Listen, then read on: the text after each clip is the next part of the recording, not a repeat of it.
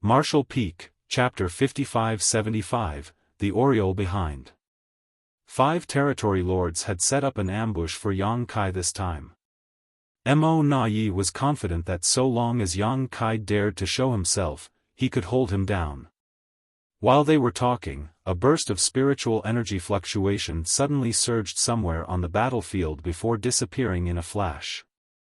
All kinds of energy fluctuations were surging across the chaotic battlefield, so if one was not deliberately paying attention, it would be difficult to detect these specific fluctuations. But since Mo Na Yi had been constantly monitoring the surroundings, how could he miss this sign? A bright gleam flashed across his eyes. Yang Kai made his move. These spiritual energy fluctuations were extremely familiar. In Acacia territory, every time Yang Kai launched a sneak attack, such fluctuations would appear. Mo Na Yi immediately looked towards the source of the spiritual energy fluctuations and instantly spotted Yang Kai rushing out from a black ink cloud. As expected, he was hiding inside a black ink cloud. Mo Na Yi had been keeping an eye on the various black ink clouds, but he had no idea when Yang Kai had snuck inside of this particular one. Helpless, he could not help but secretly sigh at Yang Kai's elusiveness. The other 4 territory lords also caught sight of Yang Kai and were about to rush out, but Mo Na Yi raised his hand and stopped them. Wait. The territory lords were puzzled. They were hiding to ambush Yang Kai, but now that Yang Kai had appeared on the battlefield, they could not understand what they were waiting for. Mo Na Yi had no intention of speaking further, but he still patiently explained, he can use that attack 3 times. He did not elaborate after that, but the territory lords instantly understood. Mo Na Yi was quite insidious. He was waiting for Yang Kai to exhaust his trump card on the other territory lords. Once Yang Kai had used up his unique method, he would be no different than an ordinary 8th Order master. At that time, what did this team of 5 territory lords have to fear? However, one of the territory lords hesitatingly asked, if we don't act now, how would we explain it to Sir Six Arms?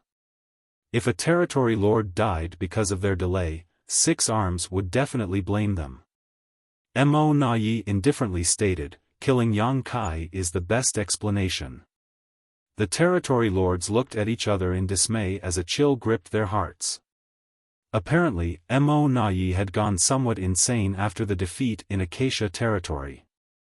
He was now even willing to sacrifice a few territory lords just to kill Yang Kai.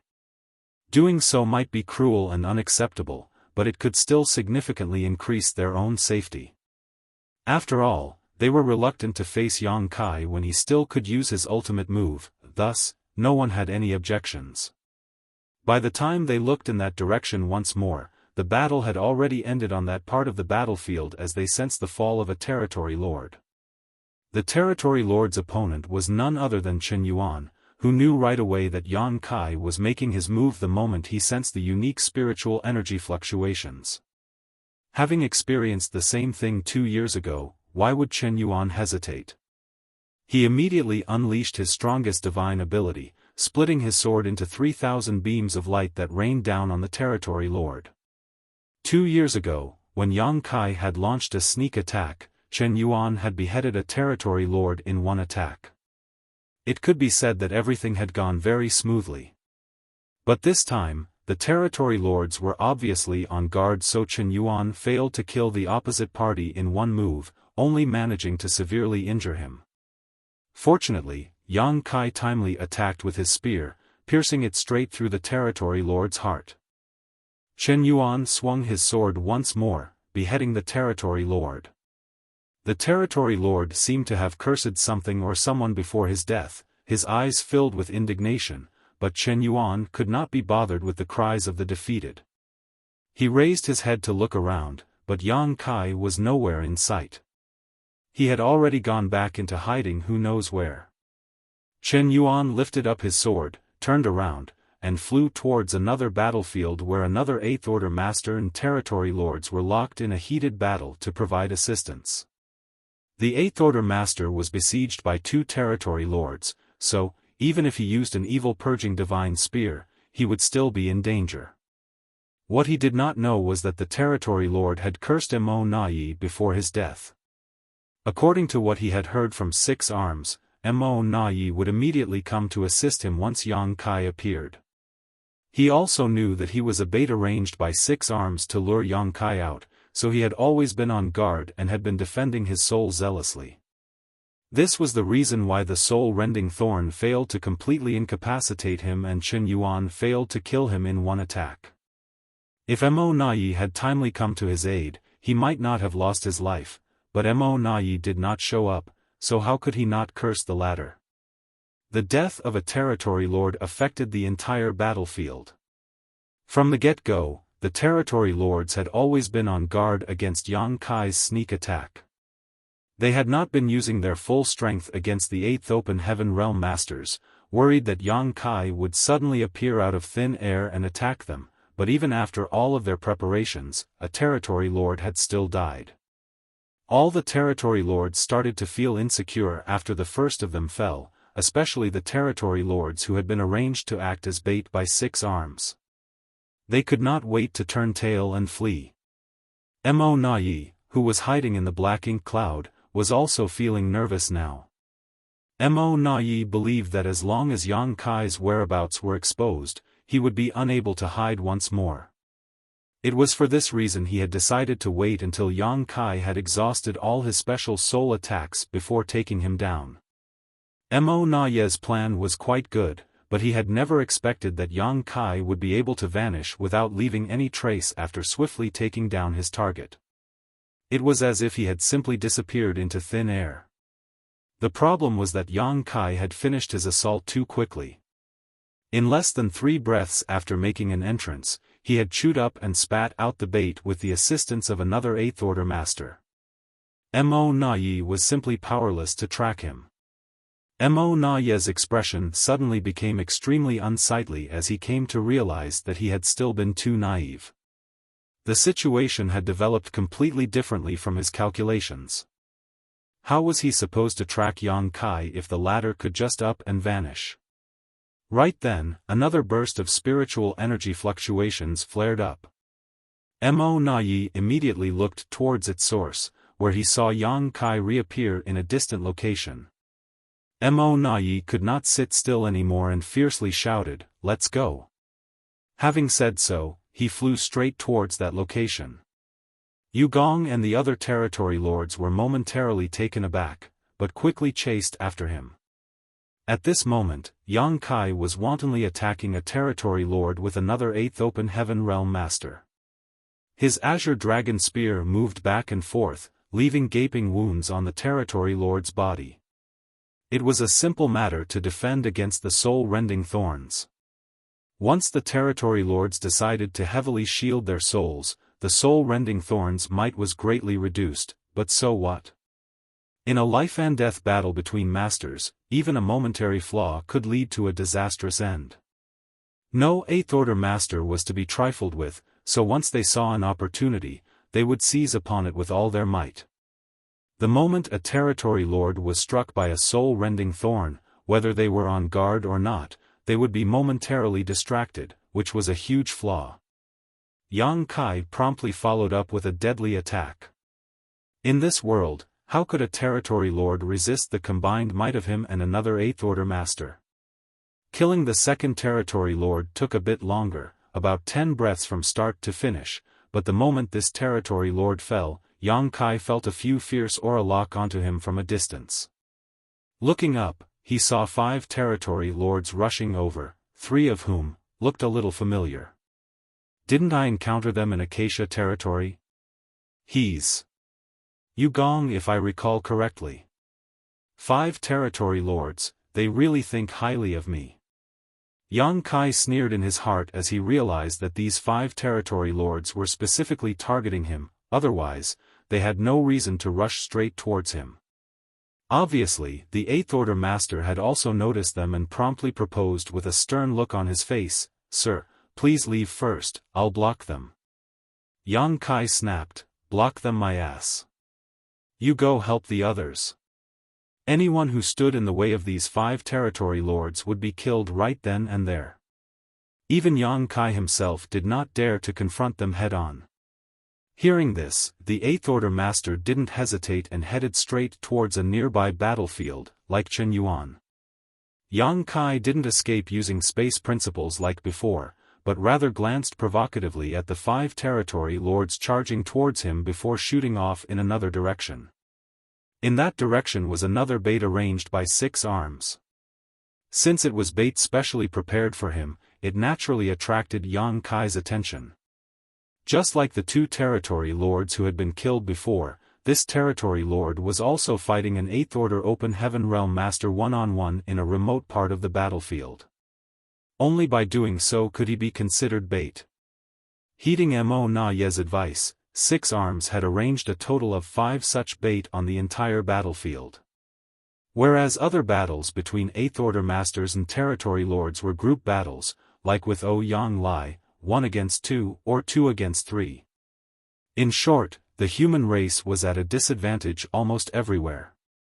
Fortunately, the territory lords were preserving their strength to defend against sneak attacks. Furthermore, the human race masters had evil purging divine spears to defend themselves, so things were not that bad for the moment. Otherwise, the humans would have suffered heavy losses as they were the ones to initiate the attack and had no additional 8th Order Open Heaven Realm Masters for backup. All the territory lords on the entire battlefield were wary of Yang Kai's movements, and the death of 2 of their comrades in such a short time had struck terror into their hearts. When the nearest bait noticed Yang Kai charging straight at him with murderous intent, the territory lord immediately discarded any notion of continuing his battle and focused his entire strength on fleeing. Although the human race 8th Order Masters tried their best to stop him, he was unable to. Innate territory lords were powerful to begin with, so if they were determined to flee, even 8th Order Masters were powerless to stop them. Witnessing the territory lord transforming into a streak of black light, trying to flee, Yang Kai sped up and surged his space principles, solidifying the nearby space. At the same time, he launched a soul-rending thorn. The black ink cloud that was about to leave the battlefield momentarily froze before suddenly scattering, reverting back to the territory lord's figure. However, the territory lord was howling in pain at this moment, his face distorted in pain. His cry was so sharp that even the 8th Order Master who was fighting him felt his heart clench. In fact, Yang Kai's use of soul-rending thorns to assassinate the enemy was no secret among the higher-ups of the profound Nether Army. After all, Yang Lai knew about the soul-rending thorn and was not one to hold his tongue when asked. They also knew that every time Yang Kai used a soul-rending thorn, he would need to sacrifice a piece of his own soul. However, very few people had personally experienced such heart-wrenching pain, so they could not understand just what sort of agony this technique produced. Although the 8th Order Master had never tasted such pain, he could imagine how much it would hurt from the reaction of the territory lord after he was hit by the soul-rending thorn. The soul-rending thorn was a sacrificial technique, and once used, both the user and its target would suffer intense pain. The territory lord was in so much agony that he would rather die, but even though Yang Kai's face had gone completely pale from the pain, he did not utter a single cry. The 8th Order Master was awe-inspired after seeing Yang Kai's endurance and perseverance. Yang Kai had paid such a huge price, so if he were to let the enemy escape now, that would truly be a joke. This 8th Order Master's face immediately darkened as he promptly summoned his divine manifestation, preparing to go all out. Unlike Yang Kai's golden crow casts the sun, and Feng Ying's myriad sword dragons venerable, this 8th Order Master's divine ability manifestation was even more majestic and brilliant. Impressively, it conjured up a dazzling golden humanoid phantom that was exuding a fearsome and overwhelming aura, giving the impression as if an ancient god had descended. The humanoid phantom stood behind the 8th Order Master, holding a long sword just like him, but the sword was bigger and thicker. The next moment, the 8th Order Master raised his sword and swung it hard as the phantom behind him mirrored his actions. Immediately after, the void was cut apart and black ink strength started dissipating. Right then, a slit spread across the territory lord before his body separated into 2. Martial Peak, Chapter 5576, Chasing and Intercepting. The Eighth Order Master was filled with joy after successfully killing the Territory Lord, but before he could rejoice, Yang Kai's voice rang in his ear. When he looked up, Yang Kai was already quite a distance away. At the same time, he also sensed several fearsome auras rapidly heading in his direction. When the Eighth Order Master looked towards the auras, he saw 5 powerful Territory Lords, including Mo Nai, heading straight towards him. This scared the hell out of him and he quickly turned tail and fled in the opposite direction from Yang Kai. Apparently, Mo Nai and the others were not interested in this Eighth Order Master as their target was only Yang Kai. Quite a lot of Territory Lords in Profound Nether Territory had lost their lives because of Yang Kai, so unless he was killed, not a single Territory Lord could feel at ease. Furthermore, Yang Kai had already used his ace 3 times in a row, killing 3 Territory Lords. Yang Kai did not have the strength to use it again. The current Yang Kai was like a tiger without his fangs, so how could Mo Nai and the other Territory Lords be afraid of anything? This was a rare opportunity. If they failed to kill Yang Kai this time, who knows when they could find another opportunity like this. As such, Mo Nai, leading the other 4 Territory Lords, chased after Yang Kai doggedly. During the chase, they crossed the vast battlefield. At some point, Mo Nai and the others heard the beating of war drums from the human race. The rhythm was quite distinct and powerful, but they had no idea what kind of order they were issuing. In any case, the 5 Territory Lords couldn't care less about it as all of their focus was on Yang Kai. Mo Nai's face distorted with frustration after chasing Yang Kai for a while as he realized that even if Yang Kai had become a toothless tiger, they were still powerless to do anything to him because he was simply too fast. They could not catch him, and thus, could not kill him no matter how badly they wanted to.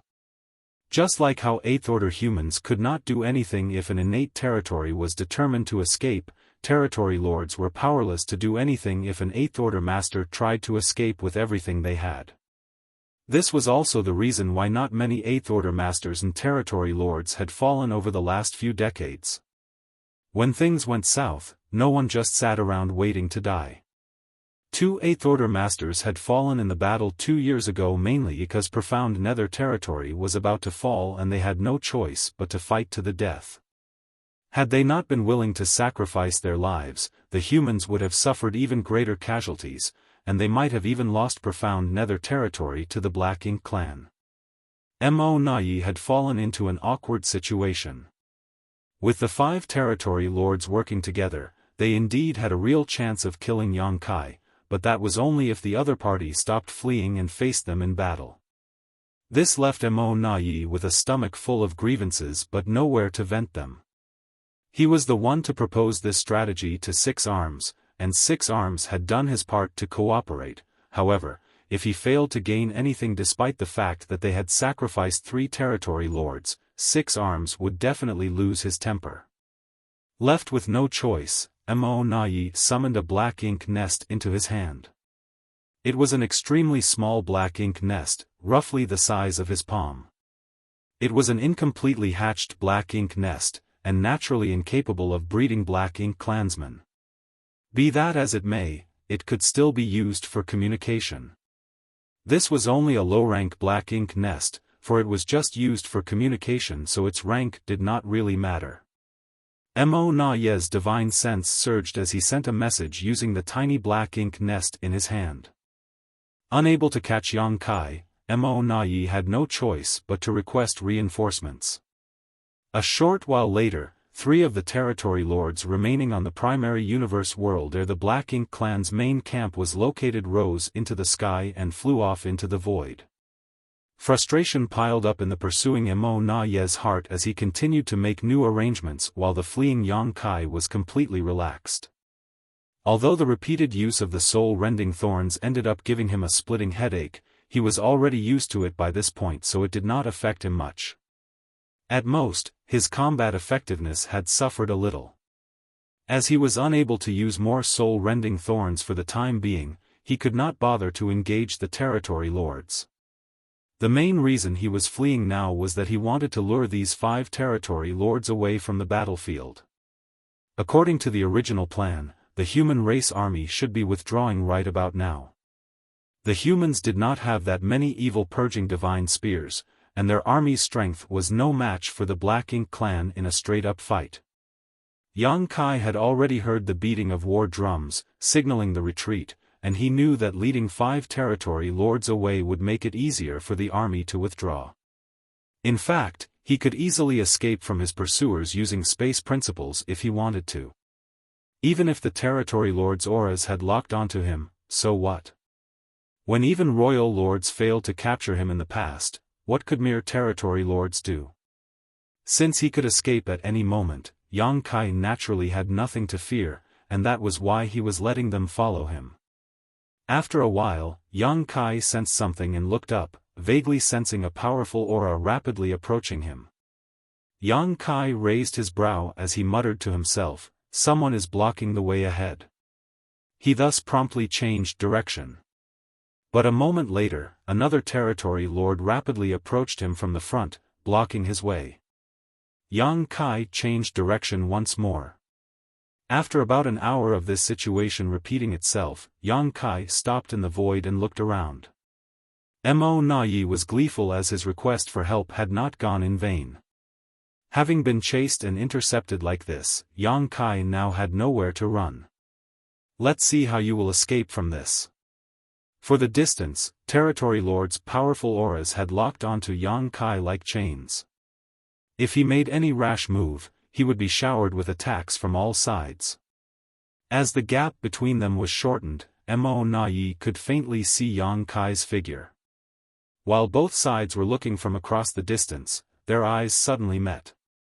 Mo Na Yi's eyes were burning with fury, but a look of joy was also present in the depths of their eyes, whereas Yang Kai had a completely calm and stoic look on his face. Yang Kai's lips moved up and down, but Mo Na Yi did not hear what he said, but from his lip movements, he could only vaguely tell that Yang Kai was calling him an idiot. Immediately after, he saw Yang Kai lift his hands as they started radiating yellow and blue light. Mo Na Yi immediately had a bad feeling and shouted, "Kill him!" Immediately after giving the order to attack, Mo Na Yi's aura surged as fearsome black ink strength started to gather, transforming into a pure and powerful secret technique that shot straight towards Yang Kai. The other territory lords beside him also simultaneously attacked Yang Kai. In a flash, the world was flipped upside down. Nonetheless, Mo Na Yi's heart started pounding in anxiety because the moment they attacked, the yellow and blue light suddenly converged and transformed into a burst of pure white light. Under the brilliance of this white light, the territory lord senses that had locked onto Yang Kai were all cut off. Following which, they lost track of Yang Kai's aura. When the dust settled, 8 territory lords converged together, staring at the place where Yang Kai once stood. Yang Kai's traces were still there, along with faint fluctuations of space principles lingering in the void. Everyone looked at each other while Mo Na Yi's face filled with such grief that it was as if he had just lost both his parents. After making a few detours, by the time Yang Kai returned to the frontline camp, the human race army had already retreated. As it was an organized large-scale retreat, even if the Black Ink clan relentlessly pursued them, they did not gain any advantage. On the other hand, since the humans spared no expense and used countless evil purging divine spears, the Black Ink clan had suffered massive casualties. When the 8th Order Masters saw Yang Kai appear, they hurriedly came forward and greeted him one by one, cupping their fists. Yang Kai's gaze alternated between the 8th Order Masters. Discovering that despite all of them being injured, not a single one was missing, he lightly nodded, "Everyone who is injured, go and recuperate. We won't be engaging in any battle for the time being. Also, order the artifact refiners in the army to focus on refining more evil purging divine spears." "Yes, sir." Everyone loudly responded. Yang Kai waved off everyone, "Go, I'm going to heal my injuries." Saying so, he headed straight towards his palace, leaving behind a group of 8th Order Masters who still had something to say. This battle could be considered to be the most satisfying battle they had ever fought over the decades they had defended profound nether territory. It was also the first time the human race had launched such a large-scale attack. All the battles they had fought in the past had lasted from half a month to even half a year, but today, from the moment they engaged with the Black Ink clan to the moment the army retreated, only half a day had passed, that's all. It could even be said that this battle was as fast as lightning, yet the results were simply amazing.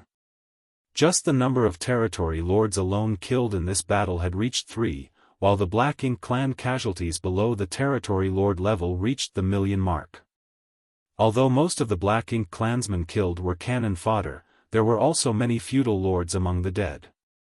Although the profound Nether army had also suffered some casualties, compared to their gains, it was completely negligible. All of this was thanks to the evil purging divine spears. The human race army had taken a great risk by attacking the Black Ink clan without any reinforcements. In the past, the humans had always relied on various prearranged defensive emplacements to resist the Black Ink clan's attacks, but such a strategy could only prolong the war, not win it. It was not that the Eighth Order masters did not want to go on offense, it was just that they did not have the capital to do so. However, the evil purging divine spears made up for this shortcoming. Using the evil purging divine spears without any regard to the expense had greatly restrained the Black Ink clan army. However, in just one clash, the profound Nether army had consumed all the evil purging divine spears they had amassed over the past 2 years. And this was when the battle had lasted just half a day. Without the evil purging divine spears suppression, the human race's casualties would have definitely been tremendous if they had not retreated in time. Of all the gains though, the death of 3 territory lords was undoubtedly the biggest. No matter how many Black Ink clansmen were killed, if none of the territory lords died, everything would have been useless. The territory lords were the top forces of the Black Ink clan. If the humans managed to kill all the territory lords in profound Nether territory someday, no matter how many Black Ink clansmen were left thereafter, they wouldn't amount to anything. Sir Army Commander is young and promising. Every soul-rending thorn momentarily stuns a territory lord, leaving them at the mercy of us humans. Just one swing is enough to behead a territory lord, like chopping off a melon. Chen Yuan's blood started boiling as he recalled the scene of the last battle. He had killed a territory lord with Yang Kai's help 2 years ago, and got the opportunity to kill another one during this battle.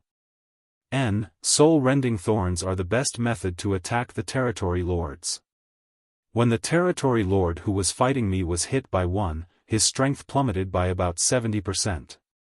He tried to escape, but Sir Army Commander arrived in the nick of time and stopped him.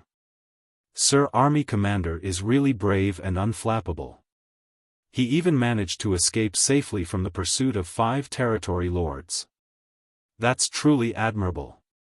The group of Eighth Order masters were chattering like children who had seen something for the first time in their life, singing praises in admiration. It wasn't that they wanted to brag, but the dire situation in profound Nether territory had suddenly improved after Yang Kai's arrival, a fact they all had to acknowledge. The soul-rending thorn is so powerful. I wonder if we can cultivate it too? Someone pondered. If this method could be disseminated to everyone, it would be a huge boon to the human race as from then on, they could all easily kill territory lords. From what I've heard, this technique requires the use of a special artifact, and the price of using it is too high. Both the user and its target will have to endure the pain of their souls being torn apart. So, it can't be used by just anyone. Marshall Peak, Chapter 5577, Frequent Attacks. Where's Brother Ouyang? He's the most familiar with the army commander and he knows about the soul-rending thorn the best. Chen Yuan looked around and soon spotted Ouyang Lai standing in the corner. He then politely asked Ouyang Lai, "Brother Ouyang, you're here. Go away, I don't know anything, don't ask me." Ouyang Lai turned around and stormed off. Chen Yuan scratched his head. He had no idea how he had offended Ouyang Lai. After that intense battle, profound nether territory once again fell into a period of calm and quiet. Be that as it may, both the Black Ink clan and the human race knew that this calm was only temporary and the next storm was already brewing. While the human race army was diligently recovering, the Black Ink clan's morale was crumbling. They still failed to stop the killer even after sacrificing 3 territory lords. This sent Six Arms into a rage while Mo Nayi was also extremely unresigned.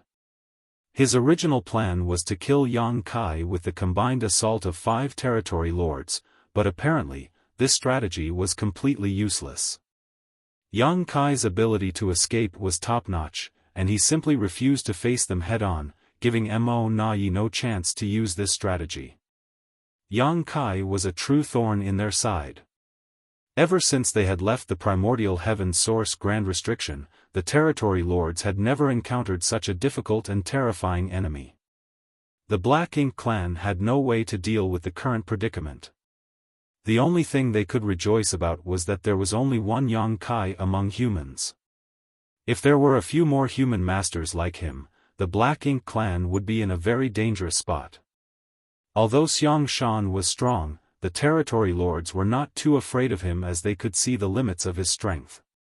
On the other hand, Yang Kai was simply unfathomable.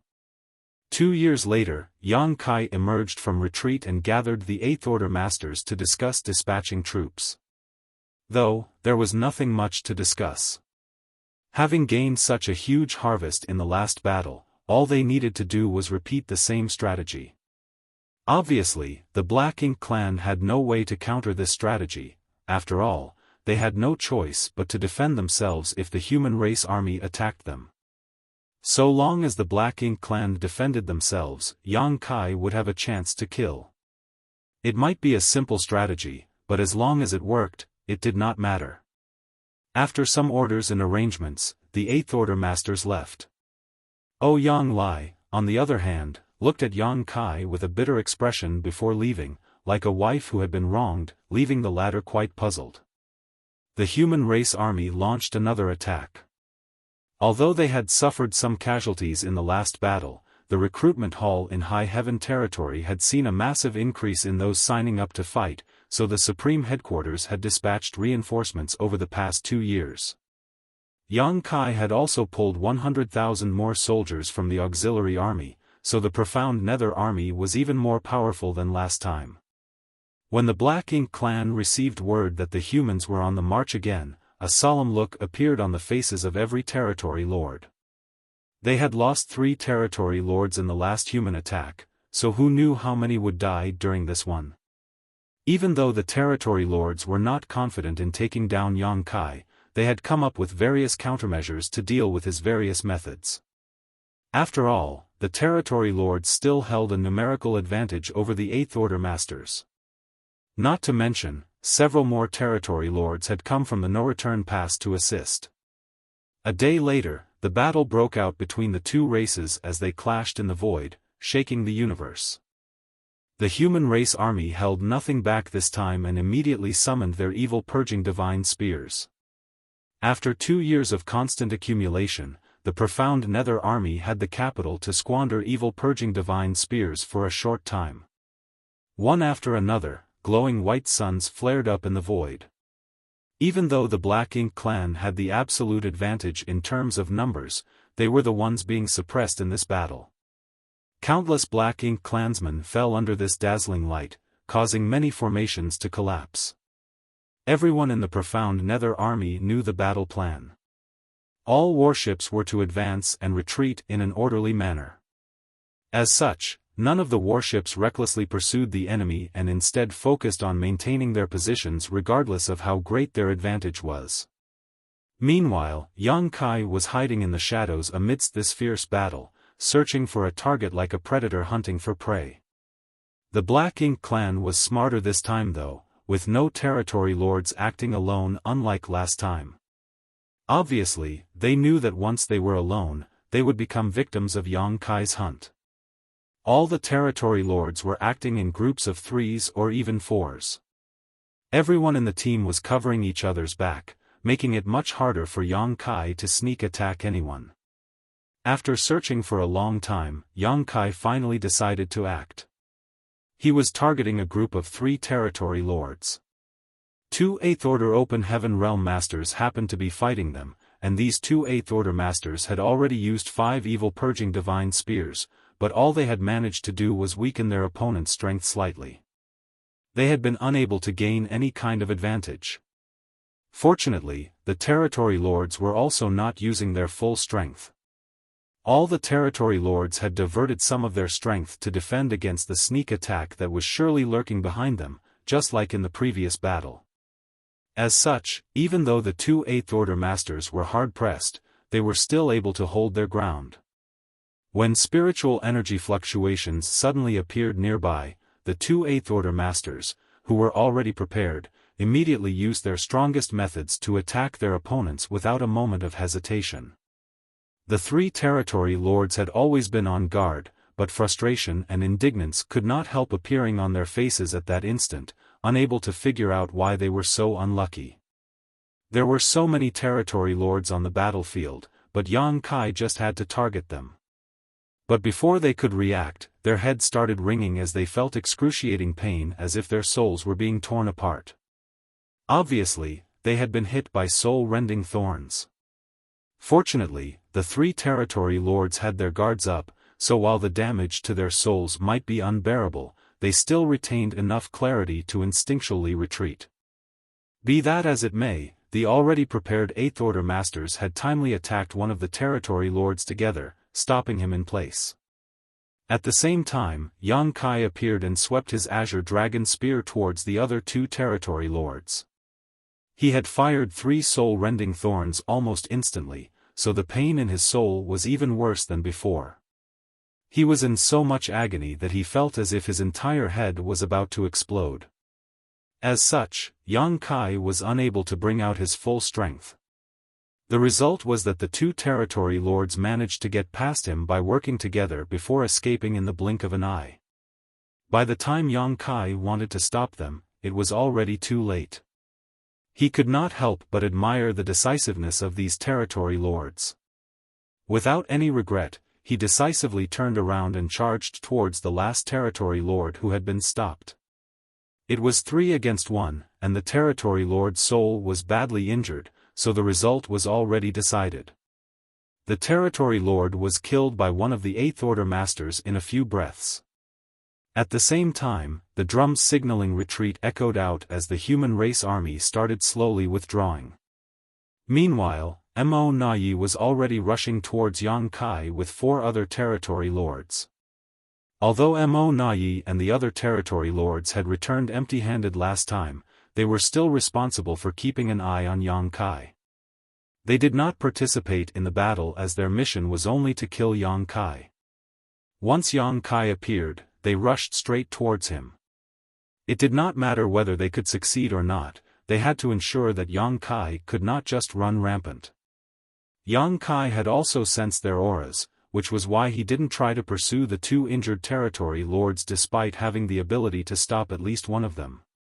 The Black Ink clan chased after the retreating human race army, with the soldiers of both races attacking each across the void, leaving blood and corpses littered everywhere. The Black Ink clan only retreated reluctantly when the profound Nether army reached the defense perimeter of their frontline camp. In the distance, fire was almost spewing out of the eyes of every territory lord. They could not wait to charge the human army, but owing to the home advantage the other side had, the Black Ink clan had no choice but to retreat. The result of this battle was unsatisfactory, as although they had killed many Black Ink clansmen, they only managed to kill 1 territory lord. The territory lord's strategy for dealing with Yang Kai's sneak attack might not completely guarantee their safety, but it could still greatly reduce their casualties.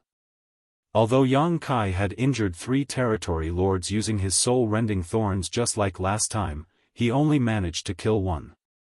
Compared to losing 3 territory lords like last time, the loss of 1 territory lord was within acceptable range for the Black Ink clan. The human race thus entered another round of recuperation. After another 2 years, the human race army attacked for the third time. After tasting success during their first attack, the Profound Nether army would attack the Black Ink clan almost every 2 years, and basically, the Black Ink clan would lose territory lords every time. Sometimes it was just one, and sometimes two. Only twice did all the territory lords targeted by Yang Kai manage to escape alive with heavy injuries. Luck was quite a big factor those 2 times, as Mo Nai and the 4 territory lords, who were responsible for keeping Yang Kai in check, happened to be nearby and had quickly arrived. Seeing that things were not looking good for him, Yang Kai did not stubbornly try to finish his targets. In any case, there was over a 50% chance that the territory lords hit by Yang Kai's soul-rending thorns would not escape death, even with Mo Nai and his team keeping a vigilant eye out for Yang Kai. In just a short span of 30 years, the human army had attacked over a dozen times and killed some 20 territory lords. Counting the territory lords who had died at Yang Kai's hands previously, the Black Ink clan had lost almost 30 innate territory lords in Profound Nether territory alone. This was an enormous figure. The entire Profound Nether territory had basically become the burial ground of the territory lords. The territory lords who were slumbering at the no-return pass to recuperate were now terrified of being sent to Profound Nether territory, as Yang Kai's name struck fear into the hearts of all of them. It wasn't that the Black Ink clan had no way to turn things around. The human race's attacks followed a very set pattern. They would basically attack once every 2 years. The Black Ink clan speculated that this was because the humans needed time to recuperate and reorganize, and also, Yang Kai needed time to heal after using that strange attack. The territory lords were not afraid of the human army, they were only afraid of one person, Yang Kai. Therefore, after going through the same thing a few times, the Black Ink clan army relentlessly pursued the Profound Nether army when they retreated, trying to take advantage of Yang Kai's injuries to deal a heavy blow to the enemy. However, the universe fragment where the humans' frontline camp was located had already become impregnable after decades of preparation. Thanks to various arrangements, the human race army was not completely helpless in facing this assault. This was especially true now that the human race also had evil purging divine spears in their arsenal. An 8th Order Master could kill an innate territory lord with the help of evil purging divine spears if they got lucky. The Black Ink clan's desire to take down the frontline camp of the Profound Nether army was no different from a fool's dream. The territory lords grew even angrier and more frustrated. Too many territory lords had died because of Yang Kai, but they had not been able to do anything about it. They could not catch him, much less kill him. It was as if the entire Profound Nether territory had become his slaughterhouse. Every time he appeared, territory lords would fall prey to his spear, the only difference was whether it would be 1 or 2. The Black Ink clan did have many innate territory lords, many more than the number of 8th Order Masters, but they still could not bear this kind of loss. If this situation continued, it would not be long before they would lose Profound Nether territory to the human race. Marshall Peak, Chapter 5578, Attending the Meeting Alone. Inside a majestic meeting hall at the Black Ink clan's main camp.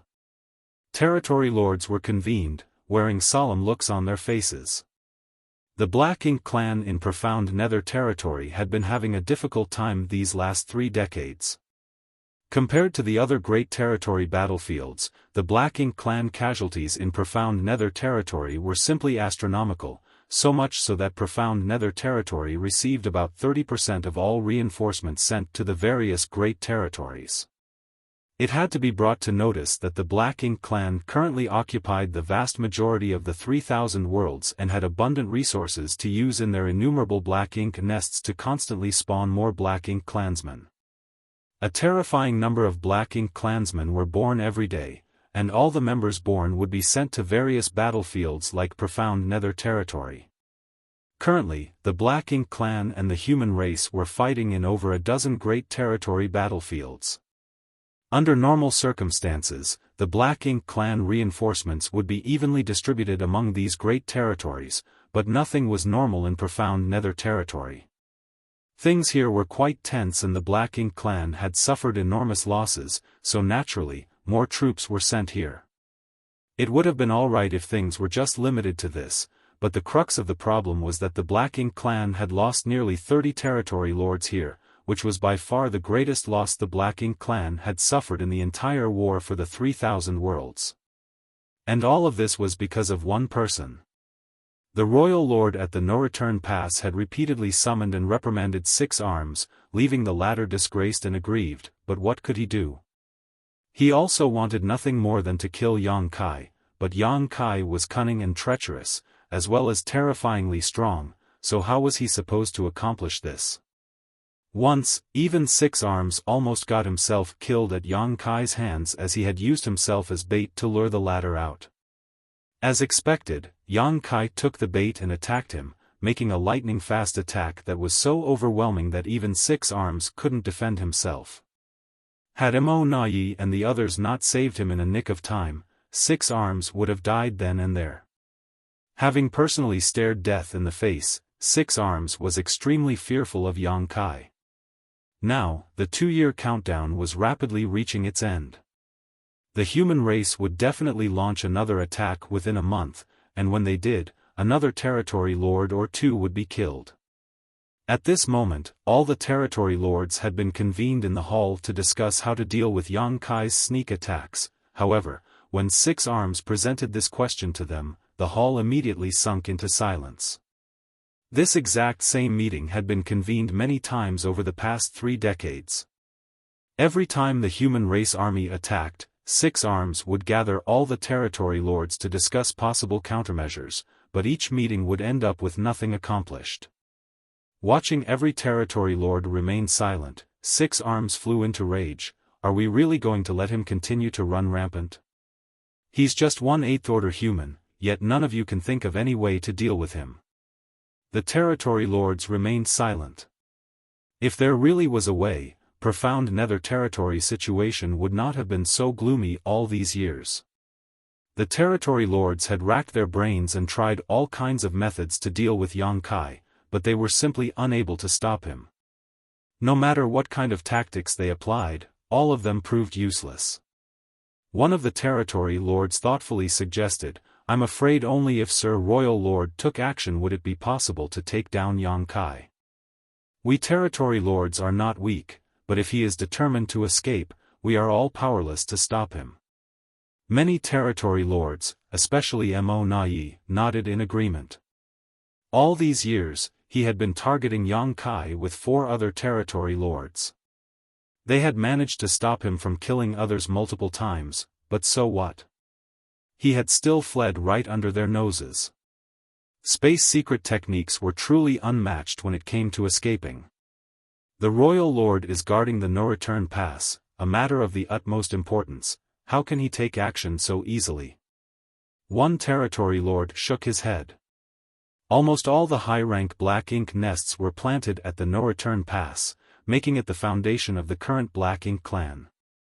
If the human race masters attacked the no-return pass when the Royal Lord was away and destroyed those Black Ink nests, the Black Ink clan would become a tree without roots, a river without a source.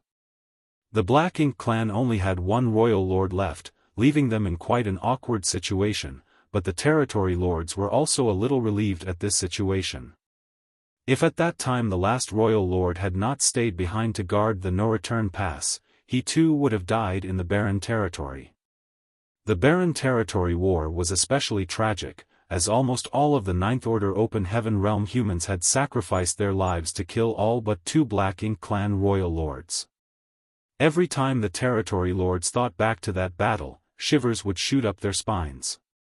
Even they were shaken by the ruthlessness the human race had displayed that day. Six Arms stated, coldly snorting, "It's impossible for the Royal Lord to act, so it is up to us to come up with another strategy." Though he dismissed this idea decisively, Six Arms could not help feeling some regret about it. It would not be a problem for the Royal Lord to take down Yang Kai, as no matter how great the latter was at escaping, so long as the Royal Lord attacked the profound Nether army, Yang Kai would have no choice but to come to their aid. The territory lords remained silent. Six Arms blew his top again. Is there really nothing we can do? Yang Kai is already so strong despite only being in the 8th order.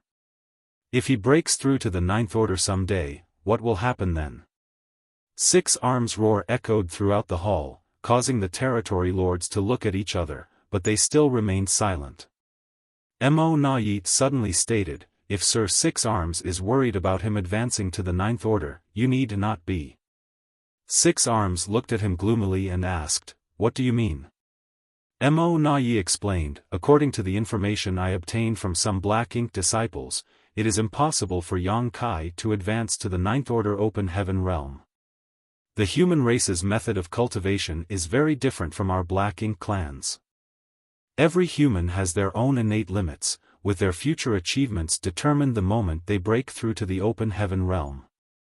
After pondering for a moment, Six Arms agreed with a nod, I've heard a bit about this. So, is the 8th order open heaven realm Yang Kai's limit? Mo Na Yi nodded, that's right. According to the Black Ink disciples, Yang Kai broke through to 5th order open heaven realm. Originally, his limit was the 7th order, but after consuming something called a world fruit, he managed to increase that limit to the 8th order. However, this is already his limit. It's impossible for him to break through to the 9th order open heaven realm. It had been many years since the Black Ink clan invaded the 3,000 worlds. So, the number of Black Ink disciples that corrupted was naturally not small, especially among the hunters who would accidentally run into large Black Ink armies or territory lords. The Black Ink clan liked to turn human cultivators into Black Ink disciples to make humans serve them, so there was now an abundance of Black Ink disciples out there. This was how they had gathered some of their current intelligence on the human race. Yang Kai was now a great threat to the Black Ink clan in profound nether territory, so obviously Mo Na Yi tried to find out more about him. Yang Kai's reputation had also spread far and wide in the human race. As such, his initial breakthrough to the 5th order open heaven realm and subsequent consumption of a world fruit was not a big secret.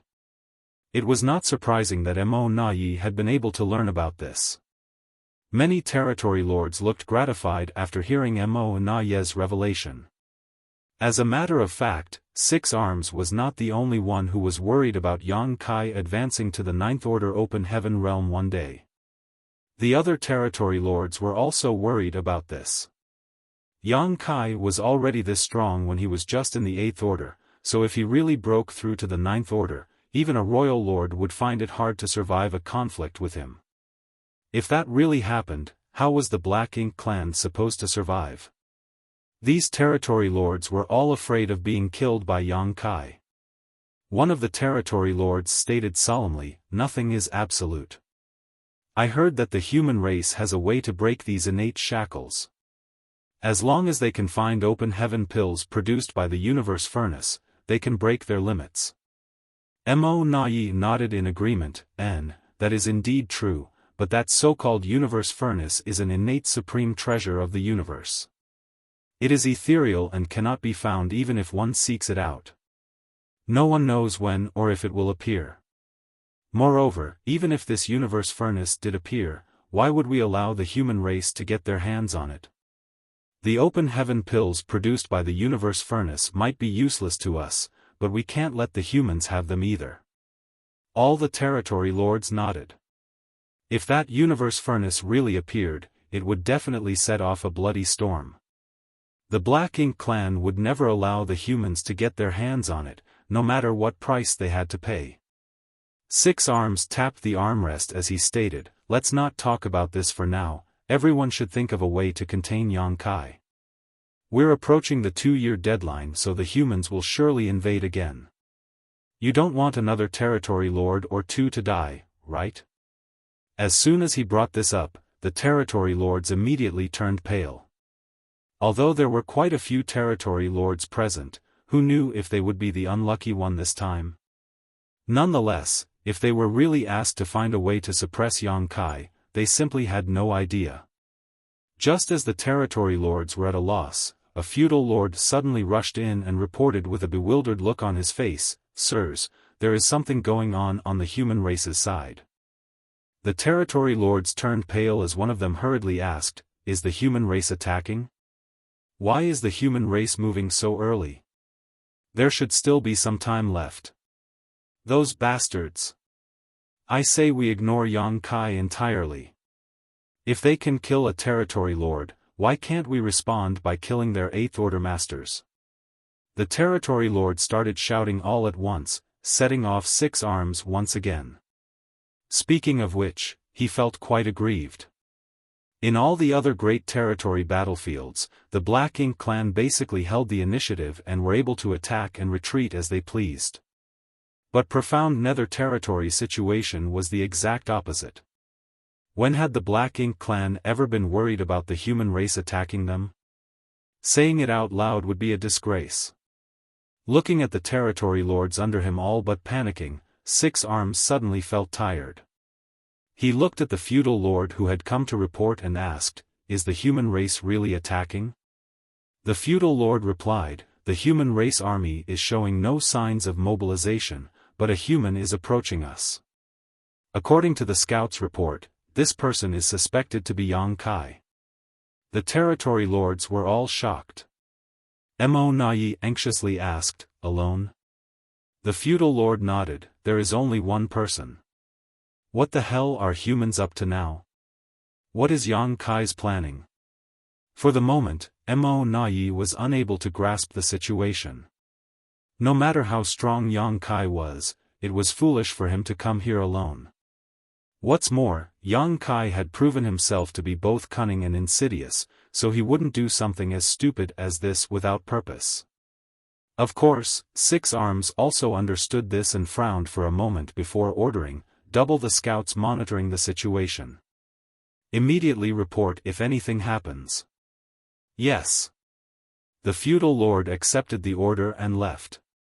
Not long after, the scouts indeed sent a series of reports, further confirming the situation. The human race army was not attacking, but there were signs of large-scale mobilization. This was not surprising though, as the human race would basically attack once every 2 years, so the Black Ink clan was already used to this. A lone human was indeed approaching the Black Ink clan, and that person was none other than Yang Kai, who the territory lords feared. Furthermore, he seemed to be intentionally exposing his whereabouts. He didn't try to conceal himself at all along the way, and his speed wasn't fast either. Some Black Ink clan scouts were even closely monitoring him, but he made no move to kill them. This made the territory lords even more confused. What the hell is he planning? Is he just trying to taunt us? This human was simply too arrogant. Marshall Peak, Chapter 5579, Ceasefire. In the void, Yang Kai was flying towards the Black Ink clan's main camp at a leisurely pace. There were many Black Ink clan scouts hiding along the way, but these scouts were only at the level of feudal lords at best, so they were unable to hide themselves from his senses. Yang Kai was indeed unafraid of revealing himself, as he was not here to kill anyone, rather he was here to discuss some business with the territory lords. The human race army had attacked the Black Ink clan over a dozen times during the past 3 decades, killing some 30 territory lords, which was more than enough already. It was the right time for him to initiate his plan, as the sooner it was implemented, the better.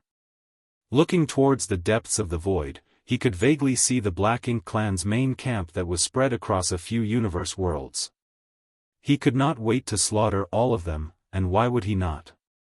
But not only would this take a lot of time, even if he did manage to kill all the Black Ink clan troops in Profound Nether territory, what would that really accomplish? Perhaps it would ease some of the human race's current troubles, but it would not solve the root of their problem. Ultimately, it would all be in vain. As long as Mo was still alive and kicking, it would be able to continuously breed more Black Ink clansmen and even create more Black Ink giant spiritual gods. If Yang Kai wanted to solve the problem once and for all, he would have to go to the primordial heaven source Grand Restriction and kill Mo. Of course, that was impossible to do with just an 8th order open heaven realm cultivation. Only by reaching the ninth order would this even become a remote possibility. There was only so much one man could do alone. The human race's future depended on the efforts of the entire younger generation. More and more Black Ink Clan scouts started to gather around Yang Kai, and even Black Ink Clan patrol teams were beginning to move around him, but because of his reputation, none of them dared to get too close. Nonetheless, Yang Kai kept moving forward. Chaos and confusion had already broken out in the Black Ink Clan main camp. Yang Kai's act of venturing into the Black Ink Clan's perimeter alone was extremely bewildering. Some territory lords believed it to be another one of the human race's schemes and that Yang Kai was just bait to attract their attention. They believed that the human race masters were lying in ambush somewhere, waiting for an opportunity to deliver a fatal blow. Some territory lords were clamoring that it was a rare opportunity, saying that the most important thing right now was to use all of the Black Ink Clan's strength to kill Yang Kai. His death would definitely cripple the morale of the entire Profound Nether Territory's human race army, leaving them vulnerable and giving the Black Ink Clan an overwhelming advantage. Listening to their constant bickering and shouting, Six Arms finally couldn't help but roar, "Shut up!" The chaotic voices finally fell silent. Six Arms glanced around with a gloomy expression as his face turned dark and disgraced. The fact that 1/8 open human had sent so many territory lords of Profound Nether Territory into utter panic had left him speechless. Although he knew that it was because many territory lords had died at this human's hands, his subordinate's behavior here had still disappointed him. After glancing around for a moment, Six Arms' gaze finally landed on Mo Nai as he asked, "What do you think the human race's plan is?" Although Six Arms and Mo Nai had not been on good terms these past few decades, Six Arms had to admit that Mo Nai was not only strong, but his mind was also sharp. Mo Nai replied, "The human race may not have any plan." Mo Nai's reply left the territory lord speechless. "What nonsense! What do you mean by no plan?" Six Arms' face turned black. He had lowered himself to ask for Mo Nai's opinion, but he had not expected the other party to give such an answer. Fortunately, Mo Nai quickly continued, "The human race army is showing signs of mobilization, but they haven't dispatched any troops yet. The scouts also haven't discovered any trace of other 8th Open Heaven Realm Masters moving, which means that Yang Kai really came alone. He didn't conceal his tracks either, so I think he didn't come here to start a war. Perhaps, he wants to discuss something with us." "Discuss what?" Six Arms raised his brow. Mo Nai shook his head, "I don't know either. Yang Kai is both strong and bold, but most importantly, his ability to escape is unmatched. He probably thinks that even if he comes here alone, we wouldn't be able to do anything to him." Mo Nai felt a little ashamed when he said this last sentence, but it was the truth. He had pursued Yang Kai countless times with 4 other territory lords over the years, but they had never once managed to even hit him. "So what do you think he's here to discuss with us?" Mo Nai replied, "It's just my guess, whether it's true or not, Sir Six Arms will have to determine." Six Arms nodded slightly. To be honest, he also felt this was the case as there was no other explanation for Yang Kai's strange actions today. There is an irreconcilable feud between the Black Ink Clan and the human race. Rivers of blood flow every time a war breaks out, so what could Yang Kai want to discuss? After a moment of silence, Six Arms stated, "Since that's the case, let's go and meet him." He then selected 9 other territory lords and ordered, "Follow me, as for the rest of you, conceal yourselves and wait for my orders." If possible, he did not want to miss an opportunity to kill Yang Kai. If he could kill Yang Kai somehow, they would be able to suppress the entire Profound Nether Territory within a couple of years. The territory lords understood this and immediately obeyed. In the void, Yang Kai continued to move forward at a leisurely pace.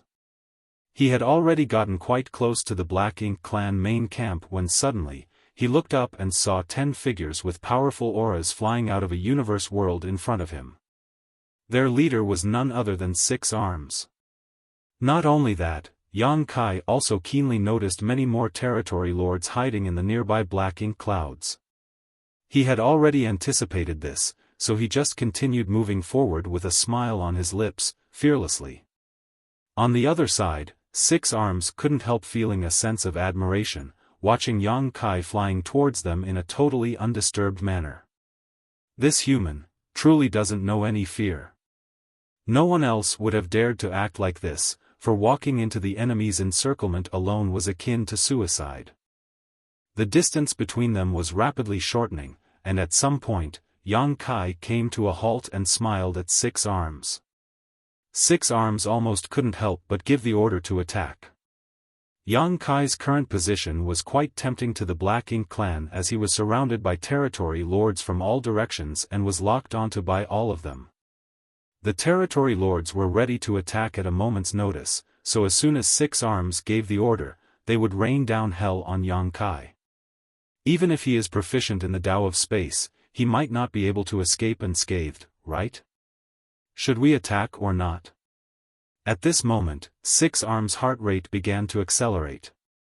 But before he could make a decision, Yang Kai chuckled, "Six Arms, since I dared to come alone, I naturally have the confidence to escape too. I might be surrounded by many territory lords, but you won't be able to kill me. At best, you would only be able to seriously injure me." Six Arms' face turned dark and gloomy, but he did not retort back. The other territory lords' faces also turned ugly as they felt that Yang Kai was being too arrogant. Had it been any other Eighth-order human, the territory lords would scoff at these words, but since Yang Kai said them, they had no choice but to take his words seriously. They knew that this human was no fool.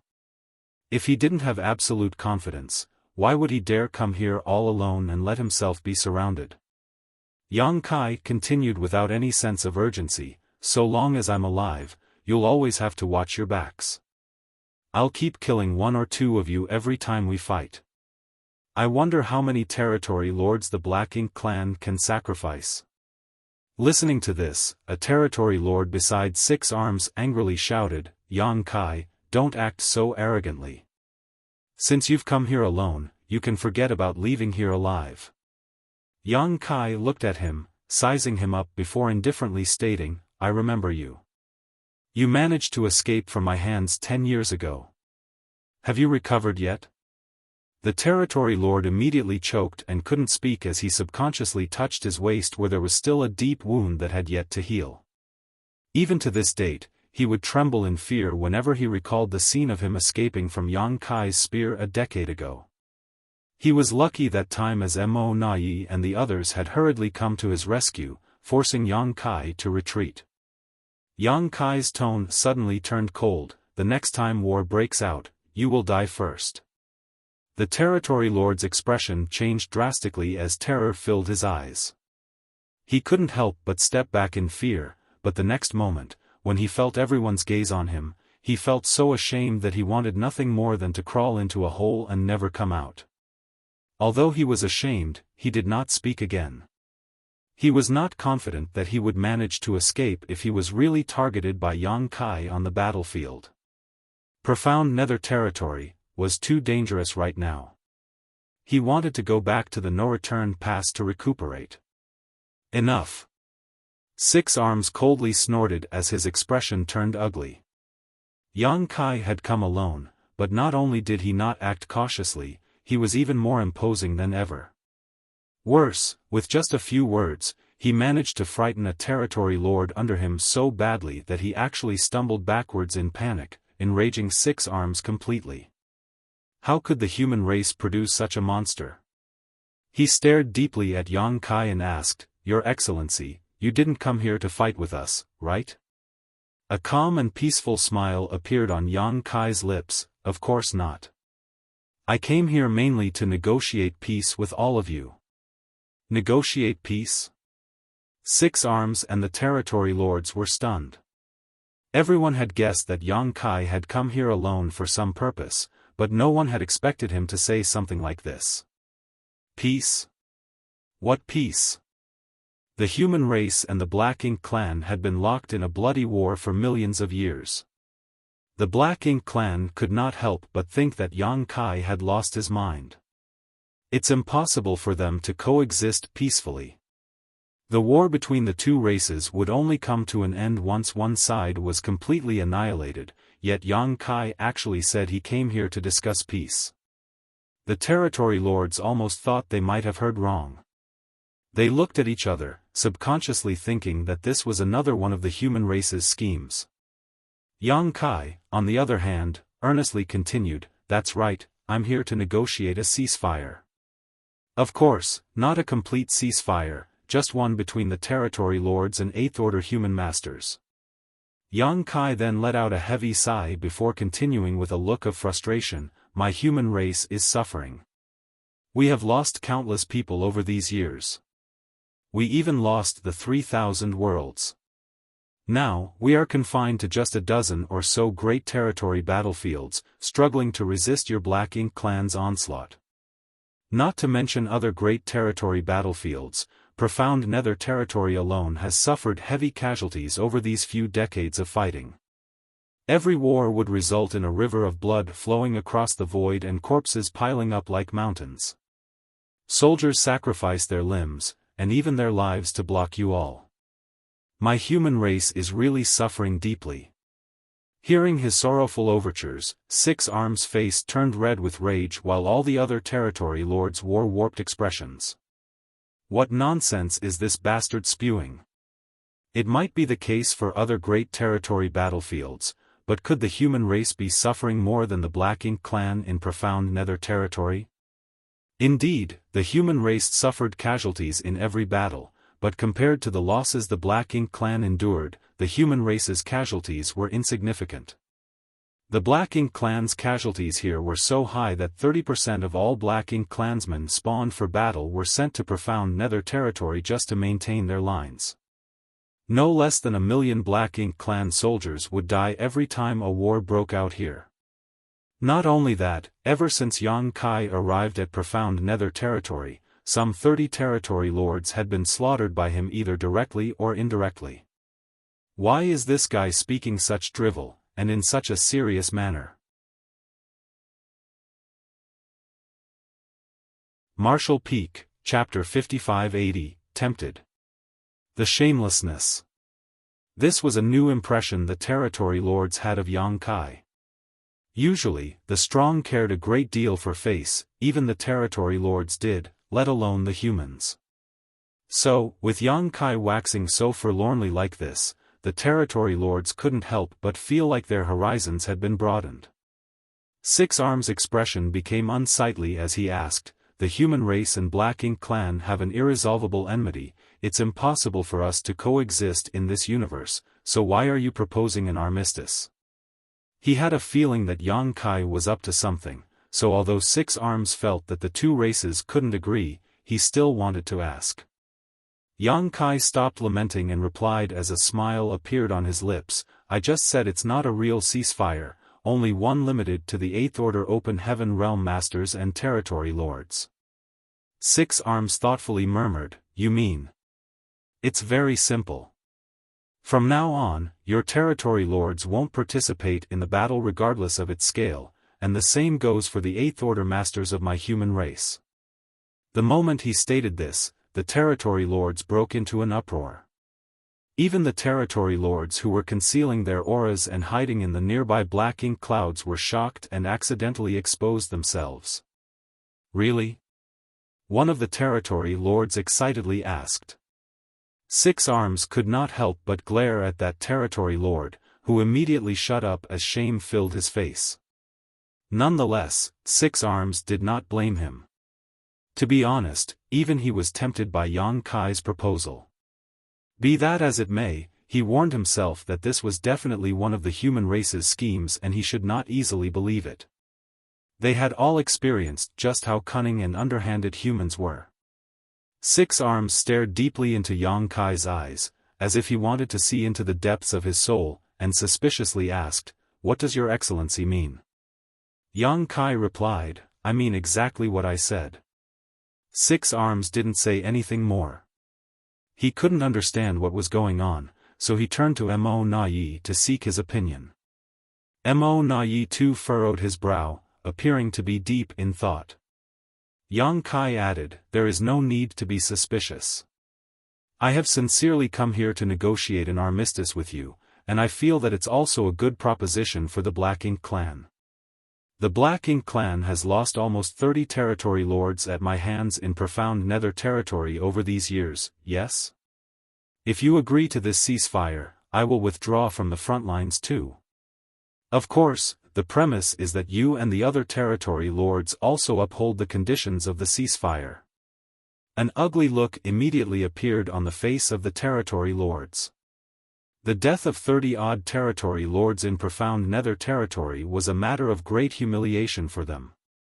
By mentioning this, Yang Kai was simply rubbing salt into their wounds, which was truly infuriating. Nonetheless, it was the truth, and they could not refute it. Seeing the territory lords remain silent, Yang Kai's smile slowly faded as his tone became dark and cold. "What's wrong? I've shown you sincerity by coming alone to discuss this matter and giving you an enormous concession. Are you still not satisfied? Perhaps I need to kill a few more of you before you agree?" Saying so, he took out his azure dragon spear and arrogantly declared, "Good, since that's the case, we all know what will happen next. Every 2 years henceforth, when war breaks out, I'll kill 1 or 2 territory lords until all of you are gone. Let's see how you dare to disagree then." The moment he summoned his azure dragon spear, all the territory lords immediately became tense and their aura instantly broke out as they began circulating their black ink strength. The calm and peaceful situation immediately became highly agitated. Six Arms jumped back in fright, no longer having any thoughts of killing Yang Kai, as he quickly raised his hand and stated, "Your Excellency, please don't be rash." Yang Kai pointed his spear at him and asked him in a grim voice, without any trace of politeness, "Agree or disagree, it's a one-word answer." Six Arms was completely infuriated. He was one of the top innate territory lords, and also the commander of the Black Ink clan in profound nether territory. Never had he been pointed at and shamed by an 8th Order Open Heaven Realm Master. If Yang Kai's proposal had not been so tempting, he would have already given the order to attack. He solemnly looked at Yang Kai and stated, "Your Excellency's proposal is truly intriguing, but this ceasefire is really unimaginable. I find it hard to believe you would request it." "Why is that?"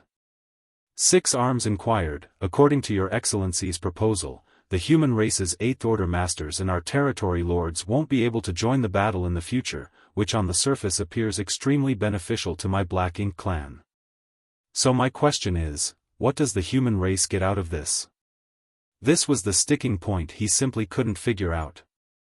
The Black Ink clan in profound nether territory was currently at an extreme disadvantage. They would lose 1 or 2 territory lords every time a war broke out every 2 years. Now, every time war was about to break out, the territory lords would become restless, terrified they would be targeted by Yang Kai. However, if they could agree with the human race to not send their 8th Order Masters into battle after today, it would be wholly beneficial to the Black Ink clan. Six Arms could not figure out why the humans would make such a proposal, much less uphold it. Why would the humans do something which would not bring them any benefit? Six Arms wasn't naive enough to believe that Yang Kai was considering the Black Ink clan's interests. The two sides were sworn enemies, so it made no sense. Yang Kai asked, frowning, "What does my human race's gains from this have to do with you? Why ask so many questions?" Six Arms solemnly stated, "If Your Excellency can't give us a satisfactory answer, we can only think that this is some type of sinister plot and we will have to move to capture Your Excellency here today. Do you think you can?" Yang Kai sneered as he swept his gaze around arrogantly. Six Arms shouted, "Since you're here to discuss an armistice, show us real proof of your sincerity. Do you really think we territory lords are afraid of you?" Yang Kai pursed his lips in annoyance, obviously not wanting to explain himself, but in the end, he still answered, "Fine, I suppose there's no harm in telling you. The reason I want to discuss an armistice with you is because I want to let my human race's soldiers rest. Although the Eighth Order masters of my human race have not suffered any casualties over the past few decades, we have lost far too many below the Eighth Order, and most of them died because they were caught up in the fights between the Eighth Order masters and the territory lords. You might not care about the deaths of your weaker clansmen, but it is very different for my human race. Every human who dies was a loyal patriot of my human race. It would not have been an issue had they lost their lives while fighting the Black Ink clan. Even when masters on our level clash, it is more often those around us who suffer the consequences, dying pointless deaths. As the territory lords outnumber the Eighth Order Open Heaven Realm masters, the Eighth Order masters must go all out and have no ability to care about anything else around them. Even if other human soldiers get swept up in their battlefields, they can do nothing about it, which is not just heartbreaking, but a costly loss. However, if there is a treaty which prevents the Eighth Order masters and territory lords from joining the battle, then such situations won't happen again. It is for this reason I am here today to negotiate a ceasefire with you. Are you satisfied with this answer? The group of territory lords glanced at each other, somewhat believing Yang Kai's words. The important thing was that Yang Kai was telling the truth. Low-rank soldiers of both races were caught up in the clash between the Eighth Order masters and territory lords every time they fought, and many of them died as a result.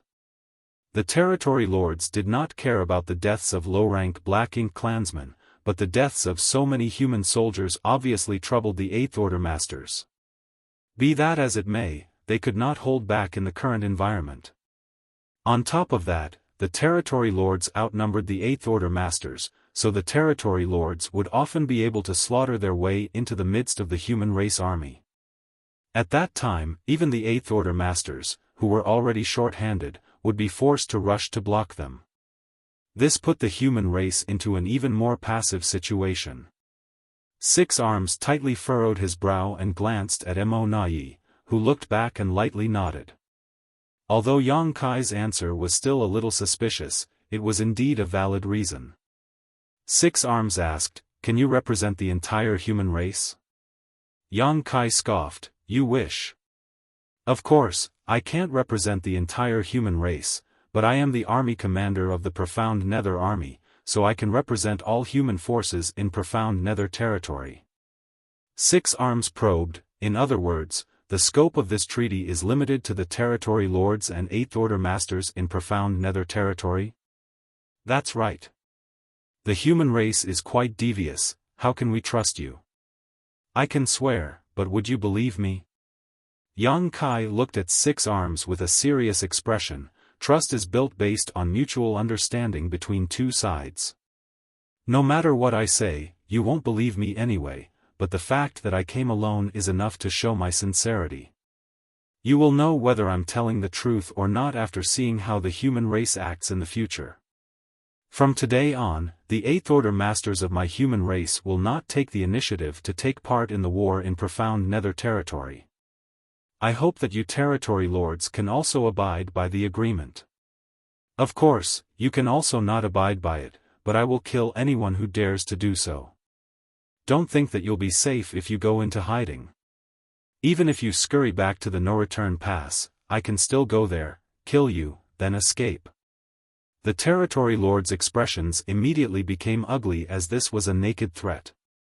I've said what I came to say, farewell. Yang Kai put away the Azure Dragon Spear, turned around, and left, without caring whether the territory lords agreed or not. The group of territory lords stared at Six Arms, seeking an answer from him.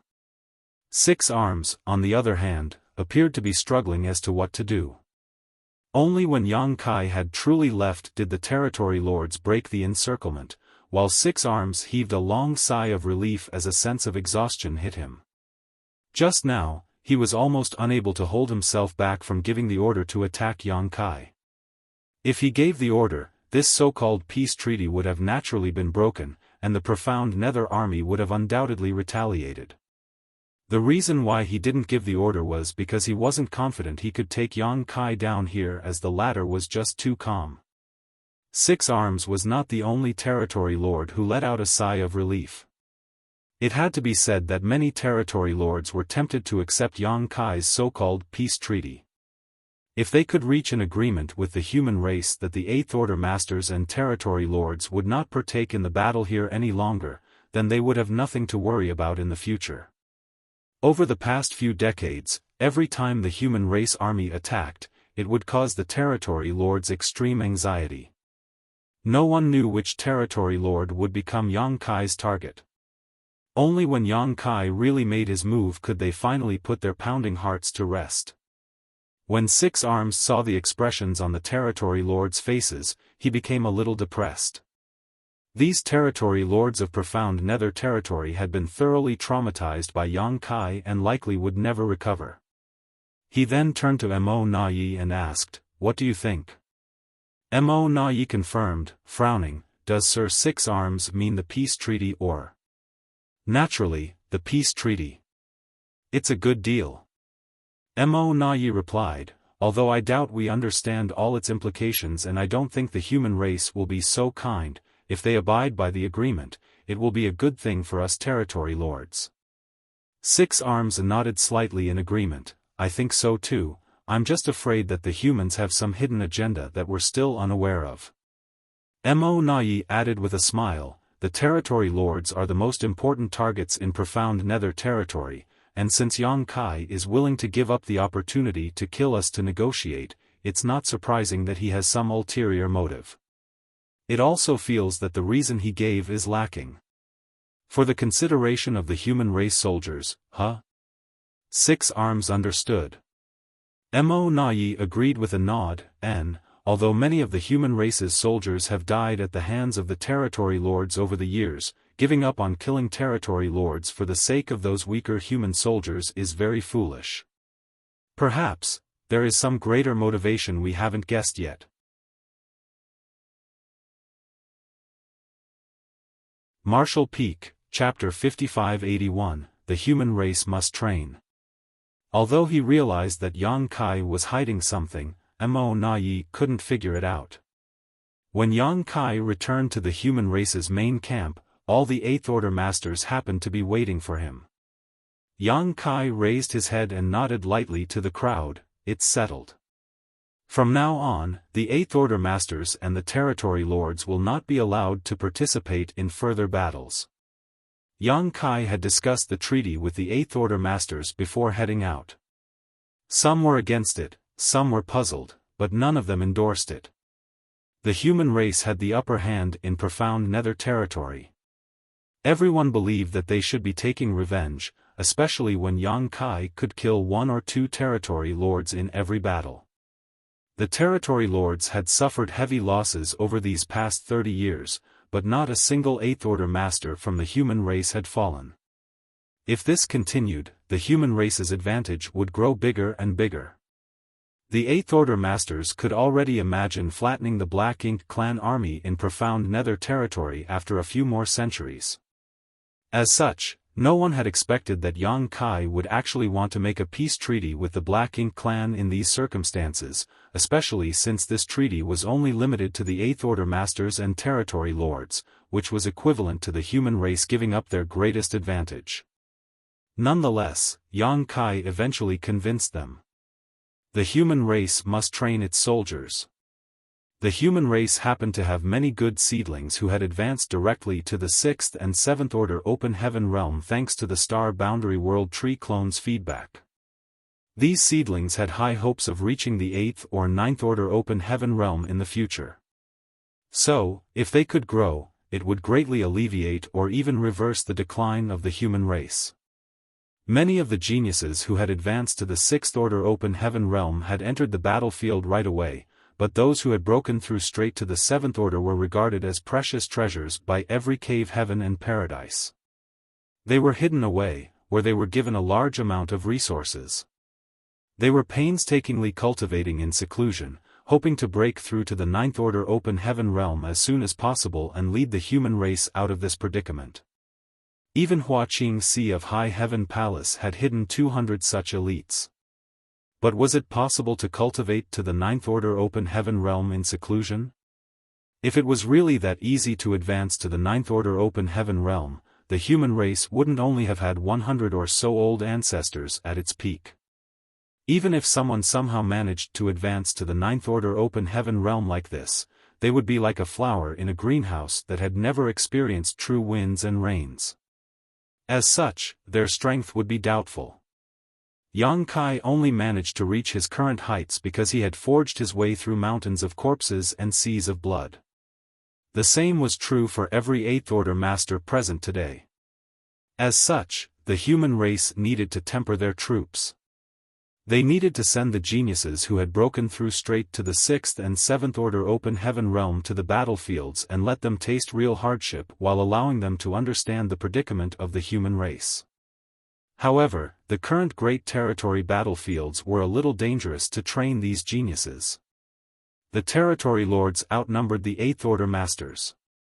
Sometimes the Eighth Order Masters failed to contain all the Territory Lords, giving them a chance to kill unscrupulously. Because of this, even the most talented elites had a high chance of dying. In fact, many geniuses have fallen over the years because of this.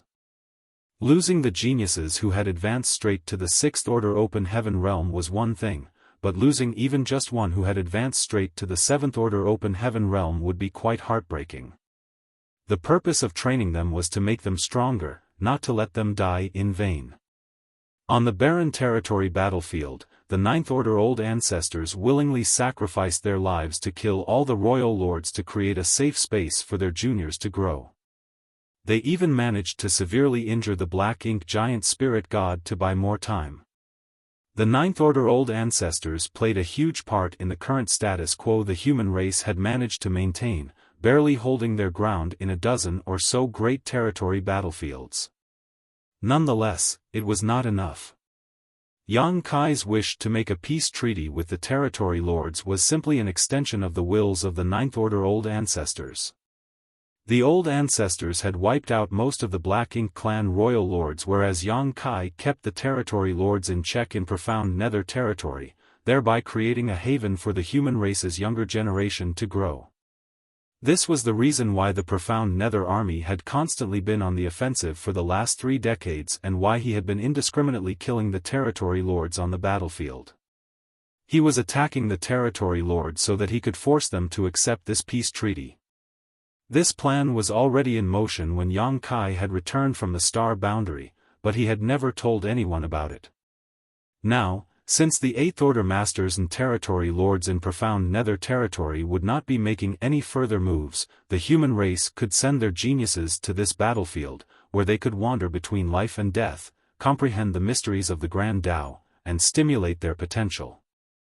Of course, some geniuses would lose their lives in the process. After all, the Black Ink clan still held the advantage over the human race currently, but such losses could be accepted for the future of the human race. In any case, a dead genius was not a genius.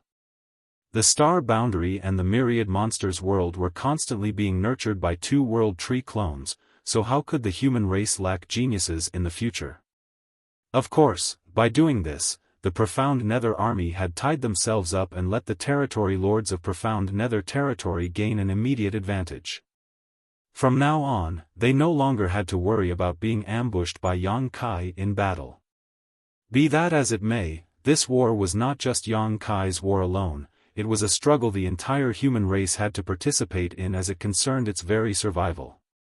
No matter how strong Yang Kai was, he could not end it alone. He had advanced straight to the Fifth Order Open Heaven realm and then consumed a mid-rank world fruit, which allowed him to have a foundation of the Sixth Order Open Heaven realm. Owing to this, his current cultivation of the Eighth Order Open Heaven realm was his limit. It would be next to impossible for him to advance to the Ninth Order Open Heaven realm without the appropriate opportunity. The current him could kill a Territory Lord with the help of his soul-rending thorns, but if he was up against a Royal Lord, he would have no choice but to flee. In the future, the Black Ink clan would not be lacking Territory Lords and Royal Lords. After thousands of years, when the advantages created by the Ninth Order old ancestors were completely gone, what would the human race do? What the human race lacked was peak Eighth Order Masters who could kill innate Territory Lords, and Ninth Order masters who would fight neck and neck with royal lords in the future. All of this depended on the effort and growth of the young geniuses. As such, Yang Kai had to make arrangements while he still had some deterrence against the territory lords. Yang Kai's reasoning had convinced the Eighth Order masters of Profound Nether Army. Many Eighth Order masters even felt ashamed after the discussions came to a close. They only saw the current success of the Profound Nether Army and failed to look further into the future. Every time war broke out, the Black Ink clan was unable to lift their heads, and the territory lords would be in complete panic. Only a few people could see that the current advantage of the Profound Nether Army was nothing more than a reflection of the moon in the water. The human race's advantage would slowly fade away and eventually disappear with time. When this matter was reported to the Supreme Headquarters, they promptly agreed to the arrangements of the Profound Nether Army. They even deliberately turned Profound Nether territory into a testing site. However, the Profound Nether Army had also made preparations to launch an all-out attack when Yang Kai went to negotiate the treaty. The moment the territory lords made a move on Yang Kai, the Profound Nether Army would definitely charge out to attack. Fortunately, Yang Kai's negotiation went extremely smoothly. The territory lords also did not take advantage of the fact that Yang Kai was alone to try to attack him. Yang Kai's calmness made the territory lords doubt whether they could kill him or not. Furthermore, the treaty was also quite tempting to the territory lords. Because of these points, Yang Kai was able to safely return. After hearing from Yang Kai that the matter was settled, Yang Lai shouted as a look of disbelief took over his face, "Don't the territory lords have any balls?" Wei Junyang smiled, "It's not that they don't have any balls, it's more like they are too afraid of being killed." 30 territory lords had lost their lives at Yang Kai's hands over the past 30 years, so who wouldn't be afraid? Only because of Yang Kai was this possible. If it were anyone else, even if it was Xiang Shan, the territory lords would have swarmed him. If one couldn't exert this level of deterrence, they would only be courting death if they went into the enemy's den alone. Then doesn't it mean that we won't have to do anything in Profound Nether territory in the future? Stated an Eighth Order master, frowning, "This is going to be boring." Yang Lai rolled his eyes and stated, "We can go support the other great territory battlefields." "I'm afraid that's not possible." Yang Kai shook his head, "Although we have made a treaty, Profound Nether territory still needs Eighth Order masters to act as deterrents. Firstly, it would be hard to ensure that the Black Ink clan don't go back on their word without sufficient Eighth Order masters present. The Black Ink clan cannot be trusted. We may have agreed to a peace treaty, but if they found an opportunity to devastate our army, they would definitely take it despite the risks. For that matter, I want to establish 10 forward outposts in Profound Nether territory, which will require everyone here to oversee them." "Forward outposts?" an Eighth Order master asked curiously. Yang Kai explained, "Since we're going to be training our soldiers, a large-scale army strategy will no longer be suitable. In the future, the confrontation between the human race and Black Ink clan soldiers in Profound Nether territory will probably only happen on a small scale. Profound Nether territory is quite large, so we'll be building forward outposts as places where our soldiers can rest and heal."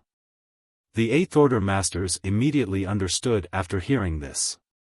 Wei Junyang agreed with this plan, nodding, "You're right, these outposts can also provide a certain degree of security to our soldiers." "That's right. Training is one thing, but we still need to minimize our losses. 10 outposts could roughly cover the entire Profound Nether territory. Even if each forward outpost only needed 3 Eighth Order masters to oversee it, that would still be 30 Eighth Order masters. Because of this, the Eighth Order masters of the Profound Nether army could not easily withdraw, so Yang Lai's request to go support the other great territory battlefields was simply a fantasy. "Sir is quite thoughtful," Wei Junyang nodded. "If none of you have any objections, then let's start immediately. You can discuss the location of the 10 forward outposts among yourselves, there's no need to consult me." The Eighth Order masters glanced at each other, none of them having any objections. They were already used to Yang Kai acting like an arm-flinging shopkeeper.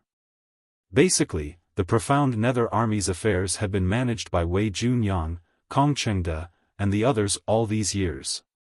Yang Kai was only in charge of a general plan, not the details or implementation.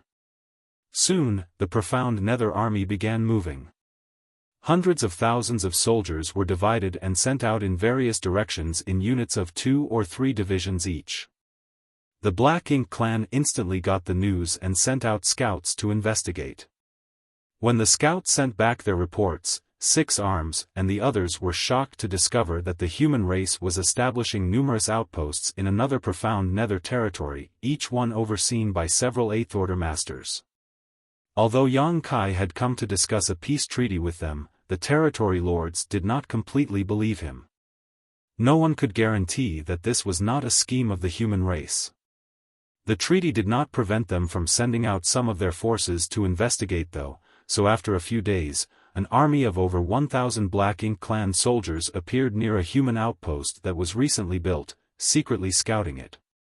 However, their whereabouts were soon discovered and they were pursued by several human squads. Although they had suffered heavy casualties, they were not completely wiped out. The Black Ink clan kept testing the waters multiple times over the next few months.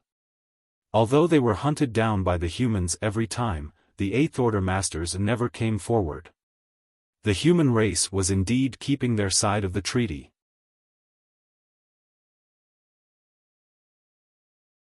Marshall Peak, Chapter 5582, Only 2 Ninth Order Masters. While the human race's military training was in full swing in profound nether territory, Yang Kai had already rushed to Wind Mist territory. He had come here to see the last 2 living Ninth Order Open Heaven Realm Masters. Wind Mist territory was the first great territory that the Black Ink clan army had invaded and it was in complete shambles now. Traces of the Black Ink clan's invasion could be seen everywhere and all its universe worlds lay in utter ruin. At the place where the territory barrier was breached, old ancestors Xiaofan and Wuxia were sitting cross-legged in the void, each of them slowly forming hand seals one after another. Right in between the two of them, an arm that seemed capable of shattering the sky was reaching out through the territory barrier. This arm belonged to none other than the Black Ink giant spirit god who had awakened in the divine spirit ancestral land. When the Black Ink giant spirit god was awakened, he had rushed straight to the barren territory from the divine spirit ancestral land. Resisting the fierce attacks of the human race masters, he reached the weak point of the territory barrier and smashed it with a single punch, thrusting its arm through 2 great territories. Since then, the passage between the barren territory and Wind Mist territory had been forced completely open. The Black Ink clan army, which was locked in a fierce battle with the human race in the barren territory, passed through this broken territory barrier and flooded into Wind Mist territory.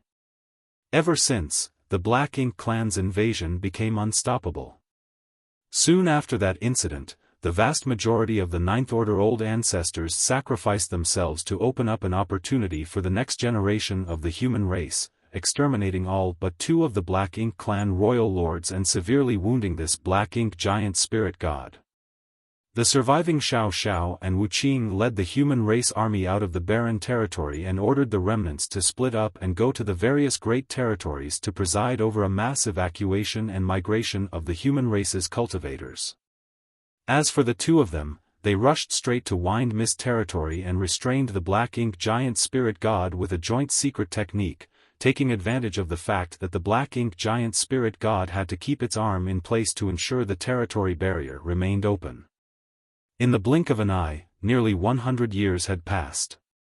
Xiaofan and Wuxia had managed to restrain the Black Ink giant spirit god all these years, but that also trapped them in Wind Mist territory.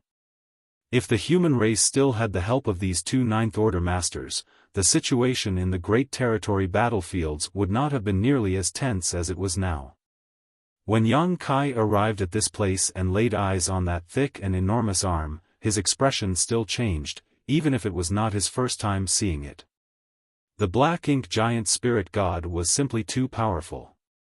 As for Mo, who was able to create the black ink giant spirit gods, Yang Kai was simply unable to gauge its true depths. The arm was currently tightly bound by numerous chains. If one looked closely, one would discover that these chains were actually manifested from innumerable complex runes.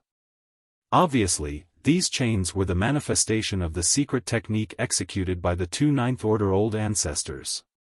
Initially, Yang Kai thought that there would be many Black Ink clansmen here monitoring the situation or worse, attacking the two Old Ancestors, but after arriving, he realized that he was mistaken.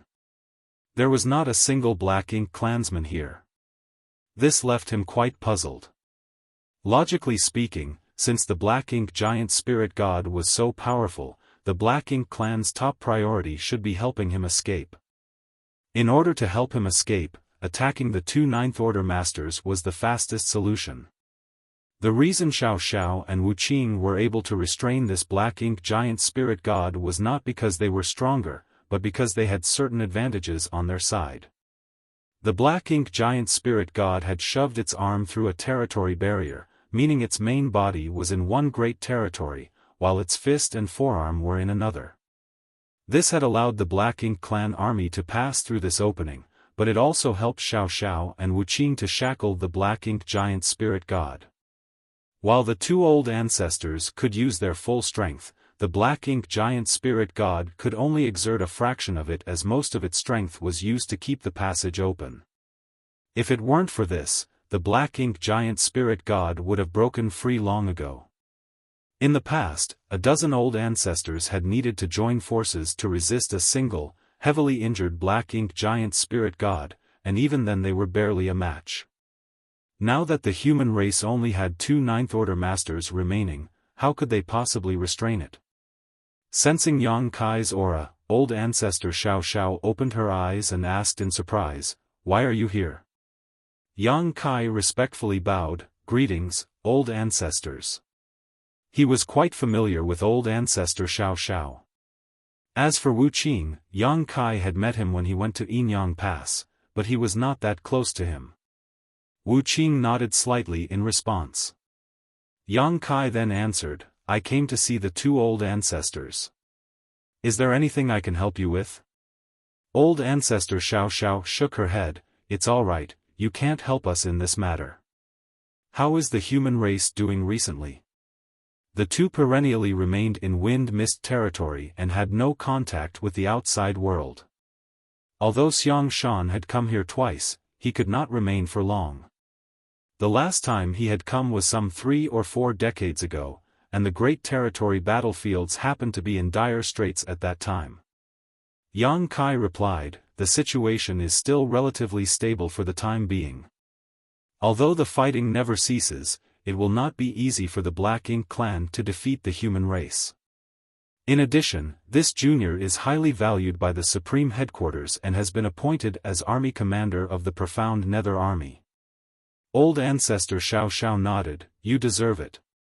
Suddenly, a smile appeared on her lips as she asked, "Since you are overseeing Profound Nether territory, the Black Ink clan there must be having a difficult time, right?" Yang Kai thought for a moment before replying, "Junior has negotiated a peace treaty with them."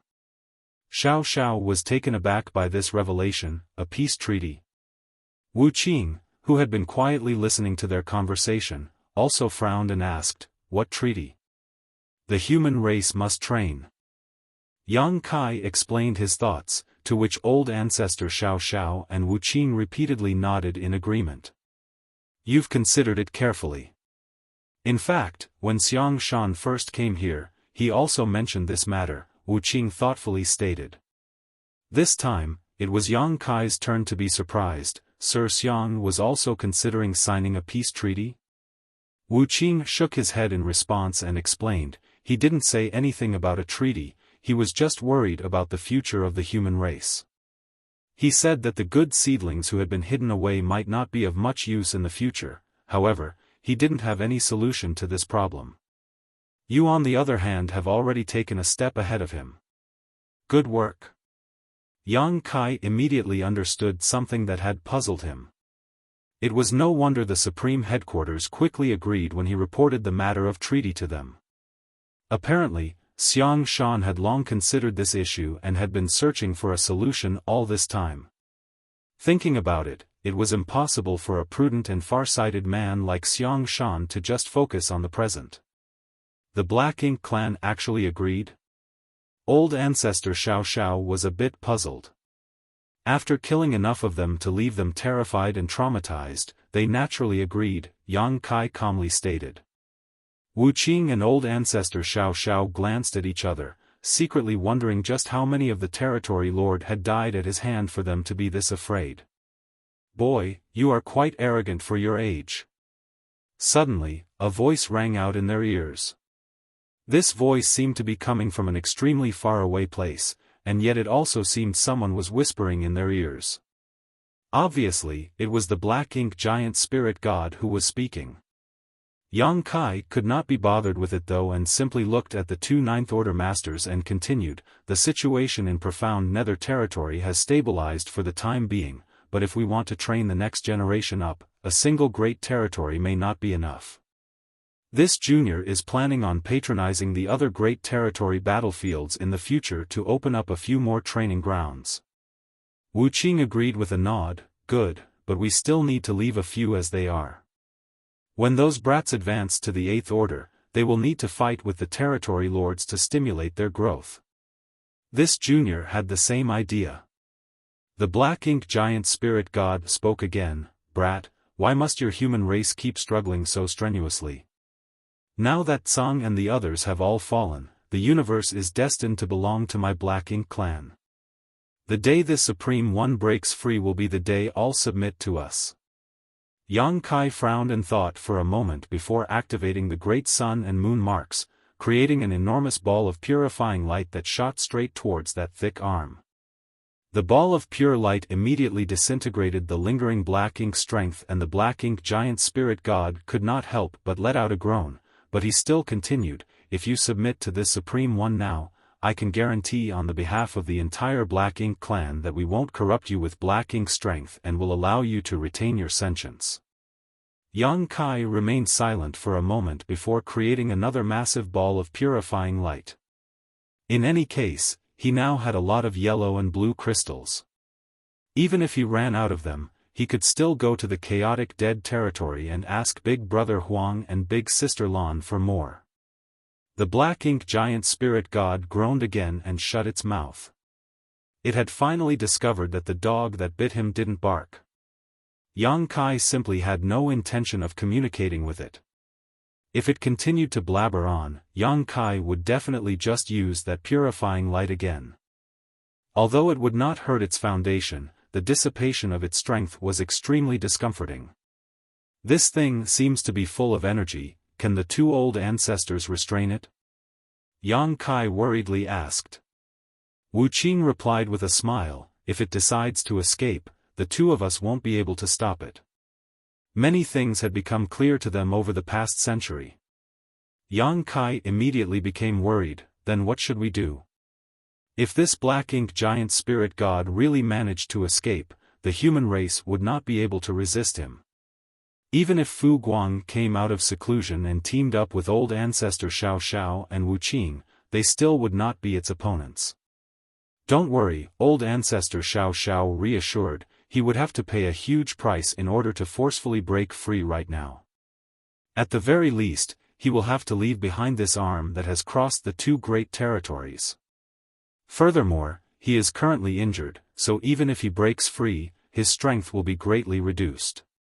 In the past, when the Black Ink giant spirit god awakened from the divine spirit ancestral land, he traversed through the shattered heaven and rushed to the barren territory, bearing the bombardment of countless human race masters.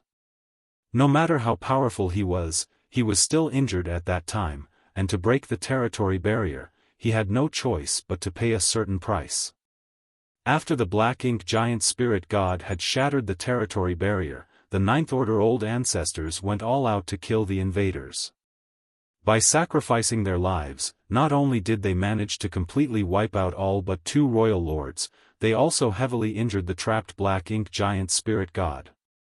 He's also waiting for an opportunity while healing himself. There won't be any problem for the time being, old ancestor Xiao explained. Yang Kai nodded in response, feeling much more relieved. Only now did he understand why the Black Ink clan had not sent troops to attack the two human race old ancestors. Even if they helped the Black Ink giant spirit god in escaping, he would still need time to heal himself. On the other hand, this way the top masters of both races could still restrain each other. Fu Guang was still recuperating in the dragon pool, and it would probably take him hundreds or even over 1,000 years before he could leave. Once he came out of seclusion, he could come and help old ancestor Xiao and Wuxia, making it safer. What troubled Yang Kai was that he didn't know where Ada had gone. It had been so many years, but he was still nowhere to be found. Logically speaking, now that the Black Ink clan had invaded the 3,000 worlds and countless universe worlds had died, Ada should have appeared by now. Yang Kai suspected that this guy was fast asleep in some remote great territory, which would make it all but impossible to find him without an exhaustive search. Old ancestors, you don't need to worry about the matters of the human race, us juniors will handle them. Old ancestor Xiao nodded, do your best, but don't feel too pressured. We old fogies have failed to live up to their expectations and forced the burden onto all of you. Yang Kai shook his head, do you need anything? Do you have enough supplies? Wu Qing replied, you can leave us just a few supplies, we don't need that much right now. Yang Kai immediately took out some provisions and placed them into a space ring before handing them to Wu Qing. He then bowed again and bid his goodbye, this junior will take his leave. Go on, old ancestor Xiao nodded. Yang Kai stared at the thick arm for a moment before using space principles and teleporting away.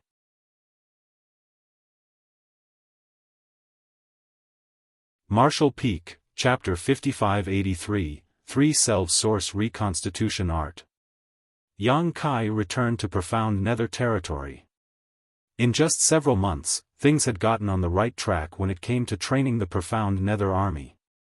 Based on Yang Kai's initial plan, they had managed to build 10 forward outposts which served as resting places for the human soldiers. Every forward outpost was guarded by at least 3 8th-order masters to ensure its safety. During this period, the profound nether army had broken up and scattered around the territory. On the other hand, the Black Ink clan had repeatedly tested the waters and confirmed that the 8th-order masters indeed wouldn't make a move, allowing them to finally set their minds at ease. Now, no large-scale battles were occurring in the entire profound nether territory, though the number and intensity of smaller conflicts had soared. Since the human soldiers had scattered around, the Black Ink clan soldiers had to follow suit. The soldiers of both races now clashed and killed each other in every corner of this territory. In every great battle in the past, the fights between the 8th-order masters and territory lords were the focal point as well as the key to determining victory or defeat. However, after the peace deal, the 8th-order masters and territory lords abstained from taking part in any kind of fighting. Now, the 7th-order masters and feudal lords took center stage. The squads, led by 7th-order squad leaders, went all out to destroy the enemy, while some powerful feudal lords now rose up to lead their subordinates to slaughter the humans. Inside his palace, Yang Kai had started cultivating in seclusion. It hadn't been a long time since he ascended to the 8th order in the Great Sea Celestial phenomenon. As such, there was still much room for improvement in the 8th order realm for him. Nevertheless, to increase his strength quickly, he had to actually sit and cultivate hard. He had been traveling around everywhere for the past 100 years, never having a chance to focus on his cultivation. This was another reason he was eager to secure a peace deal with the Black Ink clan. The need to train the next generation of human soldiers was the primary reason, but Yang Kai also needed such an environment so he could enter retreat to cultivate. The 8th order was indeed his limit, but he was far from being at the peak of this realm. Right now, he needed to use soul-rending thorns to swiftly kill innate territory lords, but if he managed to reach the peak of the 8th order, he had the confidence to pull off the same feat without the help of soul-rending thorns. The accumulation process in the 8th order was extremely long. Fortunately, Yang Kai had a world tree clone. The reason Duan Hongchen and the others could rapidly increase their cultivation was that they had the star boundary's help. They were great emperors acknowledged by the star boundary's will. As such, the abundance of heritage in the star boundary could be absorbed by them so they could cultivate far more swiftly. The great emperors of the star boundary had gained massive benefits by sharing the benefits of a world tree clone between them, but Yang Kai had a world tree clone all to himself in his small universe. He wasn't short on any resources either. What he needed was a stable, safe place to cultivate. While the human soldiers were training, Yang Kai had to cultivate hard as well, hence, he had no choice but to secure a peace deal with the territory lords. Yang Kai had one more reason to secure a stable environment for himself. For a long time, he would probably fall into a weakened state. He had no idea how frail he would become, but he was certain that his strength would be significantly weakened. As such, he had to force the territory lords off the battlefield before he could carry out his plan with peace of mind. Yang Kai ordered that unless it was a critical matter, no one was to disturb him, and then he set up multiple layers of restrictions around his cultivation chamber to ensure he was not interrupted. A large amount of resources were stored in his space ring so that he could use them at any moment. It had come to a point in his cultivation where consuming open heaven pills to cultivate was far too inefficient, hence, he had to refine 7th order or even 8th order sets of resources. Having said that, even though he had loads of resources, Yang Kai only had a small amount of 8th order ones. The resources he possessed were mostly in the 6th order and 7th order. All the same, the resources were more than enough. In the past, no one could ever squander resources to cultivate like him. After all, even though the cave heavens and paradises had a large reserve of 5-element resources, high-order yin and yang element materials were still extremely rare. On the other hand, Yang Kai had countless yellow and blue crystals, so yin and yang materials were the least of his concerns. On the contrary, it was a lack of high-order 5-element resources which restricted his lavish consumption. Yang Kai hadn't been able to cultivate with uninterrupted focus for a long time, so as a massive amount of resources were consumed by him, he could sense the heritage of his small universe gradually increasing. This kind of noticeable growth was quite gratifying. While cultivating, he also diverted some of his attention to monitor the entire void continent, for he had to look for a suitable carrier to carry out his next plan. Before Yang Kai parted ways with Wu Kuang outside the primordial heaven source grand restriction, the latter had taught him a method that would help him break through to the 9th order. It was a kind of secret art created by Shi back when he was alive. Tsang and the others each had different talents, and among them, Shi was skillful in the formulation of secret arts and techniques. Evidence of this was he was the one who created the astonishing heaven-devouring battle law. In modern times, some 50% of all secret arts and techniques that the human race had inherited had traces of Shi's influence. As such, this method passed down from him was extremely precious. However, even though Shi had worked out this secret art, he had done so after the primordial heaven source grand restriction was established. No one had cultivated the method before, so no one could be certain if it was even feasible at all. All the same, Yang Kai didn't mind giving it a try as the 8th order was the limit in his lifetime. Giving a dead horse medicine can't harm it after all. This couldn't be helped. There was no doubt that as an 8th order master, he could charge around profound nether territory and slaughter innate territory lords. However, what would happen a few thousand years from now? By then, there would be new royal lords in the Black Ink clan and new 9th order masters in the human race. As an 8th order master, how useful would he be then? Any random royal lord would be able to kill him with ease when that time came. Yang Kai wanted to secure a place for himself in the future when battling powerful enemies. It wasn't like he could just sit back and pin all his hopes on the next generation. For that reason, he longed to become a 9th order master. It would be wonderful if this method worked, but even if it didn't, there was no harm in giving it a shot. The 3-self source reconstitution art was the method that Shi had come up with. Strictly speaking, it wasn't a secret art, it was more of a secret technique that was supposed to make up for the deficiencies in the open heaven realm method that had been passed down from the late ancient era. During that era, Tsang and the others made use of the world tree's power to gain enlightenment into the open heaven realm cultivation method, which allowed the humans to rise to power and build a foundation that lasted for many generations. However, there were some clear deficiencies in this open heaven realm method. Strictly speaking, it was incomplete. That was because every cultivator who used this method to make it to the open heaven realm had their own innate limit. The fifth order was the limit for those who directly ascended to the third order.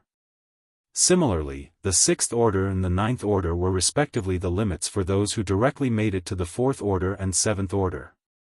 What about the road after the ninth order? The martial Tao was a long journey of exploration, so there wasn't a true peak or limit to speak of. Tsang and the others might have realized the deficiencies in this method, however, this method was the only option available for the humans at that time. Given enough time, the martial ancestors might have devised a more perfect method of cultivation, but the great monsters roamed the universe in that era and humans struggled to survive. Hence, they didn't have time to experiment with and adjust the method. Tsang had said that he was still a ninth order master, though he was further ahead than the current ninth order old ancestors. He also declared that there was a higher realm beyond the ninth order. While Tsang was stuck in the ninth order, it was the same case for Shi, Mu, and the others. That was because the open heaven realm method they had cultivated was incomplete. As such, the road ahead of them had been cut off when they reached the ninth order. Regardless of how far they went, they were unable to move past the ninth order. Having been trapped in the primordial heaven source grand restriction for several million years, Shi kept pondering this issue and eventually came up with a solution. Before he merged with the restriction, he had sent out a thread of consciousness, which surmounted countless obstacles and was reborn. He had the intention to start over and cultivate from the beginning, but unfortunately, his wish wasn't granted in the end. Eventually, Wu Kuang, Shi's partial reincarnation, passed down this method to Yang Kai. Over the past 100 years, Yang Kai had been trying to comprehend this method. He had memorized every bit of it and fully understood every detail. What he had to do now was put it into action. According to Shi, it seemed that the universe itself had a will. When Mo plunged the universe into chaos, that will lead the 10 martial ancestors to enter the grand ancient ruins boundary. With the world tree's help, they comprehended the open heaven realm method, which allowed them to fight Mo's expansion. In the following eons, those who had the chance to enter the grand ancient ruins boundary and obtain world tree clones were akin to cards that will had drawn in order to protect itself. However, those cards were all basically destroyed. Yang Kai was just the latest example and probably the last one. During the primordial era, divine spirits ruled over the universe, and during the early ancient era, the monster race was the most powerful force. It wasn't until the late ancient era that the humans rose to dominance. If the heavenly way really had a will, there was no denying it favored these three kinds of living creatures, for their presence represented three different magnificent eras. These three kinds of living creatures were probably the chosen ones of the heavenly ways will during the different eras.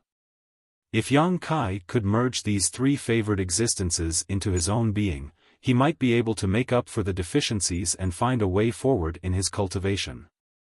Although the method sounded abstruse and even a bit fantastical, it wasn't actually difficult to put it into action. Yang Kai just had to come up with a way to integrate the powers of these three kinds of living creatures. Simply put, he had to cultivate soul clones, which were his divine spirit self, monster self, and human self. As these three selves united, he might be able to break through the shackles of the open heaven realm and ascend to the ninth order. It was for this reason that he headed to the demon realm back then and retrieved embodiment.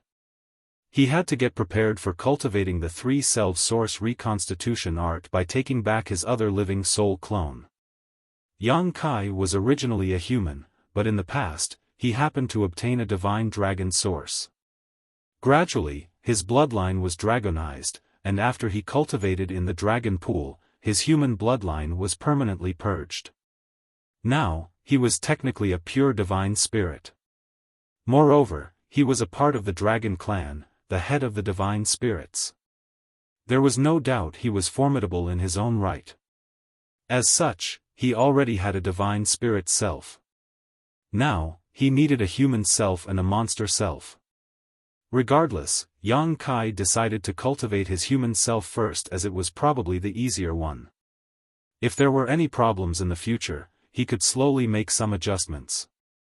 Therefore, during his retreat, while he consumed the resources to cultivate, Yang Kai had also been paying attention to everything on the Void Continent. Presently, the Void Continent could be considered prosperous. Following Yang Kai's increase in strength, his small universe's capacity had also greatly expanded. The most conspicuous change was that the small universe's territory had become larger. As a result, there had also been an increase in population. The flow of time in his small universe was different from that of the outside world, and with the World Tree clone's presence, more and more youths with extraordinary aptitudes appeared. Most of them became part of the major sects and learned how to cultivate there. When they reached a certain age or level of cultivation, they would be invited to the Void Tao Temple, thus becoming disciples of the Tao Temple. There were still some conflicts in the Void world. There had been the rise and fall of different families and sects. Regardless, there was one powerful force that had stood the test of time.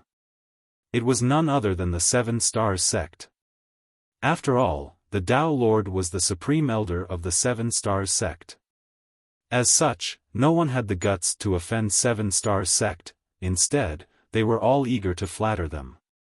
Meanwhile, even though the Seven Stars sect was the most powerful in the entire Void world, they remained humble and righteous, never committing any kind of outrage or offense since it rose to power several tens of thousands of years ago. For that reason, many talented young people dreamed of joining the Seven Stars sect, which helped further strengthen the sect's foundation and inheritance.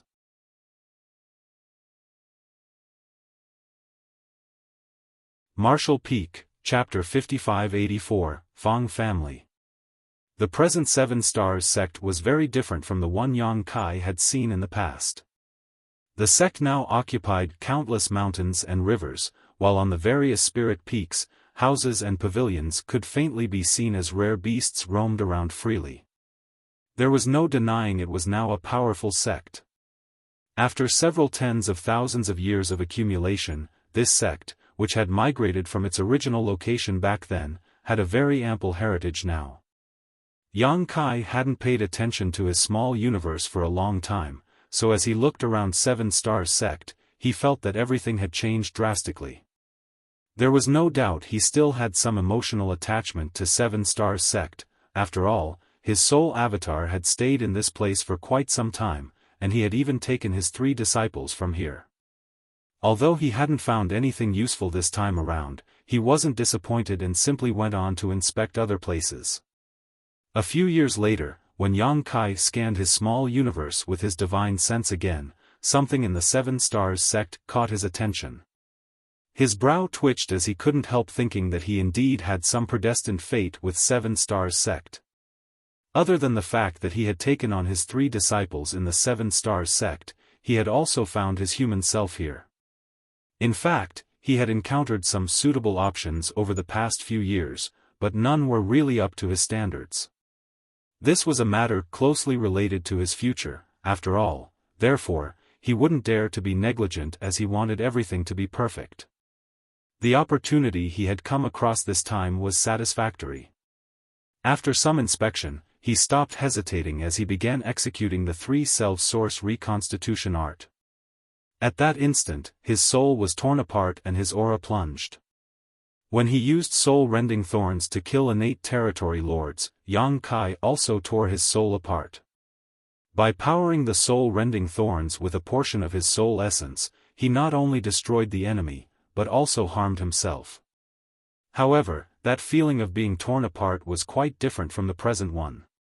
As he activated the 3 self-source reconstitution art now, Yang Kai felt as if he was slicing himself in half. If not for the fact that he had activated soul-rending thorns many times before, this kind of extreme pain would have made him pass out directly. The method that Shi had come up with was intriguing, to say the least. It would be worth it if it was useful, but if it turned out to be useless, all this pain and suffering would be for nothing. As his soul was ripped apart, Yang Kai not only became frail, but he also realized that he had become listless and dazed. His forehead felt scorching, as though he had come down with fever. Now, he couldn't even use half of his full strength. If he were to fight an innate territory lord in such a condition, he would undoubtedly die. He tried to pull himself together as he used the secret technique to wrap his soul fission with layers of seals.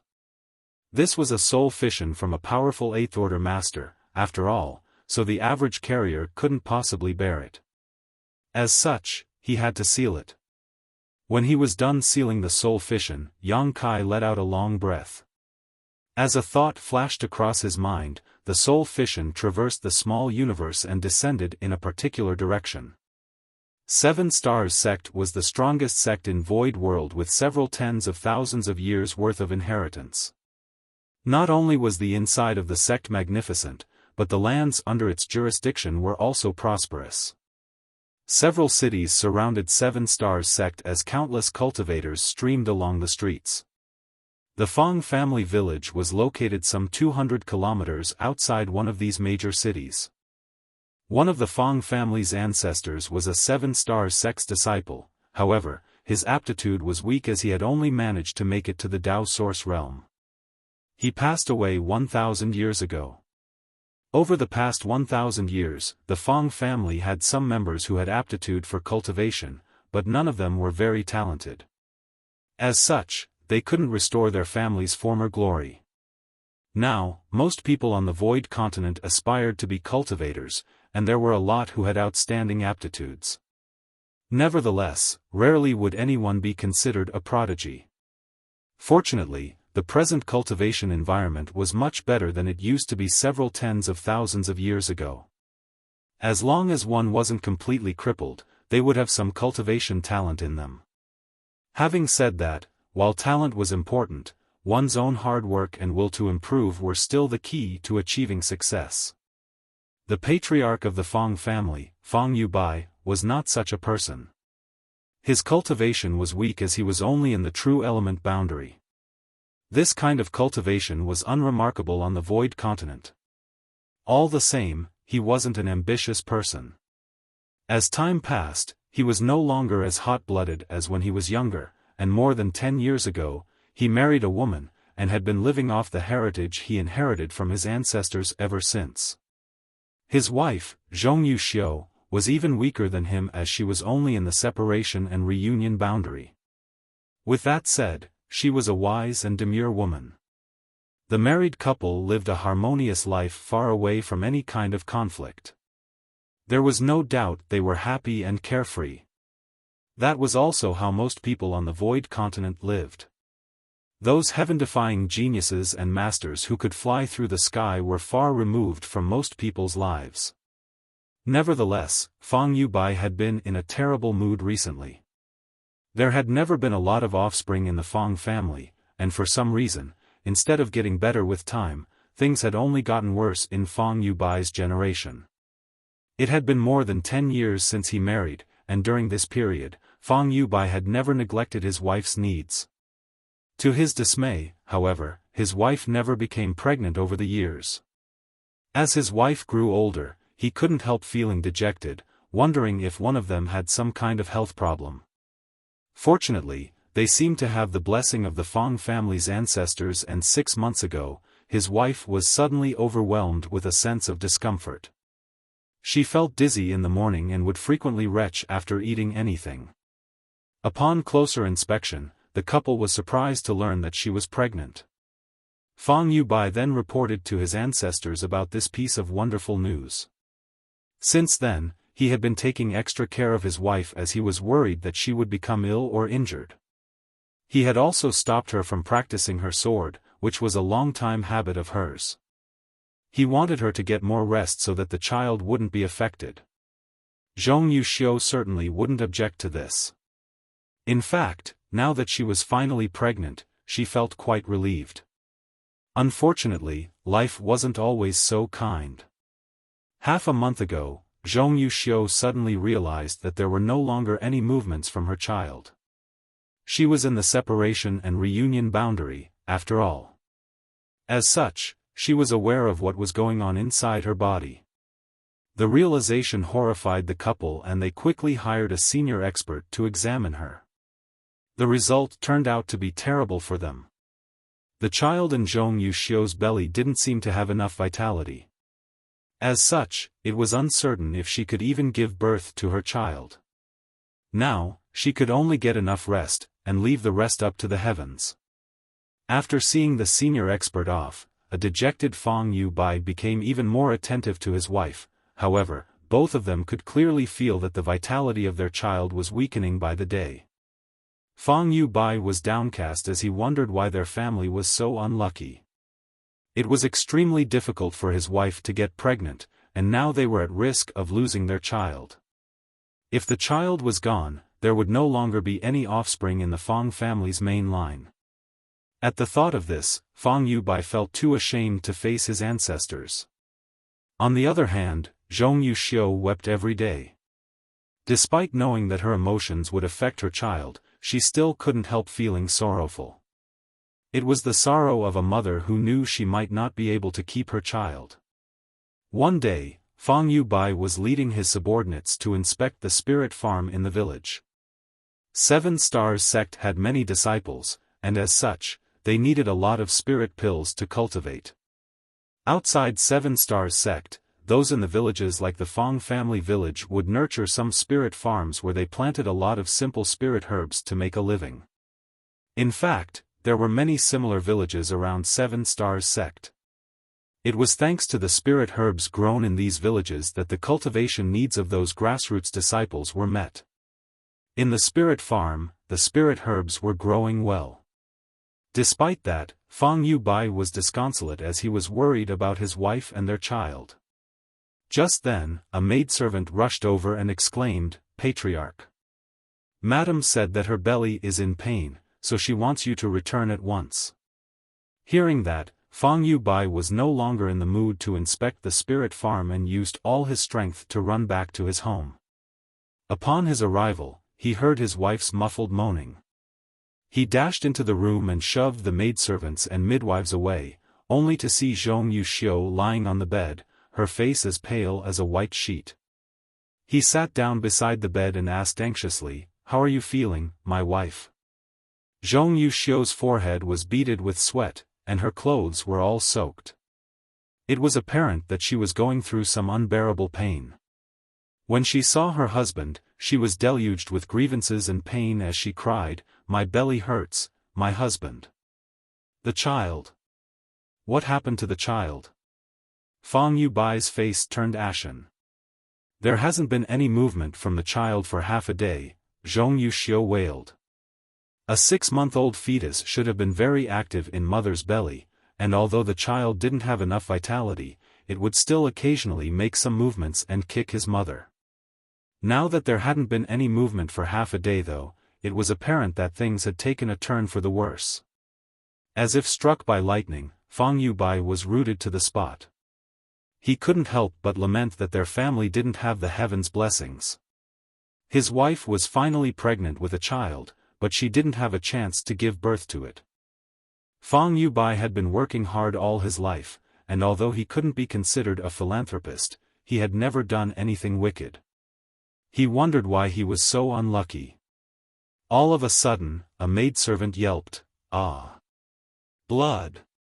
Fang Yubai looked down and saw that blood was indeed streaming out of his wife's lower body. The bed had been dyed red. "Madam has passed out." The maidservant exclaimed again. A terrified Fang Yubai called out, "My wife." The room descended into a mess. The turn of events caught Fang Yubai off guard as he had no idea what to do. Kacha. A sudden loud clap of thunder shocked everyone in the room. The thunder was different from the ones they had heard in the past as it continued for a long time. The instant the thunder was heard, the entire sky lit up. A bolt of lightning streaked across the sky as though trying to tear it apart. Thunder on a clear day. One of the midwives muttered under her breath. One had to know that the weather was lovely today with not a cloud in sight. It was obviously not normal for a clap of thunder to sound all of a sudden. Fang Yubai almost went mad. The Fang family members had been good people for generations, however, he couldn't even produce a single heir, which was downright miserable. He wondered if the heavens were also mourning for him. Presently, he was at a loss as he had no idea what he should do if the child was indeed dead. After all, he had never experienced such an incident before, so it was only natural that he didn't know how to deal with it.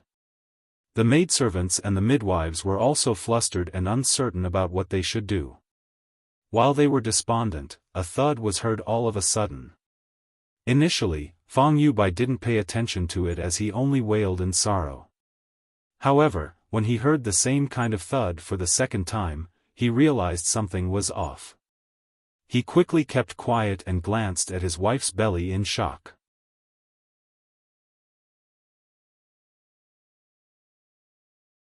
Martial Peak, Chapter 5585, Fang Tian Ci.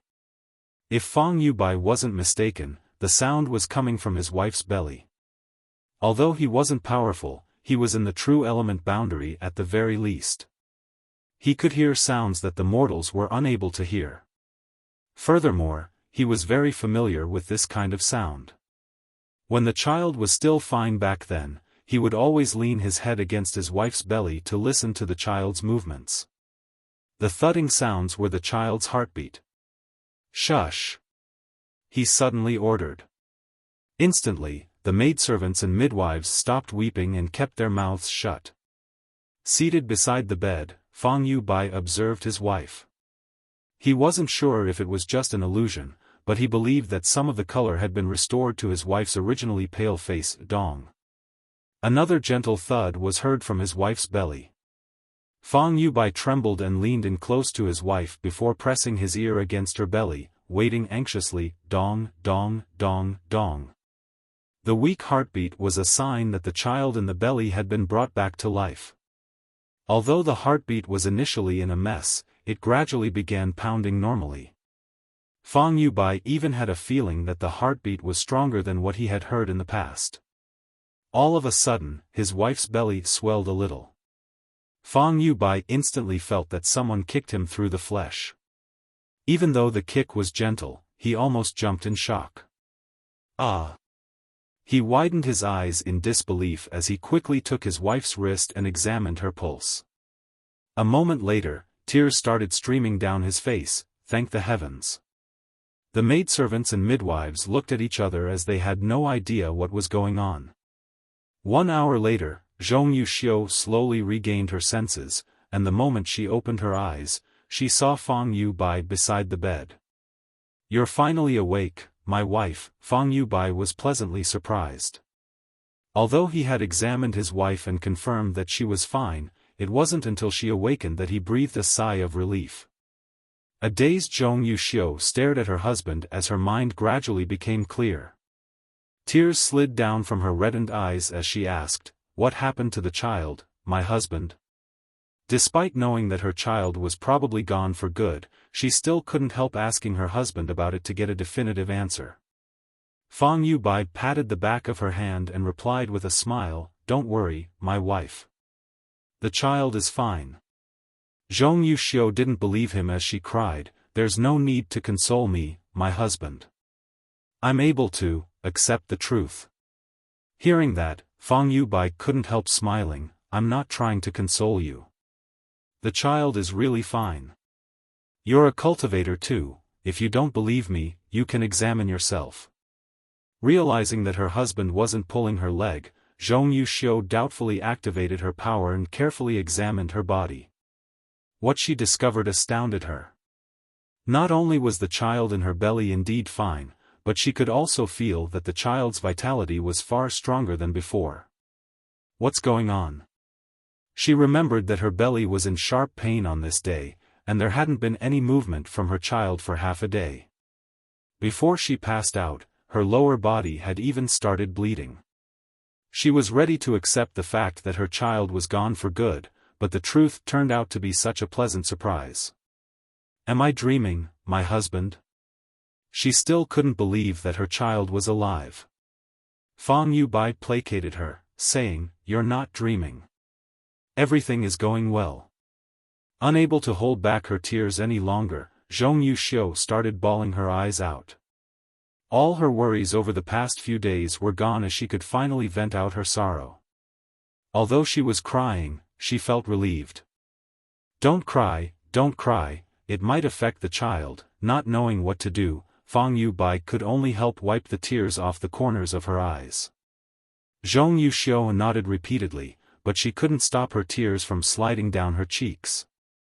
It wasn't until a long time later that she gradually calmed down. While stroking her belly, she bit her lip and said, "The child is hungry, my husband." Fang Yubai was startled for a moment before guffawing, "Give me a moment, my wife. I'll tell the cooks to prepare something for you."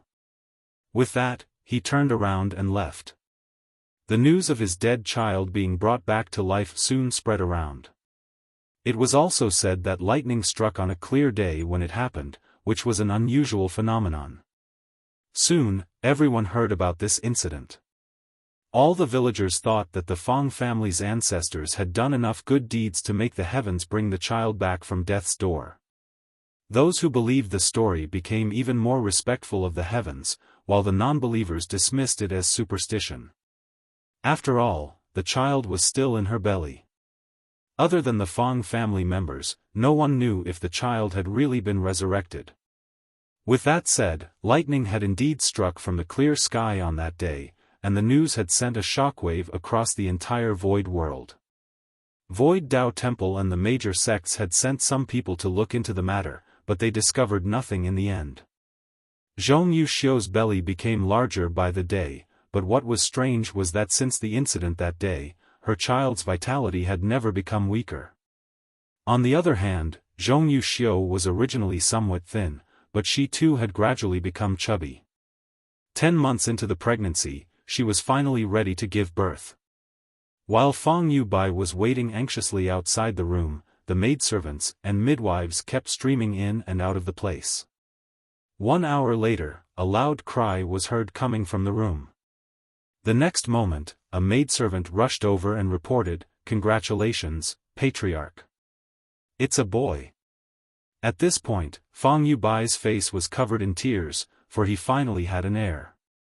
There was a new young master in the Fang family, and his name was Fang Tianci. Fang Yubai felt that the child was given to them by the heavens. If not for the heavens having mercy on them that day, the child would have passed away. Since he only had a single child in his old age, Fang Yubai doted on him. Although the Fang family couldn't be considered wealthy, the patriarch was still quite generous to his child. If the average child had been doted on like this since a young age, he would probably grow up to be a willful person. However, Fang Tianci turned out to be well-mannered.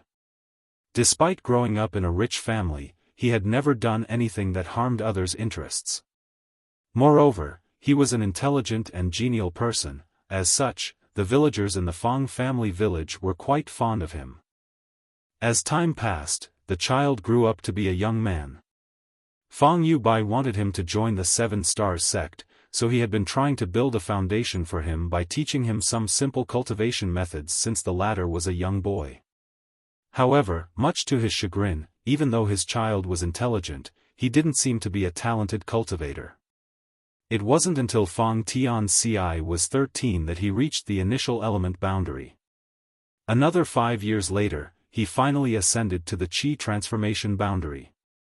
There was no doubt his aptitude was slightly better than that of Fang Yubai, but it was still quite limited. One had to know that world energy was abundant in the void world. If one was a prodigy, they would reach the true element boundary by the age of 18. However, Fang Tianci was only in the Qi transformation boundary, which was 2 great realms below the true element boundary. Certainly, those from the 7 Stars sect wouldn't be interested in someone with such weak aptitude. Even the smaller sects wouldn't accept him. As such, Fang Yubai decided to give up on this small dream. He was lucky enough to have a child, so demanding him to have a good aptitude for cultivation was downright greedy. Fortunately, Fang Tianci possessed an unwavering spirit and was quite hard-working, so despite his lack of talent, he still built a very solid foundation. Since he was an only child, his parents weren't willing to let him leave the village and become anyone's disciple in a faraway place. As such, they decided to just teach him at home. Time went by slowly. Fang Yubai and his wife were now old and frail. Their cultivation was weak, so they couldn't enjoy a long life. With the abundance of world energy in the void world, even mortals who had never cultivated before could live past 100 years, but there would still come a day when they passed away. Despite being cultivators, the married couple could only live for slightly longer than that. They increasingly felt that they didn't have much energy left, and their days were surely numbered. Fortunately, Fang Tianci was married. Although his wife wasn't a young lady from a wealthy family, their families were equally matched.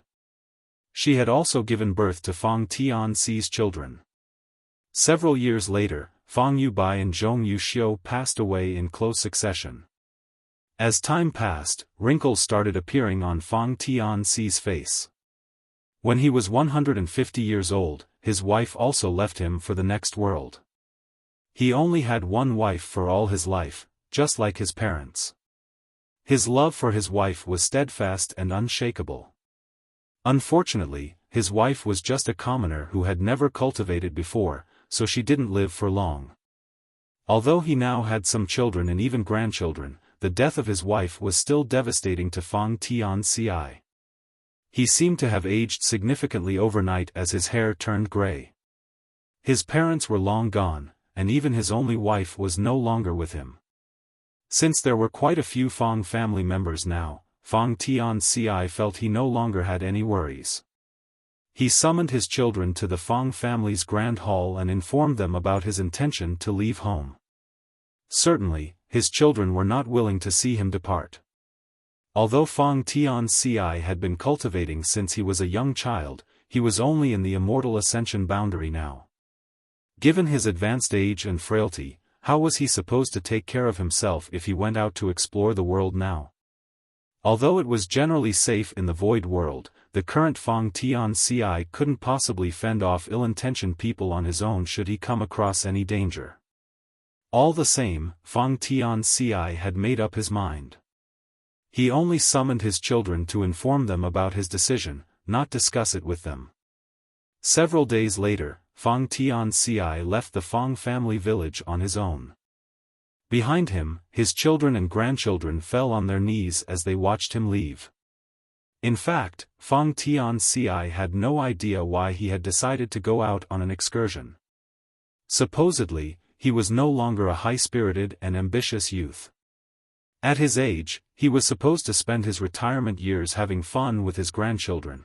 However, there was a voice in his heart that kept telling him that he should go out and see this wonderful world at least once. This kind of urge had been with him since he was very young. Unfortunately, his aptitude was unremarkable, and he was weak. When he was young, he couldn't possibly leave his parents, and when his parents passed away, he was already married with children. His weakness couldn't help him realize his dream. Now that his wife was gone, he reckoned that his children and grandchildren no longer needed him. Since he had no more worries, he decided to make his dream come true despite knowing that he might be killed somewhere along the way. One night, he arrived at a certain mountain and sat down to cultivate. Since he started cultivating, he had never slacked off over the years. Although his cultivation was weak, he knew that little drops of water made a mighty ocean over time, therefore, he would never miss cultivating every day. This helped build a solid foundation for him. Although he was no match for some of the talented young people, his true chi was quite robust for one in the immortal ascension boundary. Rarely would anyone in the same boundary be a match for him. However, the moment he started cultivating on this day, he realized that something was off.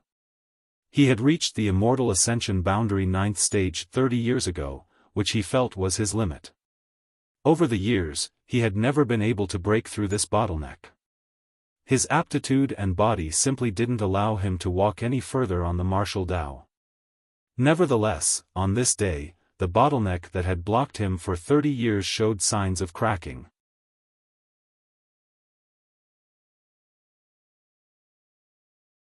Martial Peak, Chapter 5586, Entering the Tao Temple.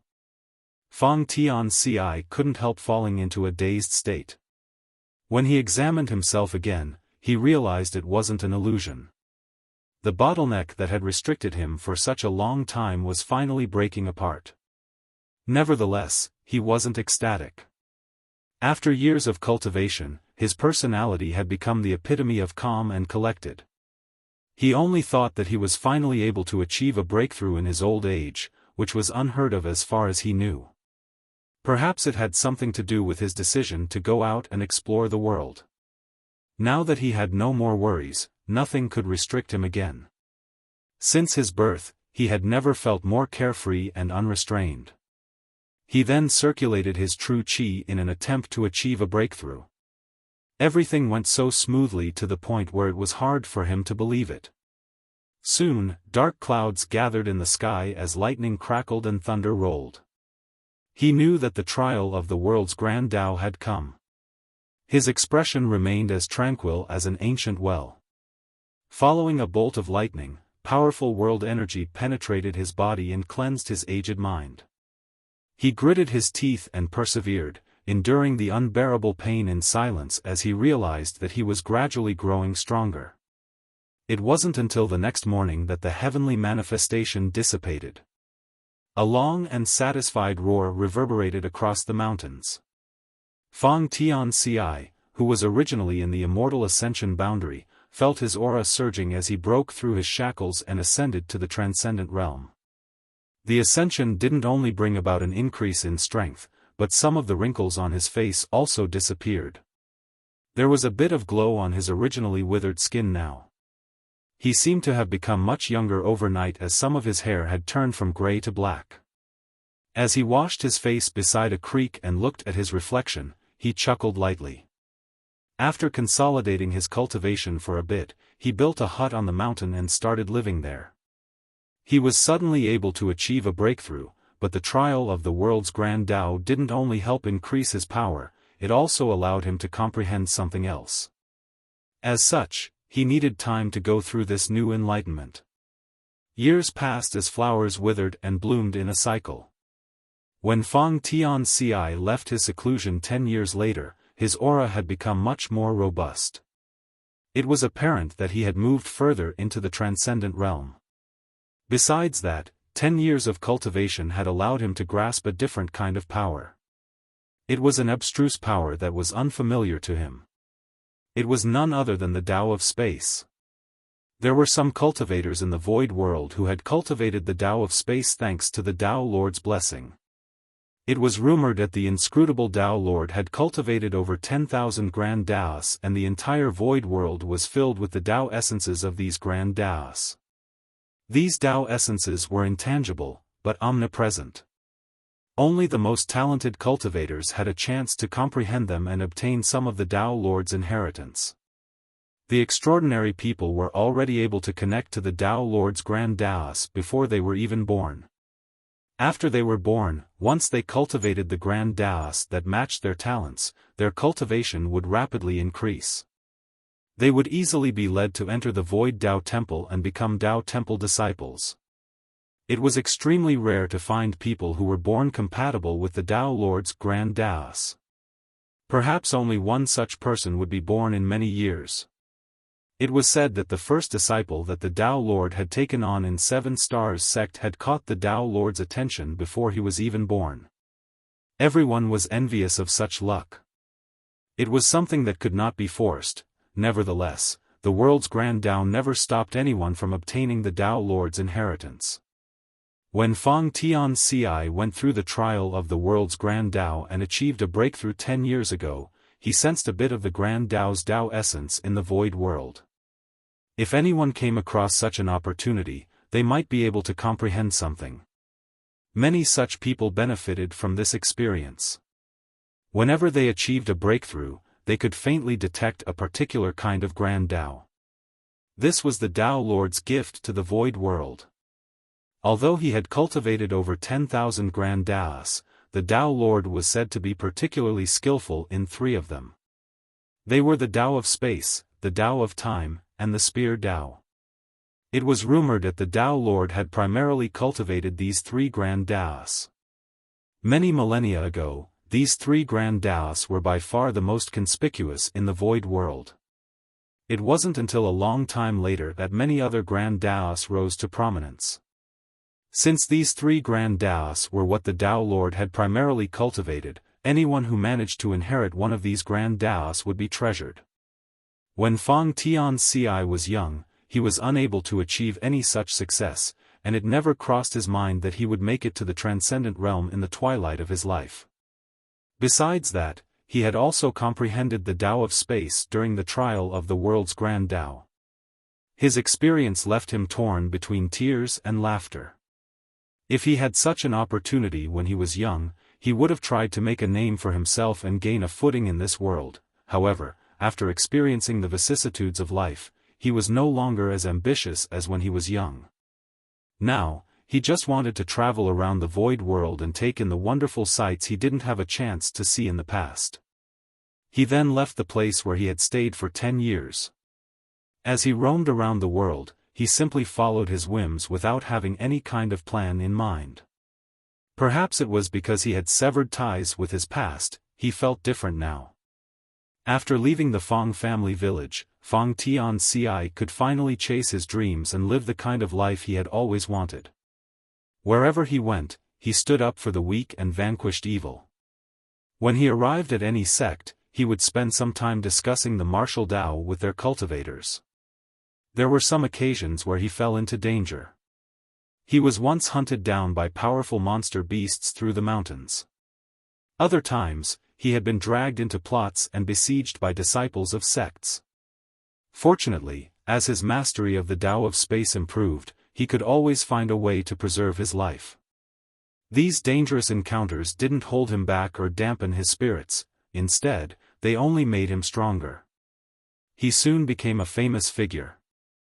Despite having cultivated for 150 years, he was still only in the immortal ascension boundary back then. The story of such an ordinary cultivator achieving a breakthrough and becoming powerful sent a shockwave across the world. There had never been a lack of ambitious but ordinary people in the Void Continent, so when they heard about Fang Tianci's story, many had the misconception that they too could pull off a similar feat. To some extent, Fang Tianci's story had propelled many ordinary cultivators to work harder. Nevertheless, only a small number of them could really break through their shackles like he had. 30 years later, Fang Tianci ascended to the Saint Realm from the Transcendent Realm. He went through a world trial again, but this time, he gained enlightenment into the Tao of time. 50 years later, he made it to the Saint King Realm and comprehended the Spear Tao. Every time he broke through to the next great realm, Fang Tianci would gain massive benefits. Even his appearance had become increasingly younger. When he left the Fang family village, he was old and frail, but after traveling around the world for 100 years, he now looked like a middle-aged man. While others grew older with time, he seemed to become younger. His experiences gave him a unique type of charm, and by now his story had become quite famous. Although he still wasn't a truly powerful master, his inspirational journey had become a legend in the void world. Many families wanted him to join them and offers of marriage were never lacking. Nonetheless, Fang Tianci wasn't interested in such matters and turned them all down as he continued his journey. Over the years, he made many good friends, but none of them could keep him company for long. Sometimes, he would feel lonely, but he reasoned that this was the price he had to pay for chasing the martial Tao. He never intended to return to the Fang family village. After his departure, he decided that he would never go back to his hometown. Since he had left behind some offspring, he had no more worries. As such, he could bid farewell to his past without regrets. Compared to the talented geniuses, his cultivation speed couldn't be considered rapid. However, his progress was stable, and he was able to build a solid foundation in every realm. As he traveled around the world, he had some friendly matches against cultivators in the same realm, but was never once defeated. It could be said that he was unrivaled in the same realm. Moreover, he had inherited the Tao Lord's 3 primary Grand Daos, which made him even more popular. One had to know that even though some cultivators had the chance to inherit the Tao Lord's Grand Daos, none of them was like Feng Tianci, who managed to inherit the Tao of Space, Tao of Time, and Spear Tao altogether. Everyone was curious about why he had such an opportunity. Supposedly, a prodigy would show signs of having extraordinary aptitude when they were young. However, Feng Tianci was different. He only became powerful when he was well over 100 years old. Although the increase in his strength wasn't rapid, he managed to achieve something that no cultivators in the Void World had ever pulled off before. He went from the Origin Returning Realm to the Origin King Realm, to the Tao Source Realm, to the Emperor Realm eventually. Slowly but steadily, he grew from an insignificant cultivator to an important master. Now, it had been 1,000 years since he left the Feng family village. Many things had changed during this period. It took him over 1,000 years to go from the immortal ascension boundary to the Emperor realm. There was no doubt his cultivation speed was slow and his aptitude was terrible. Supposedly, this shouldn't have happened. If a cultivator was unable to make it to the Emperor realm within 1,000 years in a wonderful environment such as the Void World, he wouldn't be able to achieve it in his lifetime. However, Feng Tianci had pulled it off. Some people had asked him what his secrets were. All he could tell them though was that he had no idea. After he left the Feng family village, even though his cultivation speed was slow, he never faced any bottlenecks again. In other words, although the increase in his power was snail-paced, he would always make it to the next realm given enough time. It was unlike any other cultivators who might get stuck in the same realm forever despite rapidly being able to accumulate enough heritage to break through. This made the masters in the Void World have some wild thoughts. Perhaps rapidly increasing one's strength wasn't the best way to pursue the martial Tao. Perhaps it was better to build a solid foundation in every realm before trying to advance further. With such a speculation in mind, many sects started suppressing the cultivation speed of their prodigies, but regardless of who attempted this, no one could tell if the results were good or bad. At this point, Feng Tianci, who was an Emperor Realm Master, was invited to the Void Tao Temple. The Tao Temple was a splendid palace hovering in the sky of the Void World. It was every cultivator's dream to one day join the Tao Temple. The existence of the Tao Temple was a wonder in itself. Although it was a palace, there seemed to be an entirely different world inside, one that was both vast and expansive.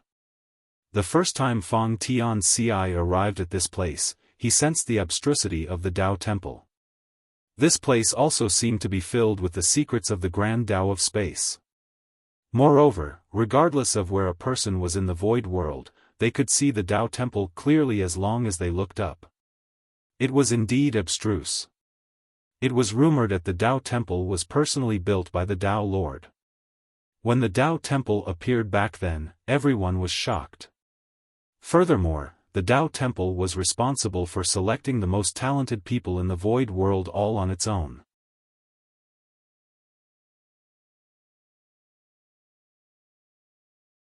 Martial Peak, Chapter 5587, Senior Brother Lu. The commoners had no idea why the Void Tao Temple had to select talented people. Over the past several tens of thousands of years, countless brilliant cultivators had been invited to the Tao Temple, and there had never been any news about them since then. No one knew where they were, but it was rumored that those masters had shattered the void and left the Void World to pursue a higher martial Tao. Certainly, Feng Tianci had heard about these rumors before, but he simply dismissed them. After all, rumors were usually unfounded and inaccurate. However, it wasn't until he was invited to the Void Tao Temple that he realized those rumors were indeed true. Things that were secrets to the general cultivators of the Void World were common knowledge to those in the Tao Temple. It wasn't until this moment that he realized the Emperor Realm wasn't the peak of the martial Tao. Beyond the Emperor Realm was the Open Heaven Realm, which was divided into 9 orders, with each one vastly different from the previous. One had to condense their Tao seal, split heaven and earth apart in their body, and form a small universe. Only then would they ascend to the Open Heaven Realm. What's more, the entire void world was just the Tao Lord's small universe. In other words, all beings in the void world were living inside the Tao Lord's body. When Feng Tianci learned this truth, he was utterly dumbfounded. He couldn't be considered an inexperienced man. After all, he had traveled the entire void continent for over 1,000 years. Nevertheless, when he was told the truth about the void world, he was astonished. It was at that moment he realized just how immense the Tao Lord's power was. Such an expansive world was just the Tao Lord's small universe, making Feng Tianci wonder what the extent of the Tao Lord's strength in the Open Heaven Realm was.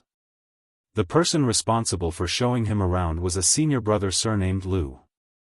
He introduced himself to Feng Tianci as Lu Jingshan, and although Feng Tianci was actually older than the latter, Lu Jingshan was stronger as he was a third-order Emperor Realm Master. Every newcomer to the Void Tao Temple would be greeted by someone, who was responsible for explaining the reasons the Void Tao Temple was built and answering any questions that the newcomer might have. As such, Feng Tianci asked what was on his mind freely. Lu Jingshan replied with a smile, "We have no idea how powerful the Tao Lord is in the Open Heaven Realm, but there's no way he's weak. We suppose he's either in the 8th order or the 9th order." Every cultivator in the void world regarded the Tao Lord as a deity, so it was no surprise they would think highly of him when it came to his cultivation. After a nod, Feng Tianci went on to ask, "Senior brother Lu, since the void world is just the Tao Lord's small universe, how were those seniors supposed to shatter the void and leave this place back then? If they were capable of doing that, it would be no different from forming a hole in the Tao Lord's belly." Feng Tianci shuddered at the thought of this. Lu Jingshan chuckled and explained, "Well, they didn't really shatter the void. They were only led out of the void world by the Tao Lord. It has something to do with the reason why the Tao Temple has to select talented people." "Please enlighten me, senior brother," Feng Tianci said solemnly. Having traveled around the world for over 1,000 years, he had learned to be tactful. As such, even though he was famous, he still acted humbly in front of Lu Jingshan. "Well, let's put it this way. The humans in the outside world are fighting an extremely evil race. That race is so powerful that even the Tao Lord isn't a match for them. If the humans are defeated, the outside world will be destroyed, therefore, the Tao Lord needs help in the war. The disciples who have been invited to the Tao Temple will be his helpers in the future." Hearing that, Feng Tianci was shocked. What kind of race is it that even the Tao Lord finds it hard to deal with? After giving it some thought, Lu Jingshan replied, "I remember that they're called the Black Ink Clan. Supposedly, they possess a highly corruptive power. Once a person is infected, they won't be able to get rid of it. Moreover, the Black Ink strength as it's called can twist a human's mind and nature, turning them into a slave of the Black Ink Clan." Feng Tianci gasped, "I can't believe such an evil force exists in this world." Lu Jingshan sighed, "Indeed. It's said that many eons ago, some Black Ink clansmen were brought into the void world. The Tao Lord brought them in to train the disciples of the Tao Temple, but for some reason, they vanished at a later time. Now, no one knows what the Black Ink clan looks like or what will happen when a person is corrupted by Black Ink strength." Feng Tianci nodded, "In that case, the humans in the outside world are most likely in a perilous situation." Lu Jingshan replied, "We have no idea. In fact, it has been a long time since the Tao Lord brought anyone out of the Tao Temple. The last time he did so was about 2,000 years ago. He took several thousand people away at once that time, which is why there are only a small number of people in the Tao Temple now." After a pause, he continued, since the void world is only the Tao Lord's small universe, the best that the cultivators living here can achieve is the Emperor realm. If a person wants to break through to the open heaven realm, they must first leave this place. However, if one chooses to leave, they will have to join the battle against the Black Ink clan and will be at risk of losing their life. Therefore, the Tao Lord fully respects our decision when selecting talented people. If a person wants to ascend to the open heaven realm, they can leave the void world. If one isn't willing to bear the risk, they can stay in this place. We have full control over this matter, and the Tao Lord never forces us. The Tao Lord is indeed magnanimous. Feng Tianci remarked. There was no doubt they could all potentially aid the Tao Lord if they were brought out of his small universe. All the cultivators in the void world were only able to cultivate thanks to the Tao Lord, therefore, the Tao Lord had the right to take the suitable ones away from this place at will. Nevertheless, he still let the disciples in the Tao Temple make their own choices. For that reason, Feng Tianci greatly respected the Tao Lord. As they spoke, they arrived at a grand hall that was both magnificent and vast. In the middle of it was a gigantic statue, followed by many smaller ones. This is the place where our great predecessors' names are recorded. As Lu Jingshan spoke, he then pointed at the statue in the middle, and that is the Tao Lord's likeness. Then, he saluted the statue with a solemn expression. Feng Tianci looked in the same direction and realized that the statue appeared to be a handsome young man. With his hands behind his back, he looked truly majestic. This statue was apparently carved by a senior expert as every bit of it seemed to be extremely lifelike.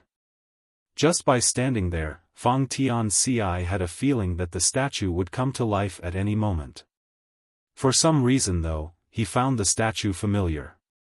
It was as though he had seen this person somewhere before. However, as he went through his experiences over the past 1,000 years, he was certain that he had never come across anyone who looked like the Tao Lord. How strange. While he was doubtful, he still saluted the statue and asked hesitantly, since there's a statue here, does that mean someone has seen the Tao Lord's true appearance before? Lu Jingshan laughed, certainly, no one here has seen his true body before. However, it said that the Tao Lord used his soul avatar to travel his small universe in the past. I suppose you're aware of the Seven Stars sect. Back then, the Tao Lord's soul avatar stayed in the Seven Stars sect for some time. There was no doubt Feng Tianci was aware of the Seven Stars sect. In fact, when he was young, his biggest dream was to join the Seven Stars sect. However, due to his terrible aptitude, he didn't have the right to be their disciple. The Feng family village was located in the Seven Stars sect's territory. As such, he had heard a lot about the sect.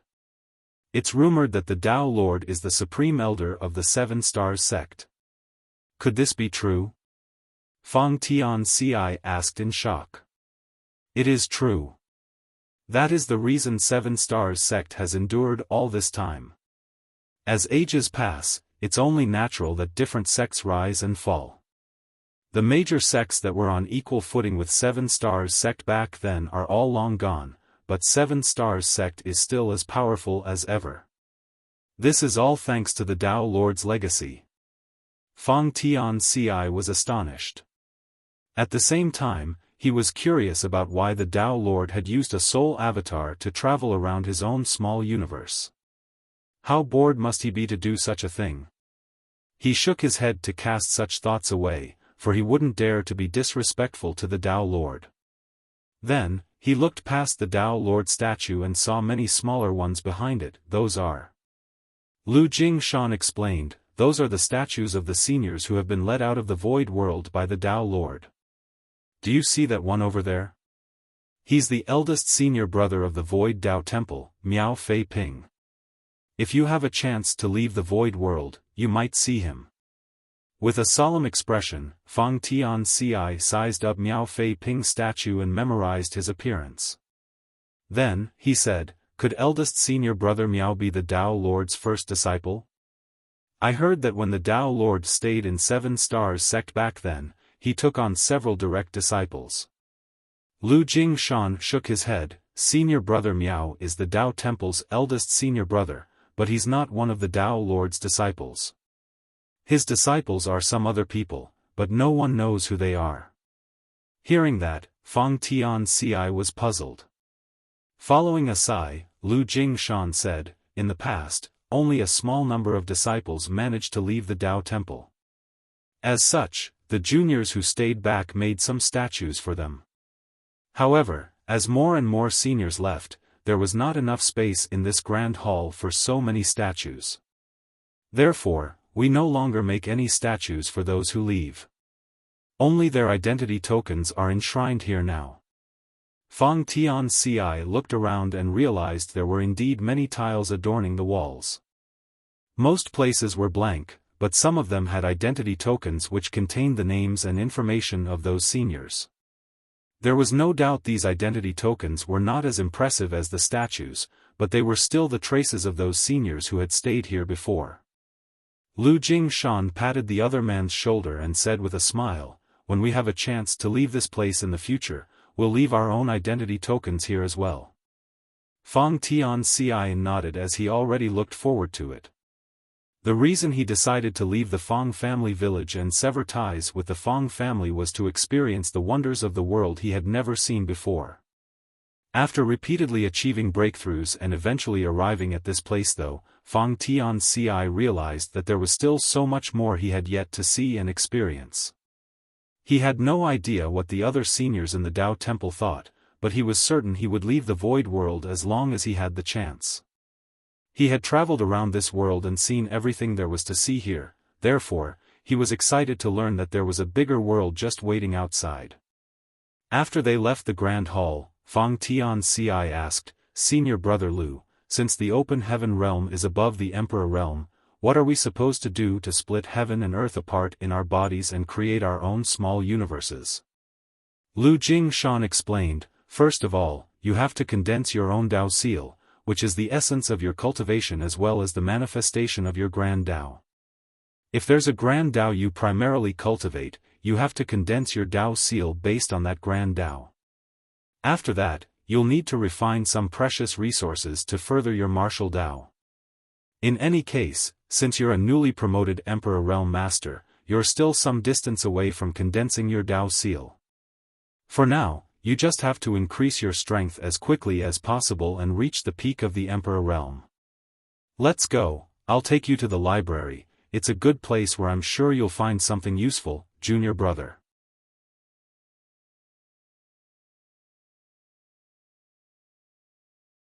Martial Peak, Chapter 5588, Junior Brother, my life is quite miserable. When they arrived at the library, Fang Tianci immediately understood why Lu Jingshan said it was a good place. There were a massive amount of books containing secret arts and secret techniques in this library. The best things of all the sects in the void world were stored here. There were also things that didn't seem to belong in this world. Certainly, these things were no longer useful to Fang Tianci, after all, he was an Emperor Realm Master already. As such, there wasn't a need for him to study any secret arts or secret techniques. The most pressing issue for him was to quickly increase his strength so that he could ascend to the Third Order Emperor Realm and condense his Tao seal sooner. Fortunately, there was also a massive section of jade slips, scrolls, and books containing precious insights on cultivation in the Emperor Realm in the library. These insights had been written by the disciples of the Tao Temple over the past several tens of thousands of years. Throughout Fang Tianci's cultivation journey, he had basically explored everything on his own. After all, he didn't have any elders to rely on, nor was there a teacher who could give him guidance. While traveling around the world, he discussed the martial Tao with the disciples of various sects and reflected on what he had learned, but that was the only sort of external help he had. It was fine when he was still a weak cultivator, but now that he was an Emperor Realm Master, Fang Tianci was at a loss as to how he should move forward in his martial Tao. These insights in the library were what he needed most at this moment. Fang Tianci went on to spend 30 years in the library reading all the insights left behind by the various seniors. His determination and ability to endure loneliness quickly earned the respect of the other disciples in the Tao Temple. Everyone knew there were many good things in the library, but few had the level of patience necessary to go through and absorb them despite being in the Emperor realm as well. After spending 30 years in the library, Fang Tianxi finally left. At this point, he had a plan in mind when it came to how to advance his cultivation. He found an empty courtyard and started cultivating. As usual, his cultivation speed was quite slow, but he wasn't in a hurry. He had spent the past 1,000+ years cultivating slowly to reach his current height, so he was already used to it. Nevertheless, he didn't just cultivate in seclusion all the time. When he was free, he would go out and talk to the seniors of the Tao Temple. This was his way of doing things and had been throughout his entire cultivation journey. All the disciples in the Tao Temple were the brightest geniuses who became strong early on in life. As such, everyone in the Void Tao Temple was young, good-looking, and energetic. On the other hand, Fang Tianxi, the newcomer, appeared more mature. He was already old and frail when he left the Fang family village back then, and although years seemed to have lifted off his face as his cultivation improved, his mentality didn't really become younger, only his looks did. Now, he had the appearance of a late 30s or early 40s mortal. Based on his looks alone, he indeed seemed older than the seniors in the Tao Temple. As such, many of them called him Old Fang. As time passed, Fang Tianxi's cultivation became increasingly ample. More and more disciples had been invited to the Tao Temple, but there were still not a lot of them. Someone had estimated that only about 10 people would be led to the Tao Temple every 100 years on average. There were times when only 4 to 5 people were inducted over 100 years. The void world was expansive, and countless cultivators were living in it. Despite that, only a small number of people had the right to enter the Tao Temple. It was said that only those who had the potential to directly ascend to the Fifth Order would be invited to the Tao Temple. That was because if a cultivator was too weak, they wouldn't be of any help to the humans in the outside world after leaving this place. Before Fang Tianxi's arrival, the Tao Temple had never invited any Emperor Realm Master who was as old as he was. Regardless, his mere presence meant that he had the potential to directly ascend to the Fifth Order or above. Fang Tianxi had a feeling that he wouldn't only end up becoming a Fifth Order Master. Although he hadn't condensed his Tao Seal yet, he had the confidence to reach higher than that. 500 years passed since Fang Tianxi arrived at the Tao Temple, and he finally made it to the peak of the Emperor Realm. There was no denying his pace was slow. One had to know that the cultivation environment in the Void World was wonderful to begin with, and the Void Tao Temple was the center of the world's essence. Any newly promoted Emperor Realm Master who arrived at the Tao Temple would only take 100 to 200 years to make it to the peak of the realm. Even for the slower ones, 300 years was generally the limit. As such, it was unusually slow that it took Fang Tianxi 500 years to achieve the same. Another 100 years later, he finally condensed his Tao Seal and started refining the Yin, Yang, and 5 elements powers.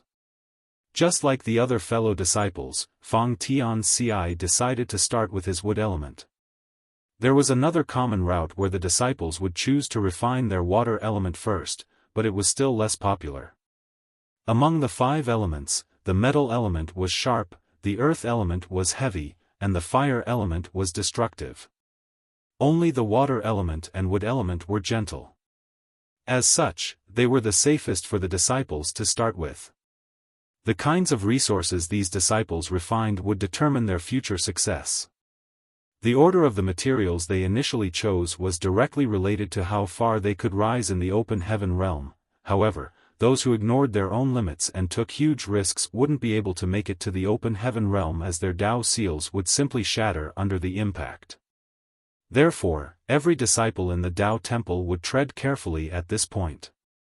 With that said, when they refined materials for the first time, they would always aim as high as possible. Most of them would choose wood element or water element resources in the 6th order or even 7th order.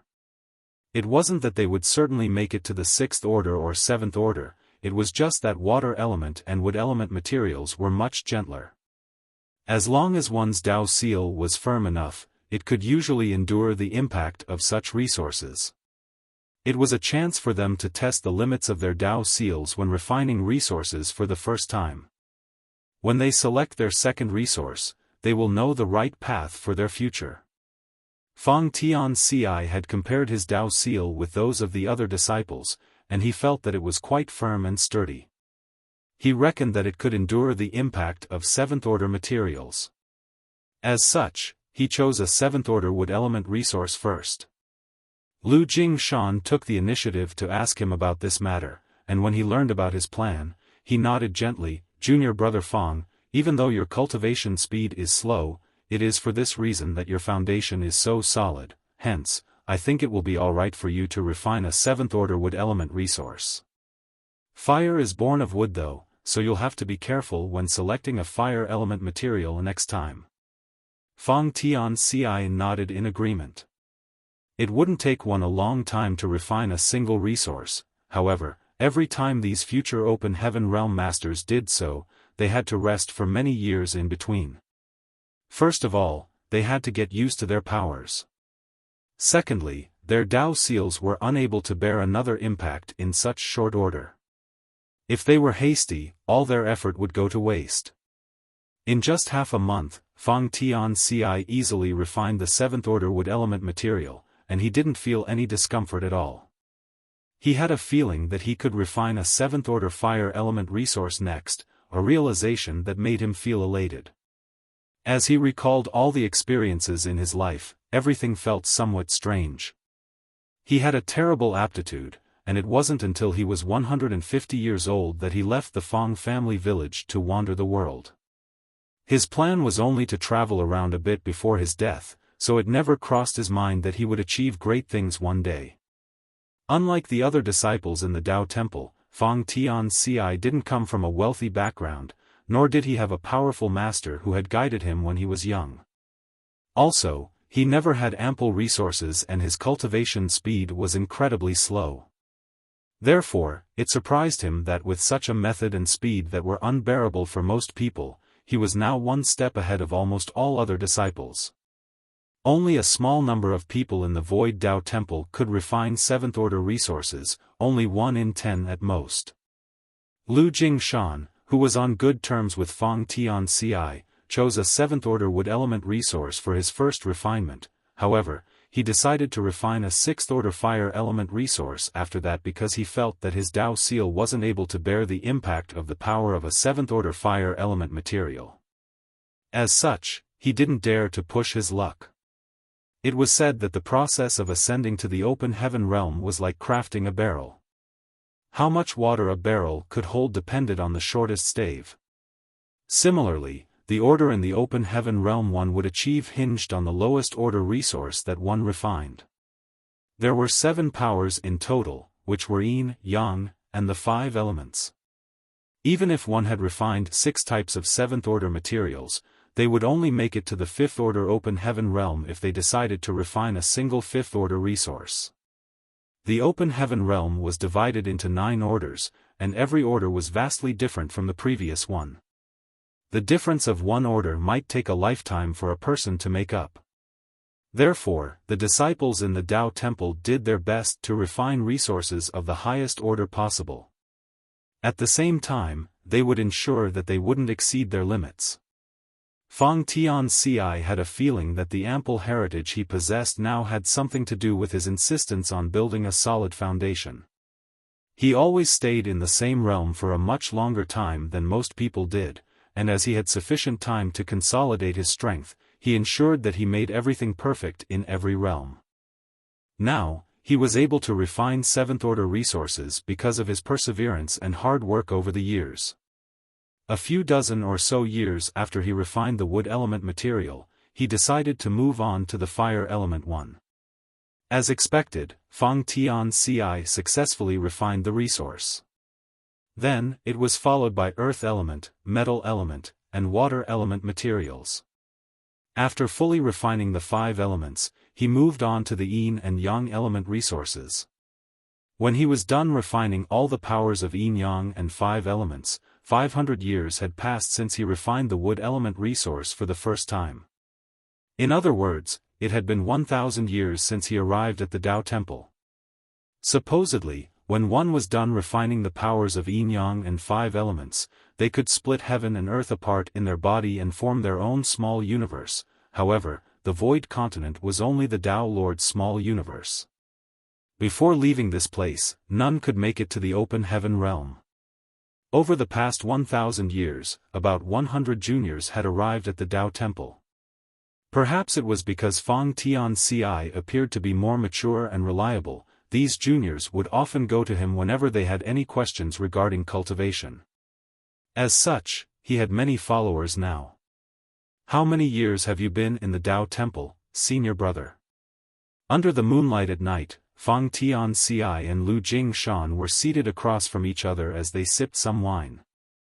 Now that Fang Tianci was at the peak of the Emperor realm, his cultivation wouldn't improve further regardless of how hard he cultivated, therefore, he had some free time.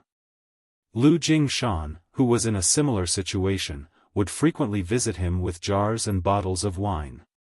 Hearing his question, Lu Jingshan replied with a smile, "I've been here for almost 3,000 years." "That's a really long time," Fang Tianci nodded gently. As he made some calculations, he realized that it had been 2,000 years since he started cultivating. On the other hand, Lu Jingshan had been staying in this place for some 3,000 years. In other words, Lu Jingshan had already arrived at the Tao Temple before Fang Tianci was even born. A dejected Lu Jingshan lamented, "Junior brother, did you know that I'm one of the oldest disciples in the Tao Temple?" "Senior brother, you mean?" Fang Tianci formed a speculation. Suddenly, Lu Jingshan cried, "Junior brother, my life is quite miserable." Following that, he wrapped his arms around a big wine bottle and started bawling. Fang Tianci was startled as he had no idea why his senior brother felt downcast all of a sudden. Lu Jingshan was a future open heaven realm master who had already refined the powers of yin-yang and 5 elements, and he had gone through the vicissitudes of life. Fang Tianci wondered why the other man was so sorrowful now.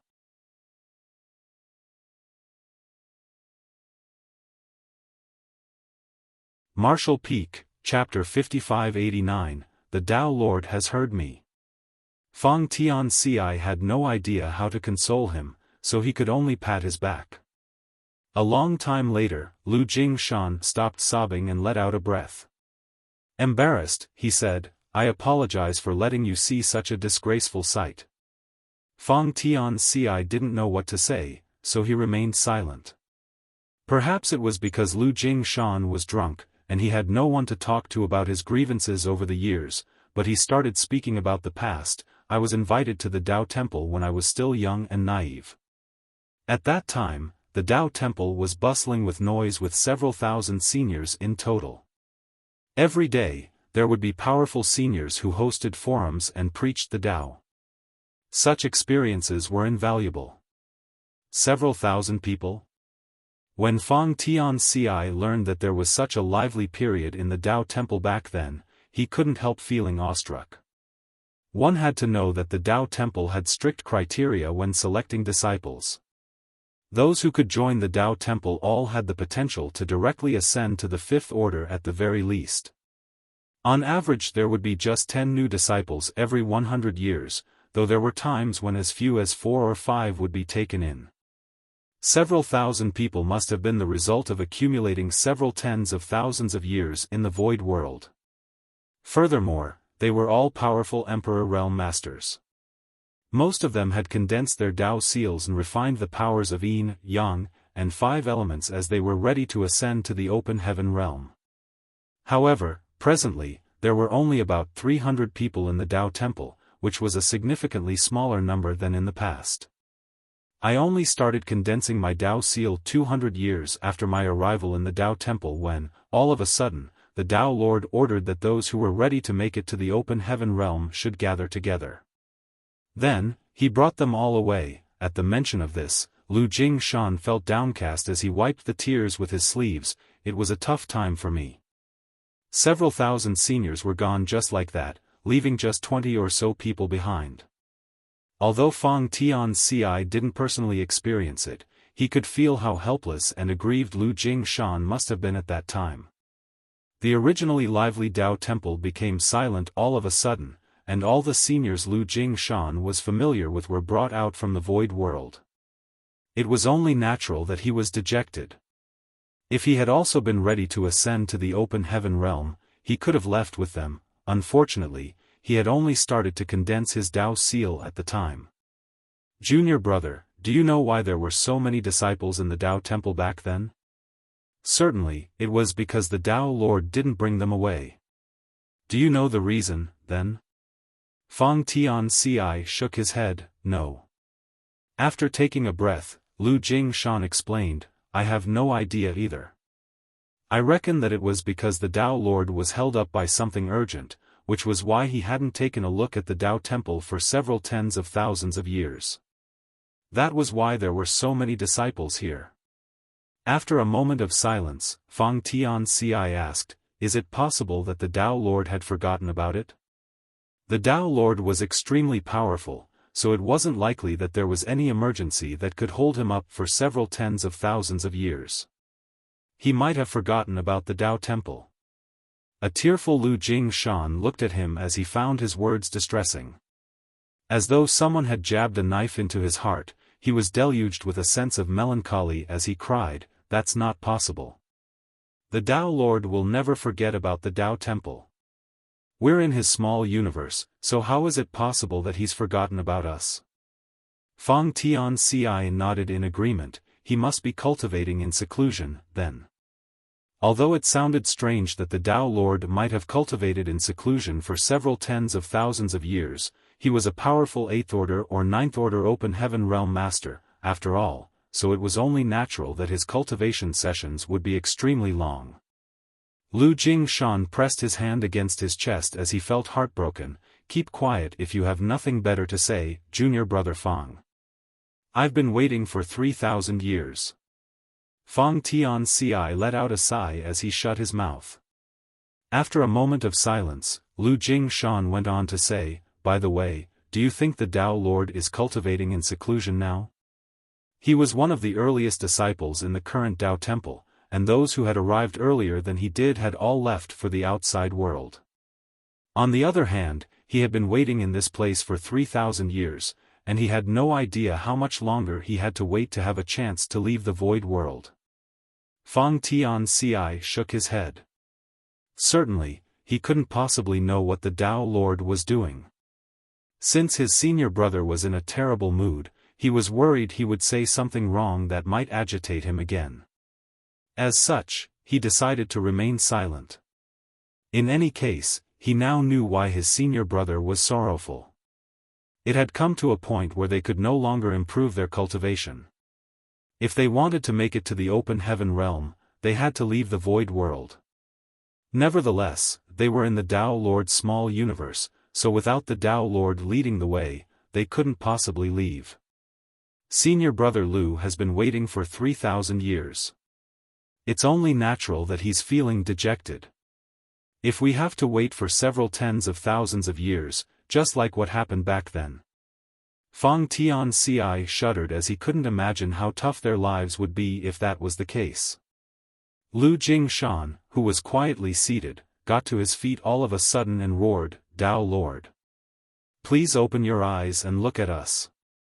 All of us at the Dao Temple are ready to fight the Black Ink clan, but we're trapped here, unable to put our skills to good use. Is this what you hope to see? Do you want us to wait here until our death? That's not the kind of life I want. Suddenly, a loud clap of thunder rolled. The instant Lu Jingshan was done roaring, a fissure appeared in the sky, and even from a distance, they could see the fissure expand slowly. Lu Jingshan and Fang Tianci were dumbfounded. In actuality, it wasn't a fissure, it was an eye that looked authoritative with a hint of mockery in it. Lu Jingshan could clearly feel that the eye was staring at him, which made him tremble and caused him to fall on his butt. The next moment, he heard a sacred-sounding voice that ordered, to the disciples who are ready to ascend to the open heaven realm and are willing to battle the enemies of humanity, come to the open heaven palace at once. A shockwave rippled through the entire void Tao temple as all the disciples, who were ready to break through to the open heaven realm, stopped whatever they were doing and streamed towards the open heaven palace with excitement. Although the fissure in the sky had disappeared, the intense pressure lingered. Lu Jingshan and Fang Tianci exchanged glances as both of them were astounded. Following that, they were deluged with a sense of ecstasy as Lu Jingshan cheered, "The Tao Lord has heard me. Ha ha ha. Come, junior brother Fang. Follow me to the open heaven palace." Then, he raced towards the open heaven palace, followed by Fang Tianci. Lu Jingshan was evidently excited. As he ran forward, he rattled on, saying, "You're so lucky, junior brother. You've just finished refining your yin, yang, and 5 elements powers, and the Tao Lord is ready to bring us out of here. Had it taken you a couple dozen more years, you would have to wait for the next opportunity." Then, he appeared somewhat frustrated as he muttered, "Why didn't I have your luck? In any case, we're finally able to leave." When they arrived at the open heaven palace, over 100 people had gathered together in the grand hall. There were more people who were still rushing over, all of them appearing joyful. Some of them were just like Lu Jingshan, who were left behind in the Tao temple because they were not ready to ascend to the open heaven realm at that time. After waiting for 3,000 years, they finally had a chance to explore the outside world. All these cheerful people congratulated each other, as though they were celebrating some sort of festivity. Outside the star boundary, Yang Kai was hovering somewhere in the void in high heaven territory with Hua Qingxi patiently waiting behind him. Yang Kai had suddenly returned from profound nether territory and summoned her. Hua Qingxi had no idea what the palace master wanted her to do, and when she arrived, the palace master said nothing, so she didn't ask any questions. Just then, a beam of light shot out from the star boundary and reached them in the blink of an eye. Hua Qingxi saluted him, "Greetings, Senior Iron Blood." Zhan Wuhen nodded gently, then turned to Yang Kai and asked worriedly, "I heard that you were badly injured. Is that true?" It had been 300 years since the Territory Lords and Eighth Order Masters reached a ceasefire agreement in profound nether territory. During this period, Yang Kai had never shown up. It was rumored that he was terribly wounded, however, the place where he cultivated was sealed with many layers of restrictions, and no one dared to disturb him. As such, no one knew if he was wounded or not. Those from profound nether territory dismissed such rumors. After all, Yang Kai had headed to the Black Ink clan's base and forced the peace deal with the territory lords on his own back then. There was no doubt it was a bold and impressive feat, one he would not have attempted if he was really seriously injured. Certainly, such rumors were spread by the Black Ink clansmen or ill-intentioned Black Ink disciples to bring down the humans' morale. Yang Kai simply replied with a smile, "Sort of." Zhan Wuhen was stunned while disbelief was written all over Hua Qingxi's face. They all thought that Yang Kai had only been cultivating in seclusion for the past 300 years. As such, they were surprised to learn he was indeed injured.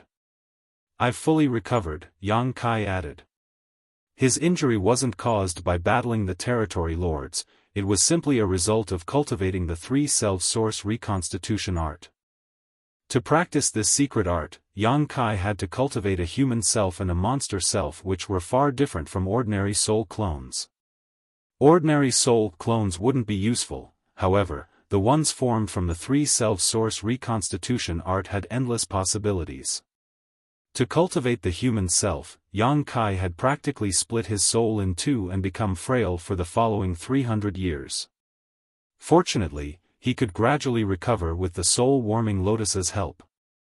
While recuperating, he had also been refining resources to increase his power, therefore, he wasn't wasting any time. "Why are you here, Senior Iron Blood?" Yang Kai asked.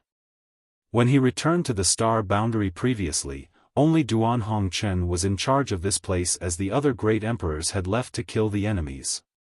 This time, however, Yang Kai could detect the auras of several great emperors.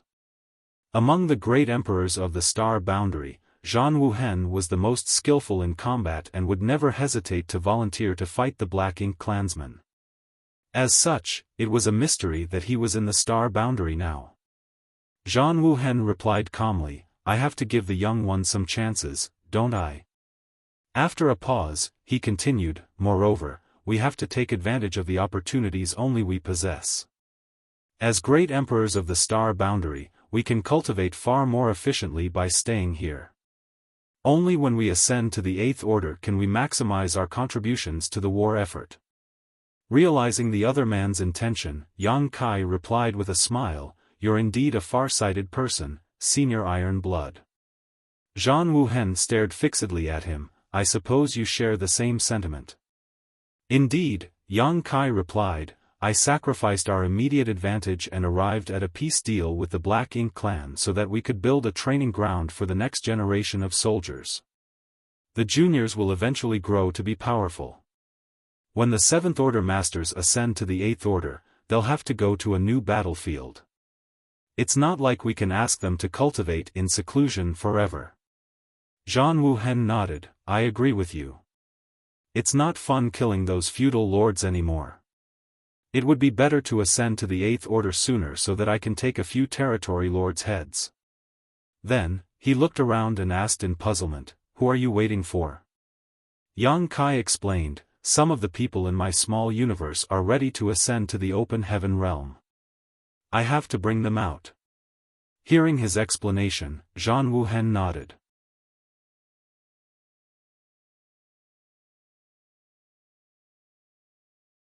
Martial Peak, Chapter 5590, So Strange. Inside the Void Dao Temple, many future Open Heaven Realm Masters had gathered together. There were around 300 people in the Dao Temple currently, and other than roughly 20 who hadn't fully refined the powers of Yin, Yang, and 5 elements, the rest were ready to leave and achieve a breakthrough. In front of everyone's eyes, the space in the center of the Grand Hall contorted. Like a stone dropping into a still lake, ripples spread across the place. Following that, an oval portal appeared in the originally empty space. The eyes of these future Open Heaven Realm Masters brightened in an instant. Lu Jingshan, who had been waiting for 3,000 years, immediately took action. While the others were still pleasantly surprised, he cupped his fist and said, "Fellow brothers and sister, I'll be going on ahead." The next moment, he charged towards the portal and disappeared. After Lu Jingshan made the first move, the others stopped hesitating as they streamed into the portal in an orderly manner. Fang Tianci was among the crowd. After the world spun around for a bit, he found himself in an expansive void. As he looked around, he realized there were innumerable stars in the distance. While hovering in this place, he felt how small and insignificant he truly was. Lu Jingshan, who was the first to leave the Dao Temple, came over and tugged Fang Tianci's sleeve before jutting out his chin in a particular direction. Fang Tianci looked in the same direction and saw a young man in some casual robes. "The Dao Lord!" he exclaimed. He had seen the Dao Lord statue in the Grand Hall where their seniors' names were recorded. The young man in front of him had 90% likeness to the main statue, as such, he could recognize him at first glance. Besides him, the other future Open Heaven Realm Masters, who had just left the Dao Temple, saw Yang Kai as well, their gazes filled with admiration and fervor. More and more disciples emerged from the portal, and when the last one appeared, the portal disappeared abruptly. Yang Kai swept a glance over them and announced, "Since you've chosen to leave the Void Dao Temple, you should all be prepared to battle the Black Ink clan. However, all of you are not powerful enough to do that yet. Focus on your ascension first. All of you are the geniuses in the Void world, and you've been nurtured for years in the Dao Temple. I suppose it won't be hard for you to make it to the Open Heaven realm. Don't disappoint me." As he spoke, he sent a signal to Hua Qingxi with his eyes. Seeing that, Hua Qingxi raised her hand and shot out hundreds of light beams before saying, "These are heavenly yuan seal stabilizing pills. Consume one before attempting your breakthrough. It will be very useful." These future open heaven realm masters took the spirit pills and stared at them, evidently excited. In fact, they had been getting ready to break through to the open heaven realm for many years, so it wouldn't be a problem for them to achieve an ascension even without any external aids. Now that they had these heavenly yuan seal stabilizing pills, they felt even more assured. They then saluted and thanked the two. Yang Kai waved his hand, "You may begin now." They then dispersed and looked for suitable places to attempt a breakthrough.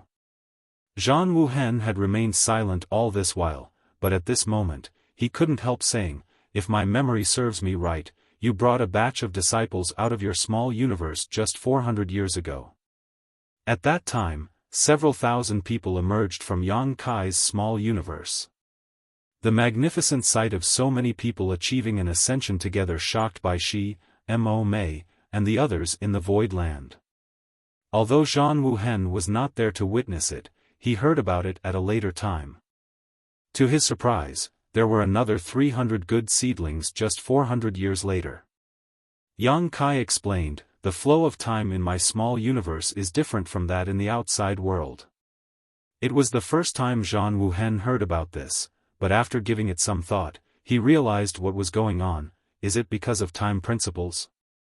Yang Kai nodded. Although only 400 years have passed in the outside world, around 3,000 years have gone by in my small universe. Zhang Wuhen did some calculations and realized the flow of time in Yang Kai's small universe was about 7 to 8 times faster. In other words, a cultivator could grow rapidly before making it to the open heaven realm by cultivating in Yang Kai's small universe. There are significantly fewer people in my small universe than the star boundary. As such, fewer geniuses are produced in the same period. However, due to the difference in the flow of time, the absolute rate at which geniuses are produced isn't very different from the star boundary. Currently, several people who had the potential to directly ascend to the fifth order and above would appear in the star boundary every year. What about the percentage of those who have the potential to directly ascend to the seventh order? Zhang Wuhen asked. Around 10% of them, Yang Kai replied. Hearing that, Zhang Wuhen was astounded. The percentage was indeed terrific. It was higher than that in the star boundary. Over the years, they had estimated that among those who had the potential to directly ascend to the fifth order and above, only 5% of them could directly make it to the seventh order. Of course, it must have something to do with the fact that there were far more people in the star boundary to begin with. There was only so much a world tree clone could do, and with such a massive population, fewer top geniuses were produced as the nourishment was shared between more people overall. With that said, besides the star boundary, the humans also had the myriad monsters world now. It had been some 300 years since Yang Kai planted a world tree clone in the myriad monsters world, and the nourishment of the world tree clone had started showing its effects. Now, many soldiers would spend military merits to get access to the myriad monsters world so that their friends and relatives or disciples in the same sect could live and cultivate there. As it had only been a short time since the world tree clone was planted though, things hadn't yet stabilized in the myriad monsters world. When the world tree clone fully grew up a few hundred years later, the myriad monsters world was bound to become a second star boundary. More importantly, there were not any great emperors in the myriad monsters world yet. That was what the humans valued the most. The great emperors of the star boundary could cultivate far faster than others, however, the quotas in the star boundary had been fully taken up. As such, there wouldn't be any new great emperors in the foreseeable future. Nevertheless, the myriad monsters world was different as it was basically empty now. If anyone could receive the acknowledgement of the world's will and become a great emperor, their future would surely be bright. Moreover, there were a lot of great monsters in the myriad monsters world. Over the past 300 years, some great monsters managed to break through their limits and leave their world. Human masters would then bring those great monsters and use them on the battlefields. The entire myriad monsters world was a treasure trove that was yet to be dug up. As they spoke, the future open heaven realm masters had found their own places and consumed the spirit pills. Soon, streams of powerful aura were felt coming from all directions in the void. The sight of nearly 300 people achieving an ascension together was magnificent, however, compared to the several thousand people who had done so at the same time back then in Void Land, what was going on now was less remarkable. It might take the average cultivator some effort to achieve an ascension, but it had been smooth sailing for these cultivators who came from the Void Dao Temple. That was because most had refined the powers of Yin, Yang, and 5 elements a long time ago, and they were fully ready to achieve a breakthrough.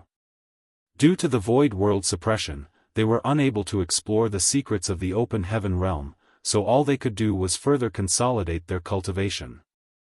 Now that they had left the Void World, there were no more restraints, and with the help of Heavenly Yuan Seal stabilizing pills, they certainly wouldn't dawdle. People like Lu Jingshan had been waiting for this day for 3,000 years, and they had imagined themselves achieving an ascension on countless occasions. As these streams of aura expanded, these disciples from the Dao Temple subsequently achieved their breakthroughs. A lot of them made it to the 5th order and 6th order, but it was the 7th order masters who caught the most attention. Zhan Wuhen soon confirmed that 10% of the disciples who came from Yang Kai's small universe indeed made it to the 7th order. In other words, there was one 7th order master in every 10 people. That was a staggering ratio. For the rest, about 30% of them were 6th order masters while 60% of them were 5th order masters. Given enough time, these people would reach their own limits and become high-rank open heaven realm masters one day. More and more people broke through to the open heaven realm. Only over 10 people among 300 of them still hadn't achieved a breakthrough, while presently, there were 26 7th order masters. Supposedly, one of these people who was still attempting an ascension would become a 7th order master. Those who had made it to the open heaven realm were thrilled as they examined their increased strength. From the Emperor realm to the open heaven realm, the increase in power was extreme. As such, new open heaven realm masters could barely control their strength, and it was especially true for those who had achieved a higher order. Hua Qingxi looked in a particular direction and smiled. There's another 7th order master. Over there, a disciple from the Dao Temple felt his aura surging as a buzzing sound was heard coming from his body. His small universe took shape, and his aura rose from the Emperor realm to the open heaven realm in an instant. The aura exuding from him suggested that he was in the 7th order. Meanwhile, Lu Jingshan was looking in the same direction. When he saw that Fang Tianci had achieved an ascension, he was elated. He succeeded. However, the moment he finished speaking, something surprising happened. For some reason, Fang Tianci's ample aura plunged all of a sudden as it dropped from the 7th order to the 6th order in the blink of an eye. Certainly, Fang Tianci was shocked to find his aura plummeting as well. He couldn't help grunting as his power became a mess. Junior brother Fang. Lu Jingshan exclaimed as he charged towards Fang Tianci. However, the instant he started moving, he felt an immense force pinning him to the spot. Realizing the source of the force, he hunched his back and wouldn't dare to move a muscle. It was apparent to him that the Tao Lord had made a move. At that instant, he was relieved. Since the Tao Lord had decided to help, there shouldn't be a problem with Fang Tianci's ascension, though he appeared to be in a perilous situation. At this moment, Yang Kai was paying close attention to Fang Tianci. Initially, he was surprised to see Fang Tianci ascending to the 7th order, but when he felt that aura plunging to the 6th order, he knew that he had been too naive. He couldn't help sighing as he took a step forward and appeared in front of Fang Tianci. Then, he placed his hand on the other man's stomach and sent a divine sense transmission, saying, "Focus and adjust your aura." Hearing that, Fang Tianci promptly did as he was told. He had gone through the vicissitudes of life, and it had taken him 2,000 years to become who he was today. As such, he was more sedate than most new open heaven realm masters. With Yang Kai's help now, he managed to restore order to his chaotic aura. 1 hour later, Fang Tianci opened his eyes and examined himself. What he found shocked him. He had successfully achieved an ascension, but he was only in the 6th order, not the 7th order. It was so strange. One had to know that the resources he had refined in the Tao Temple were all 7th order. Supposedly, he would make it to the 7th order when attempting an ascension. In fact, he had indeed made it to the 7th order, but for some reason, the moment he succeeded, there was a mysterious force that descended on him, which caused his cultivation to drop from the 7th order to the 6th order. As he examined himself, he found something even more astonishing. His small universe had materialized.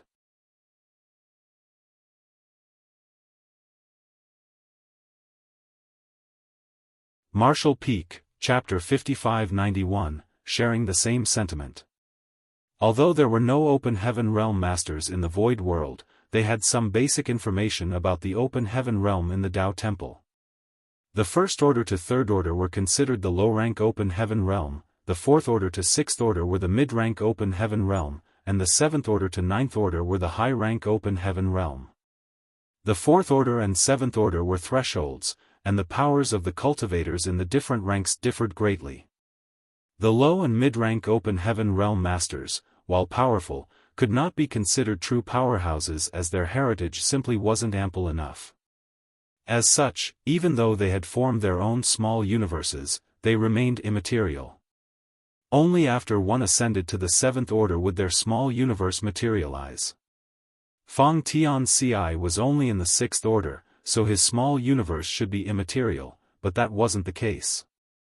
For some reason, his small universe had fully materialized. Moreover, he was certain that he had successfully made it to the 7th order, but for some unknown reason, he dropped down to the 6th order all of a sudden. Everything was a mystery to him. His ascension seemed different from those of the others. In front of him, a calming voice was heard asking, "Do you feel any discomfort?" Only then did Fang Tianci come to his senses as he promptly replied, "I'm fine. Many thanks for your concern, Tao Lord." Yang Kai nodded and placed his hands behind his back. After pondering for a moment, Fang Tianci cupped his fist and said, "Tao Lord, I have a question." Hearing this, Yang Kai turned to him and nodded, "Go ahead." Fang Tianci went on to say, "I think my small universe has materialized, but I'm only in the 6th order. How is that possible?" Hearing that, the people around him were surprised. It went against common sense for a 6th order master's small universe to materialize. Furthermore, they had seen Fang Tianci's order plunging earlier. As such, his friends and juniors appeared worried. Yang Kai looked at him and replied calmly, "There were not many instances where a 6th order master's small universe materializes, but it's not unprecedented." Hearing that, Fang Tianci was shocked. There were such instances in the past. Yang Kai replied, I am one such case. I suppose your mastery of the Tao of space is quite high." Fang Tianci replied respectfully, "I only know a thing or two." "Tao Lord, do you mean that the transformation in my small universe has something to do with the fact that I've cultivated the Tao of space?" "I didn't say that." Yang Kai thought, however, there wasn't a better explanation now, so he could only nod. "When I ascended to the open heaven realm, I didn't make it to the high rank. Nonetheless, the same thing happened to my small universe." Fang Tianci fell into his thoughts, but he was evidently relieved. It was reassuring to know that there were similar instances in the past, and the same thing had happened to the Tao Lord. As such, it didn't seem to be a serious issue. Just as he wanted to ask why his cultivation had dropped from the 7th order to the 6th order, Yang Kai beckoned to Hua Qingxi. She came over and called out, "Palace Master." Yang Kai ordered, "Bring them to the star boundary. After they manage to stabilize their cultivation, send them to profound nether territory to receive some training." Presently, There were a lot of third-order and fourth-order masters on the different battlefields, and in profound nether territory, there were even first-order and second-order masters. On the other hand, the weakest disciples from the Tao Temple were in the fifth order, therefore, they had to go through some tempering. However, profound nether territory was no longer sufficient to meet the needs of training the human soldiers. That was because too many people had headed to profound nether territory in the past 300 years. Yang Kai was now preparing to open several similar training grounds. Only by having more great territories that could be used to train the next generation would they be able to meet the human race's growing needs. Having made up his mind, Yang Kai cupped his fist at Zhan Wuhen, "Senior Iron Blood, I'll take my leave now." Zhan Wuhen nodded in response. The next moment, Yang Kai disappeared from the spot. The disciples who had cultivated the Tao of Space were awestruck by this display. There was no denying the Tao Lord was a true master of the Tao of Space. It was thanks to the Tao Lord's blessing that these disciples had a chance to cultivate the Tao of Space, but none of them were able to see how Yang Kai disappeared just now. Hua Qingxi then gathered these disciples together and introduced herself before leading them to the star boundary. Lu Jingshan approached Fang Tianci and gently nudged him with his elbow before saying smilingly, "Don't feel dejected, junior brother Fang. The sixth order open heaven realm is good as well. Didn't you hear the Tao Lord say that he didn't directly make it to the high rank when he first ascended? Given enough time, we can still become as powerful as him." He was worried that Fang Tianci would feel downcast over the fact that his order had dropped inexplicably, so he came over and consoled him. Fang Tianci nodded lightly, "You have a point, senior brother. I just don't understand why I failed to make it to the seventh order." In fact, he didn't fail. He could feel that he had succeeded, but the moment he achieved his ascension, there seemed to be a force suppressing his cultivation, causing it to drop from the seventh order to the sixth order. Regardless, he wasn't dejected, nor was he dissatisfied. In the past, he was someone with terrible aptitude, and in what he believed to be his final years, he just wanted to take in the wonderful sights of the void world before passing on. It was for such a simple reason that he left the Fang family village. It had been more than 2,000 years since then, and he had grown from an immortal ascension boundary cultivator all the way to the sixth order open heaven realm. There was still a broad and bright future ahead of him, so he was more than content. Lu Jingshan said, "I'm glad that you've come to accept it. By the way, that tree is enormous. What do you suppose it is?" Fang Tianci looked in the direction Lu Jingshan pointed and saw the colossal tree in the center of the star boundary. All the disciples from the Tao Temple were amazed as they had never seen a tree of such enormity before.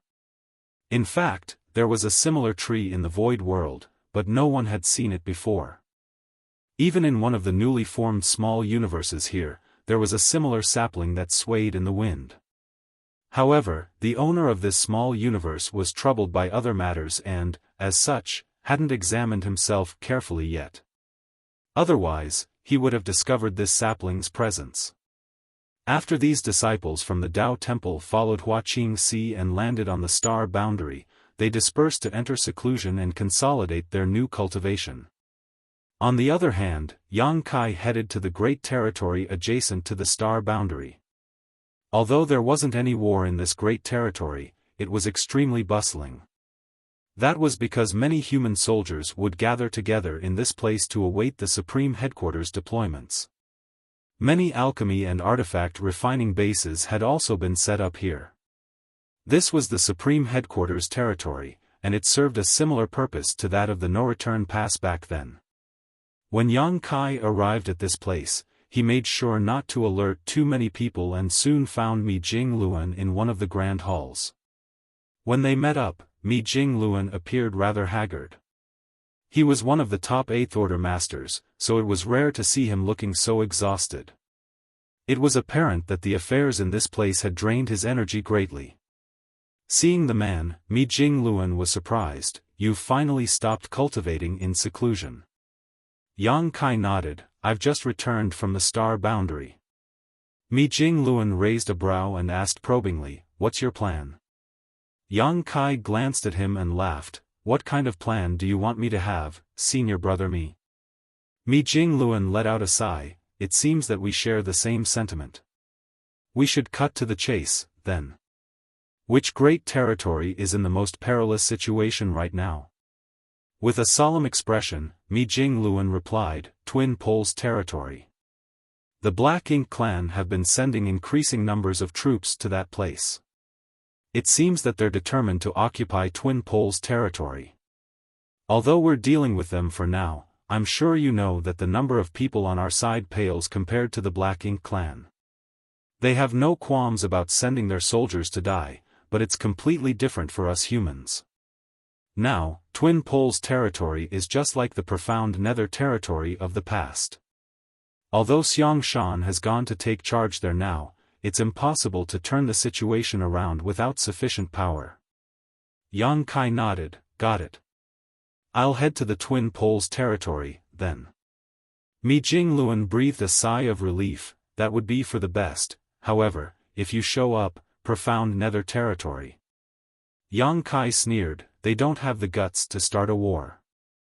They had arrived at the peace deal in profound Nether territory because the profound Nether army had given up its absolute advantage, but if Six Arms dared to let the territory lords make a move, that peace deal would be nullified. 300 years ago, Yang Kai was able to make all territory lords cower, so 300 years later he could do the same. Mi Jingluan was stunned for a moment as he deeply felt that old men like them were gradually being surpassed by the young ones, which made him feel slightly dejected. One had to know that for a long time, Eighth Order masters like them had been the pillars of the human race for millennia. However, even someone like Xiaofan was unable to affect the overall situation in a great territory on his own. Although Xiaofan had decided to assume command of Twin Poles territory, he could only slow the humans' defeat, not stop it, much less reverse the situation. However, this newly promoted Eighth Order master named Yang Kai, who was thousands of years younger than them, was confident to the point that he showed no regard for those powerful innate territory lords whatsoever. If innate territory lords were like vipers, then Yang Kai was like an eagle hovering in the sky or a fierce wolf waiting in the woods. Be it an eagle or a wolf, his presence alone was highly intimidating to the enemy. While Mi Jingluan was dejected, he also felt gratified. It was because the rising stars in each new generation were able to cast a light into the darkness and illuminate a path for the human race to move forward upon. They only had Yang Kai now, but there were bound to be more talented people in the future. On the profound Nether territory battlefield, the new Open Heaven Realm Masters had started showcasing their strength as they made a name for themselves through the blood and lives of the enemy. They were growing stronger by the day, and they would certainly be important figures in the fights against the Black Ink clan in the future. Nonetheless, there was only one profound Nether territory, and over the past few hundred years, as more and more soldiers streamed into this place, the originally spacious battlefield now appeared cramped. If Yang Kai could see this, there was no way Mi Jingluan and Xiaofan hadn't. The humans needed more training grounds. Previously, Mi Jingluan had wanted to ask Yang Kai to create another profound Nether territory. However, after the peace deal was reached, Yang Kai went into seclusion for 300 years. Before that, Yang Kai had ordered that unless there was an emergency that absolutely required his assistance, no one should disturb him. Although no one knew what Yang Kai was doing, he must have had a very important reason to issue such a command. As such, Mi Jingluan didn't dare to disturb him lightly. Fortunately, Yang Kai headed to the supreme headquarters right after he left seclusion, and he shared the same sentiment as Mi Jingluan, which allowed the latter to relax slightly. This young Eighth Order master wasn't only powerful, but he could also see the bigger picture. It was delightful to work with people like him. If it's possible, please create several more training grounds. I'm sure the Black Ink clansmen wouldn't dare to make a fuss if you're the one proposing, Mi Jingluan urged. Yang Kai guffawed. That was my plan from the start.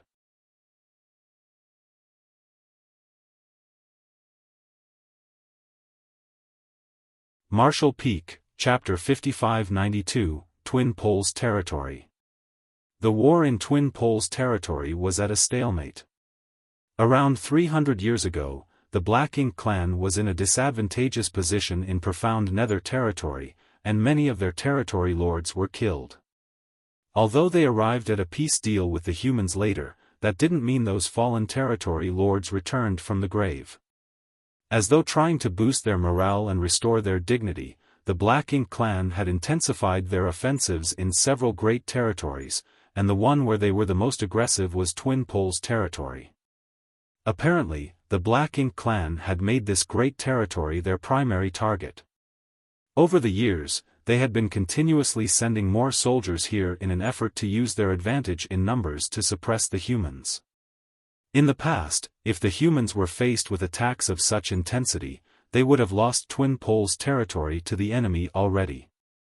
Nevertheless, with the continuous production of evil purging divine spears over the years, the humans were not without the means to resist.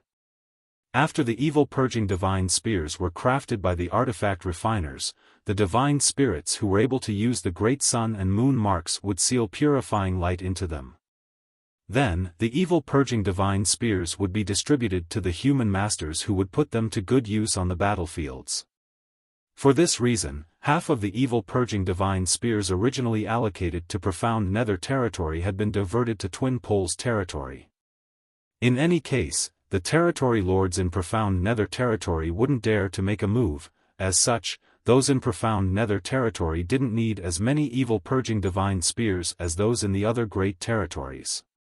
In every great battle, the things that shone the brightest were the evil purging divine spears when they exploded.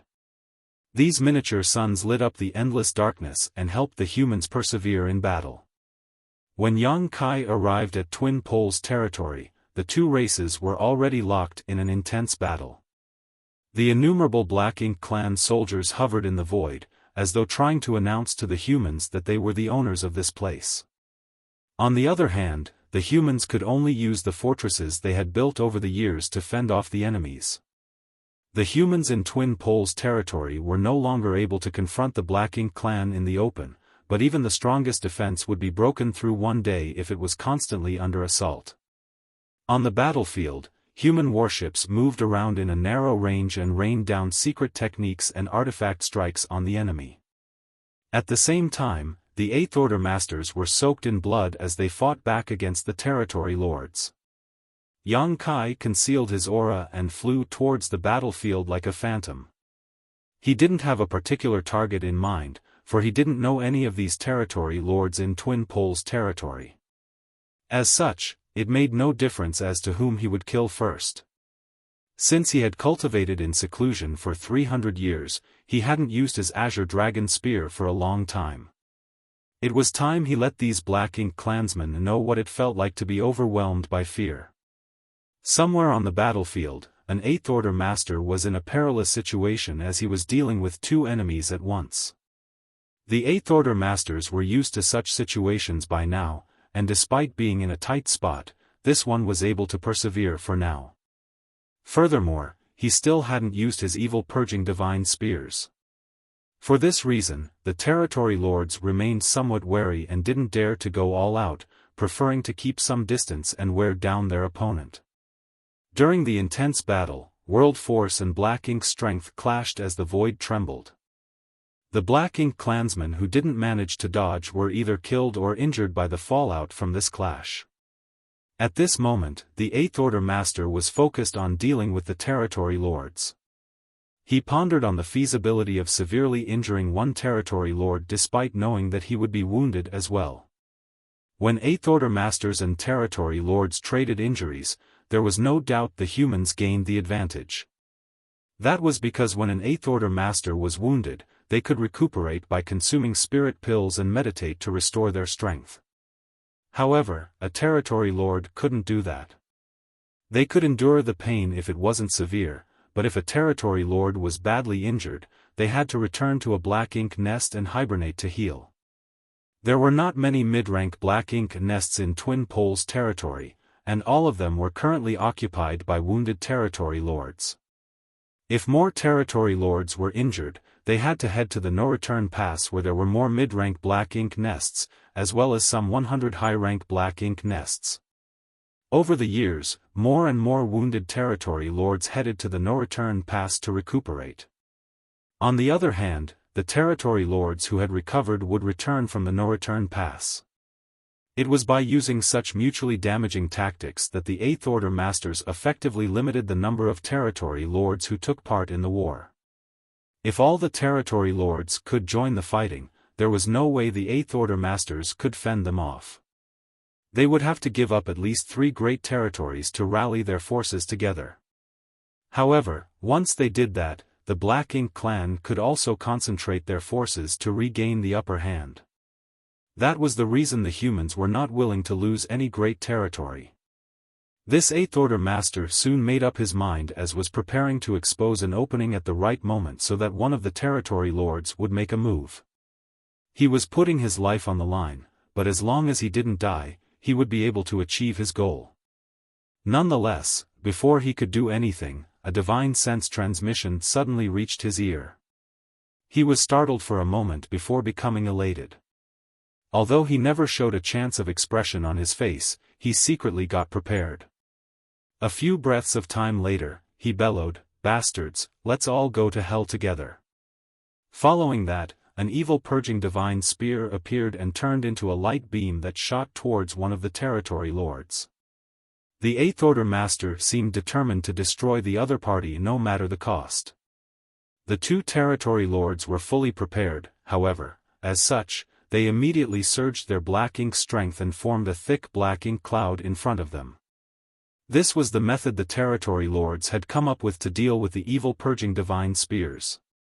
Purifying light was indeed the arch-nemesis of black ink strength, and once an evil purging divine spear was sent out, a territory lord would find it hard to dodge regardless of how agile they were. Since that was the case, their best option was to release a lot of black ink strength to block and offset the purifying light's power. The instant the light exploded, the Eighth Order Master and the territory lords were temporarily blinded. However, the battle intensified at that moment. Just as both parties believed they were on the winning side, fatal moves were cast all of a sudden. The thick black ink strength was dispersed in the blink of an eye. One of the territory lords, who was targeted by the evil purging divine spear, grunted as his aura plunged. On the other hand, the unaffected territory lord extended his hand towards the white light. Enduring the scorching heat, he sent his attack towards the Eighth Order Master. Both parties were in close quarters. Since the Eighth Order Master had just used an evil purging divine spear, there was no way he could dodge this attack. The territory lord could already imagine the human spraying out a mouthful of blood. However, just then, a flash of spiritual energy could be felt from nearby. Following that, the attacking territory lord felt like something had pierced into his head. The sharp pain in his mind made him lose focus for a moment and his black ink strength faltered. His hand froze as an excruciating pain suddenly came from his chest. When he looked down, he saw a spear penetrating through him. A violent force burst forth as his burly figure exploded into countless pieces, which then spread out across the void. These 2 territory lords had been guarding against the Eighth Order Master using the evil purging divine spear. As such, neither of them would have expected that someone would use a soul attack on them at that moment. The territory lord lost his life while completely unsuspecting. As the blood spattered, Yang Kai hovered in the void with his spear in his hand and arched his brow. After his most recent seclusion ended, it seemed it had become easier for him to kill a territory lord. He couldn't help thinking that an open heaven realm master, especially a high-rank one, indeed had to cultivate for a long time to build up their heritage. Over the past 300 years, Yang Kai had consumed an enormous amount of resources to strengthen his world force.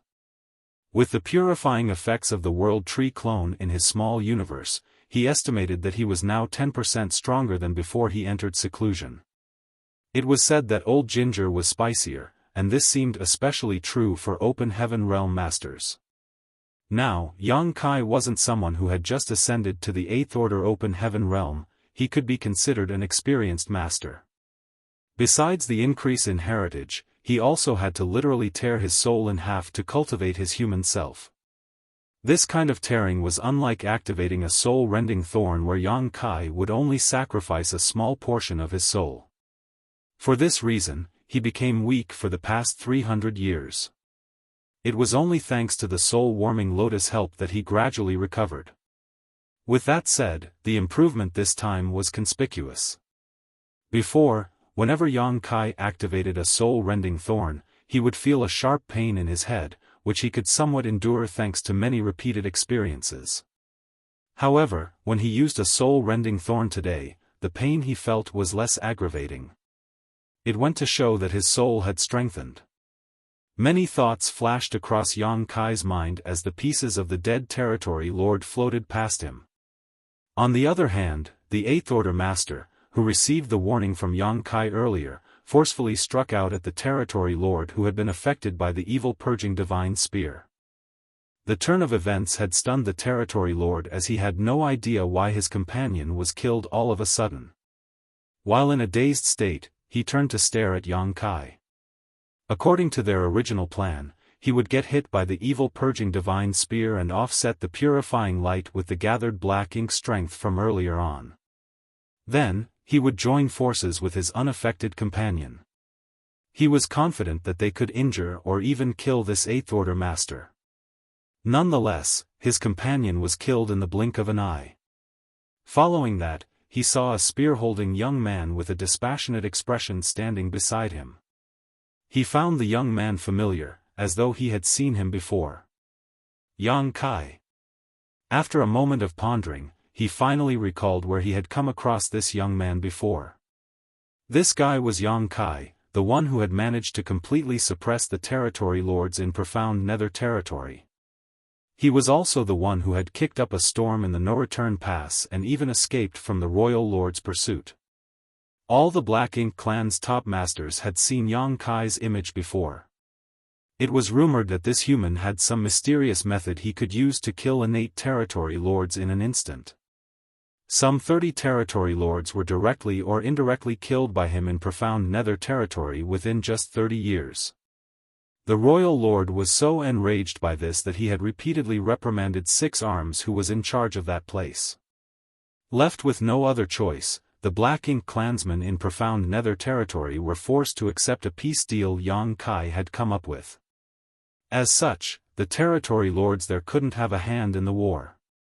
When word got out, the Black Ink clan masters in the other great territories were both shocked and doubtful. Many of them felt that their comrades in profound nether territory were exaggerating Yang Kai's abilities. This human was only in the Eighth Order, after all, therefore, how was he supposed to suppress all the Black Ink clan masters in profound nether territory on his own? Even Xiaofan was unable to achieve that. This territory lord had thought much the same, feeling that Six Arms and the others in profound nether territory were too weak and had simply let Yang Kai run rampant. If this Yang Kai had the guts to come to Twin Poles territory, he would certainly teach this arrogant human a lesson. Now, Yang Kai had really come, and it wasn't until this moment that the territory lord realized how naive he had been. It was said that Yang Kai was able to cow and intimidate all the Black Ink clan masters of an entire great territory on his own. Even if there was a bit of exaggeration, there was no denying Yang Kai was powerful, but up until now, the territory lord still had no idea how his companion was killed. There wasn't any time left for him to ponder though. While he was still in a daze, the Eighth Order Master struck him with his fist. As the violent world force exploded, an indent formed on the territory lord's chest, which caused him to spray out a mouthful of black blood.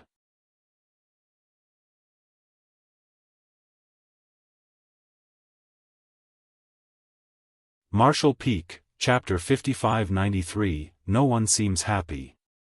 The Eighth Order Master was surprised that he had succeeded.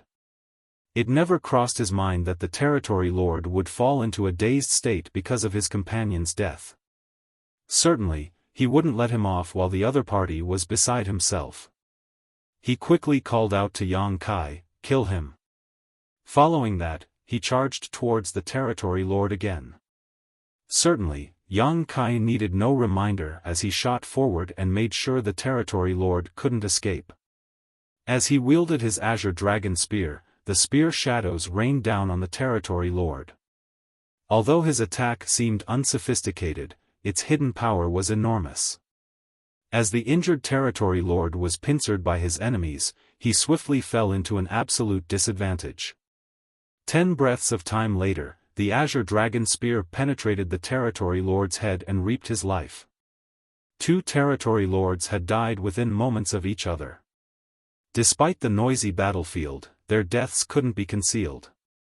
Everyone on the battlefield froze for a moment and the second Territory Lord fell and countless pairs of eyes turned in the direction of the disturbance.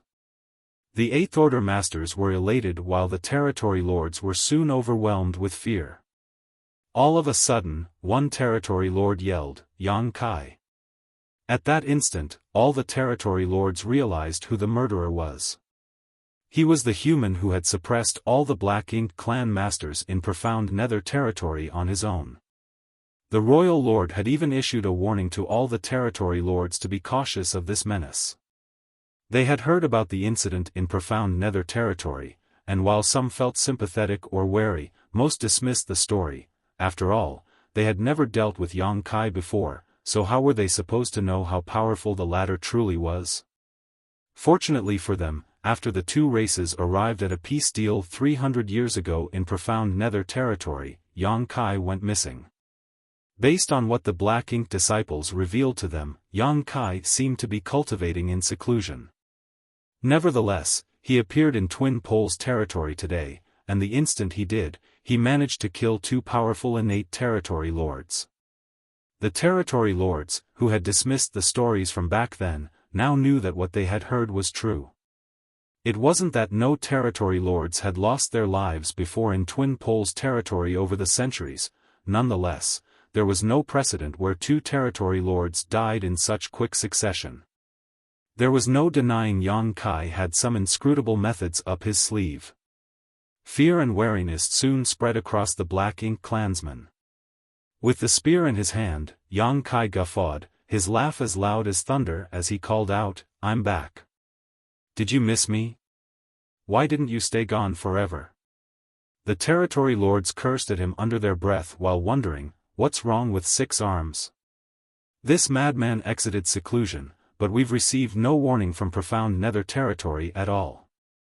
However, at this moment, the Territory Lords didn't have time to curse out 6 arms. When Yang Kai swept a gaze over them, they felt their chests tightening as they were worried they would be targeted next. Meanwhile, things got much better for the Eighth Order Masters. Originally, the Eighth Order Masters were at a disadvantage as they were greatly outnumbered by the Territory Lords. Nonetheless, at this moment, all the Territory Lords slowed down their attacks as they were wary of Yang Kai, allowing the humans to catch their breath. Many veteran Eighth Order Masters couldn't help feeling amazed that Yang Kai alone was able to exude such deterrence on so many enemies. "No one seems happy to see me." "That's fine, I won't force you to respond." As Yang Kai wielded his spear, he disappeared from the spot the moment he finished speaking. The Territory Lords nearby felt their hair standing on end. None of them had seen how Yang Kai vanished, as such, they had no idea where he would reappear. This kind of uncertainty was extremely unnerving. At this moment, the Territory Lords could only carefully guard their souls against any potential sneak attacks. That was because they knew that once Yang Kai made a move, he would directly use that strange method that could penetrate one's soul before launching life-threatening attacks on them. A shriek was suddenly heard from a certain direction on the battlefield. As expected, a Territory Lord was hit. The soul-rending thorns were extremely powerful, so even if a Territory Lord was determined to protect their soul, they couldn't possibly ward it off entirely, only somewhat weakening the impact. On this chaotic battlefield, once an individual's soul was disturbed, they would immediately find themselves in a life-and-death crisis. The Territory Lords who hadn't been hit felt relieved, which immediately after made them feel ashamed, but there was nothing they could do about it. When they looked at the source of the cry, they indeed saw Yang Kai appearing there like a phantom. Working with another 8th Order Master, he bombarded an innate territory lord with attacks. It was the first time the territory lords in Twin Poles territory witnessed Yang Kai's power. The power of his spear seemed able to shatter the void itself, so while the targeted territory lord intended to flee, space around him contorted and warped, causing his movements to become sluggish and disjointed. How was he supposed to escape under such circumstances? Just several breaths of time later, the targeted territory lord was horribly injured. His dark blood and black ink strength spurted out of his wounds at the same time as his aura plunged. Following that, the 8th Order Master, who had been dealing with the territory lord, pushed out a palm and smashed his opponent into a paste. How brutal! It wasn't until the territory lords witnessed Yang Kai's power that they realized he was more formidable than what they had heard. The 8th Order Master then flew to the nearest battle to offer his help. On the other hand, Yang Kai remained on the same spot and said something that horrified the territory lords. Who's next? It was as though he was playing some sort of sick game, and whoever he had his eyes on would die. Naturally, no territory lord volunteered to be the next victim. 3 territory lords had lost their lives in a very short period. It seemed that once Yang Kai made a move, he would certainly succeed. It was only natural that nobody wanted to be targeted by him. The territory lords, who originally had the upper hand on the battlefield, started retreating. On the other hand, the 8th Order Masters were relentless. They had been suppressed by the territory lords for years, so now that the tables had turned, they ecstatically attacked the enemies while the territory lords grumbled in annoyance. Just as the territory lords were feeling anxious, another one of them suffered tragedy. Spirit energy fluctuations flared up momentarily, then a violent force exploded as a territory lord lost his life. In one of the battles, a brawny innate territory lord with purple skin and hair roared, "He can only use the same move 3 times. There's no need to be afraid of him now that he's used up all his chances." There were over 100 territory lords who were involved in this battle in Twin Poles territory. However, this purple-haired territory lord was apparently one of the strongest. In fact, he was the territory lord who was in charge of Twin Poles territory, his status equivalent to that of 6 arms in Profound Nether territory.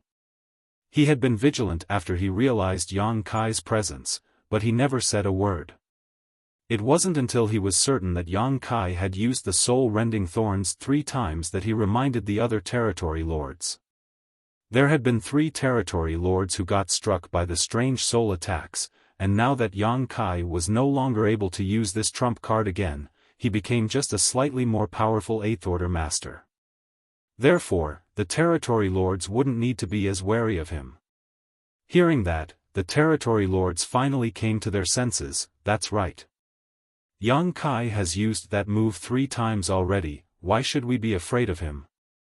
The territory lords, who had been retreating, immediately turned around and, this time, it was the 8th Order Masters who suffered.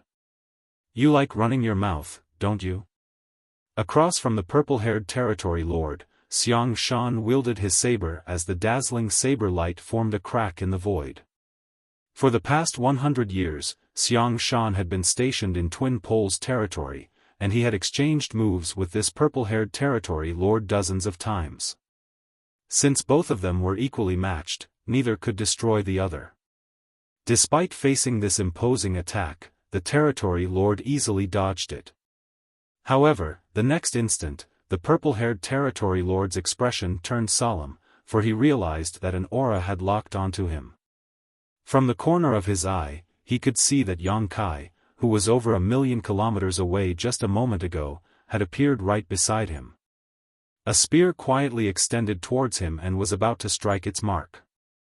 Instinctively, the purple-haired territory lord leaned backwards to avoid the attack. Nevertheless, when he detected the familiar spiritual energy fluctuation and was flabbergasted. He can still use his soul attack. Impossible. Yang Kai had used the same move in Profound Nether territory many times before, but in every battle, he only ever used it 3 times before he became powerless to fight. Why was it different now when he was in Twin Poles territory? It was only then that the purple-haired territory lord recalled that Yang Kai had been cultivating in seclusion for 300 years, so it was unlikely that his power hadn't increased at least a bit. His 3-time limit was information the Black Ink clan had gathered 300 years ago. Now, Yang Kai could probably use the same move 4 times, maybe even 5 times. Upon that realization, the purple-haired territory lord regretted opening his mouth. If he had known this would be the outcome, he wouldn't have called out and attracted Yang Kai's attention. Unbeknownst to him, even if he said nothing, Yang Kai had already saved his last soul-rending thorn for him. Xiaofan was locked in an intense battle with this guy, so it was apparent that the purple-haired territory lord was an important figure in Twin Poles territory, most likely the commander of the Black Ink clan's forces. If Yang Kai could kill him, he could deal a heavy blow to the Black Ink clan's morale in Twin Poles territory. Certainly, Yang Kai could recognize such a tempting target. Around 300 years ago, he could only activate 3 soul-rending thorns in succession. Now that his soul had become more robust, he could easily use the same move for a 4th time. As his spiritual energy flared, the soul-rending thorn was silently sent. The purple-haired territory lord's soul was torn open, and the sharp pain in his mind caused him to roar. At the same time, all his Black Ink strength undulated violently. Yang Kai's spear brushed past the territory lord's face, the intense weave of Tao strengths scraping off a large piece of flesh, drawing an even more pitiful wail from the latter's lips. Since his attack was unsuccessful though, Yang Kai swept his spear down like a whip, forcing the territory lord back. At the same time, Xiaofan swung his saber, sending out a burst of saber lights that formed a cage, covering the section of the void around the territory lord. Xiaofan was a veteran of thousands of battles, so he naturally wouldn't miss such an opportunity. The saber light cage swiftly contracted towards the center, and when they dissipated, the purple-haired territory lord's battered figure was revealed. His brawny figure was covered in wounds which were so deep that one could see his bones. There was no denying he was in a sorry state. All the same, he hadn't lost his life. As his thick Black Ink strength undulated, a fire seemed to ignite in his eyes as he charged towards Yang Kai instead of backing down. Now that he was so badly injured and both Xiaofan and Yang Kai, 2 of the most powerful 8th Order masters in the entire human race, were targeting him, this territory lord had no doubt he would die here today. As such, he abandoned all thoughts of escape and instead was determined to drag one of them down with him in death. Naturally, Yang Kai was his target. As long as he could kill Yang Kai, his death would be meaningful. The innate territory lord unleashed every last bit of his power, causing even more dark blood and Black Ink strength to spurt from his wounds. At that moment, the purple-haired territory lord was like a fierce god who emerged from the primordial chaos, his majestic presence causing the universe around him to tremble.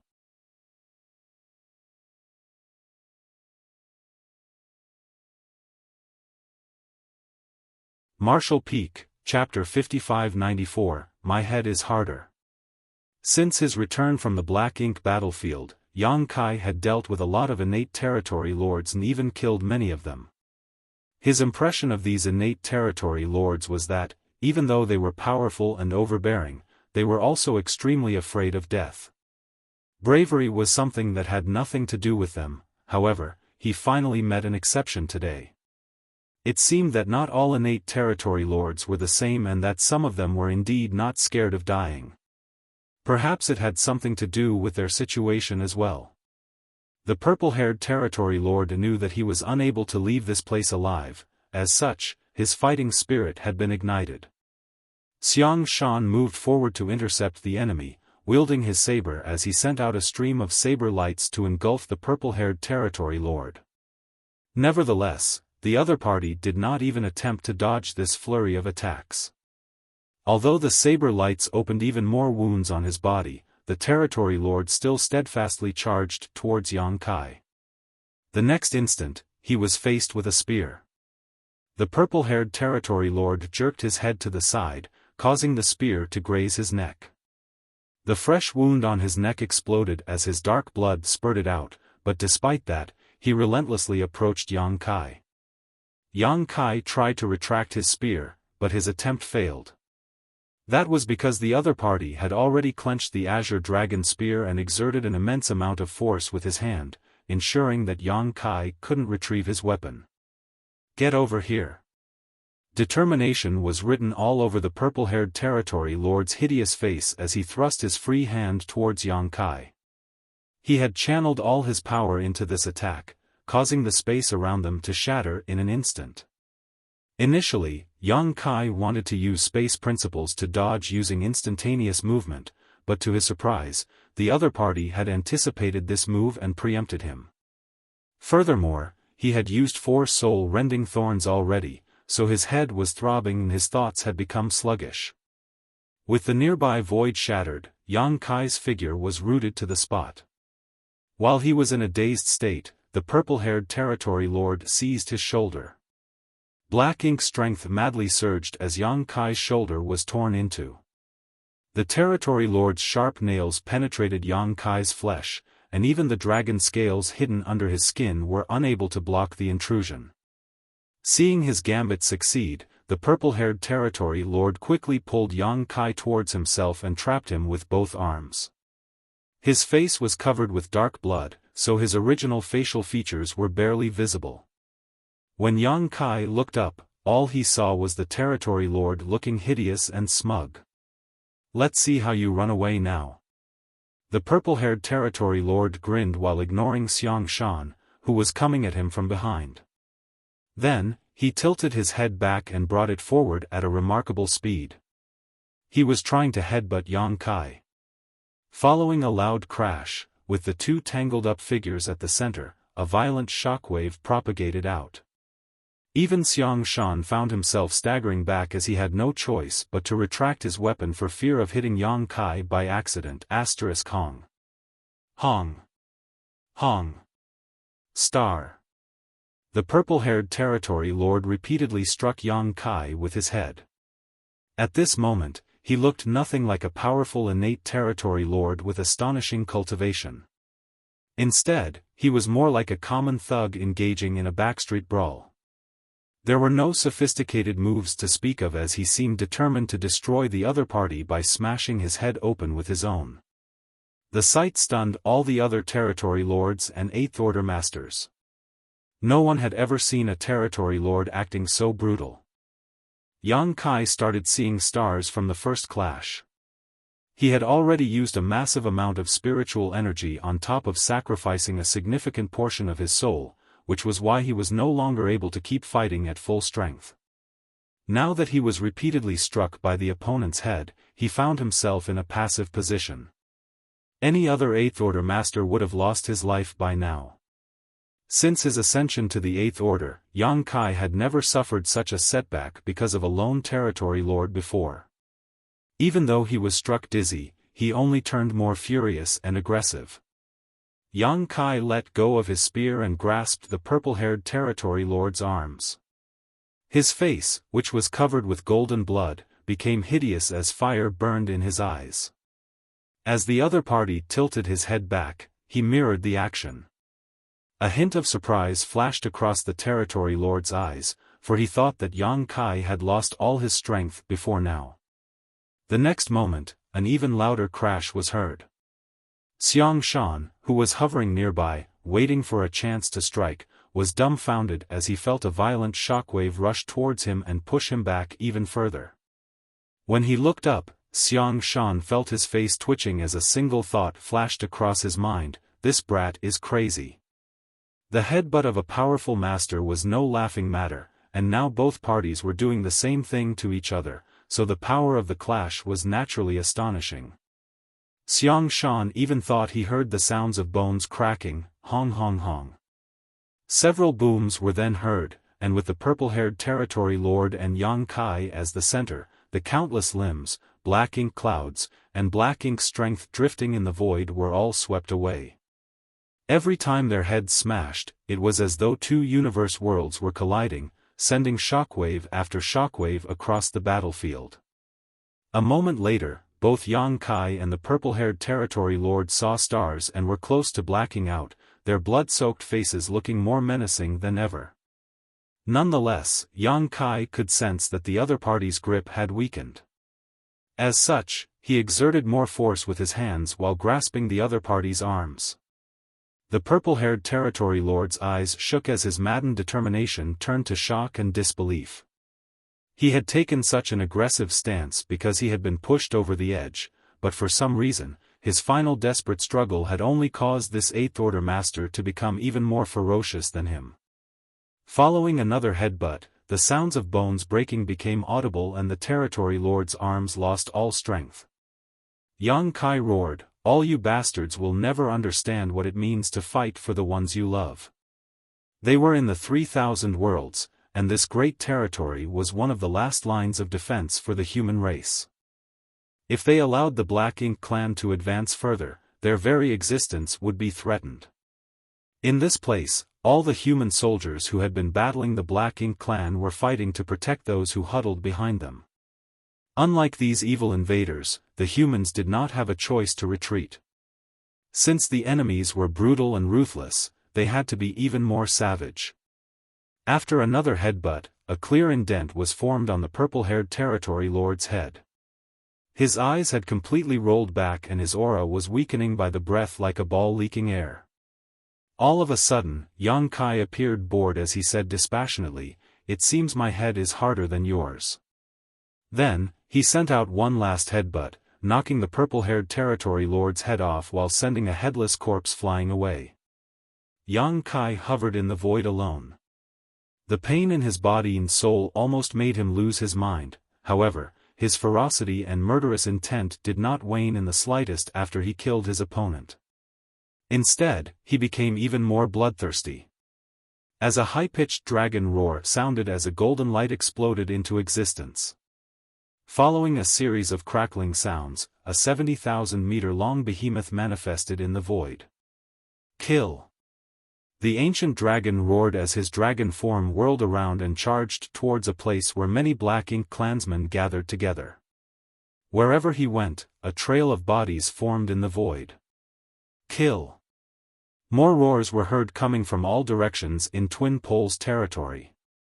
Following the purple-haired territory lord's death and the advent of the golden ancient dragon, the human soldiers, who had been suppressed for almost 400 years in Twin Poles territory, charged towards the enemies like maddened beasts. In the blink of an eye, the Black Ink clan found themselves on the wrong side of a raging slaughter. 5 territory lords had lost their lives in less than an incense stick's worth of time, which horrified the ones still alive. They finally realized the terror the territory lords in profound Nether territory must have felt 300 years ago. The deaths of the first 4 territory lords had already caused a storm to rumble in their hearts, but it was the sheer brutality of the 5th territory lord's demise that finally collapsed their will to fight. It was said that Yang Kai was only able to use his special soul attack 3 times before becoming powerless to fight on, but that was no longer the case. The purple-haired territory lord, who was their commander, was dead. On the other hand, Yang Kai had transformed into a 70,000-meter-long ancient dragon and charged straight into the center of their lines, his majestic presence causing the entire Twin Poles territory to shake. At this moment, none of the territory lords was willing to deal with Yang Kai, worried that once they were targeted, they would not be able to survive. Hence, they decided to run as far away as possible. Back then in profound Nether territory, Yang Kai had to fight over a dozen battles for 30 years before he fully intimidated the Black Ink clan there. In Twin Poles territory, he still carried his imposing reputation from 300 years ago, and after this one war, the spines of the Black Ink clansmen in Twin Poles territory would be shattered and never heal again. Half a day later, the human soldiers ceased their attacks. All of them were elated, feeling that they had finally vented out the fury that had been accumulating in their hearts over several hundreds of years. As they returned to their bases and camps, all of them smiled brightly as though they were celebrating some kind of festivity.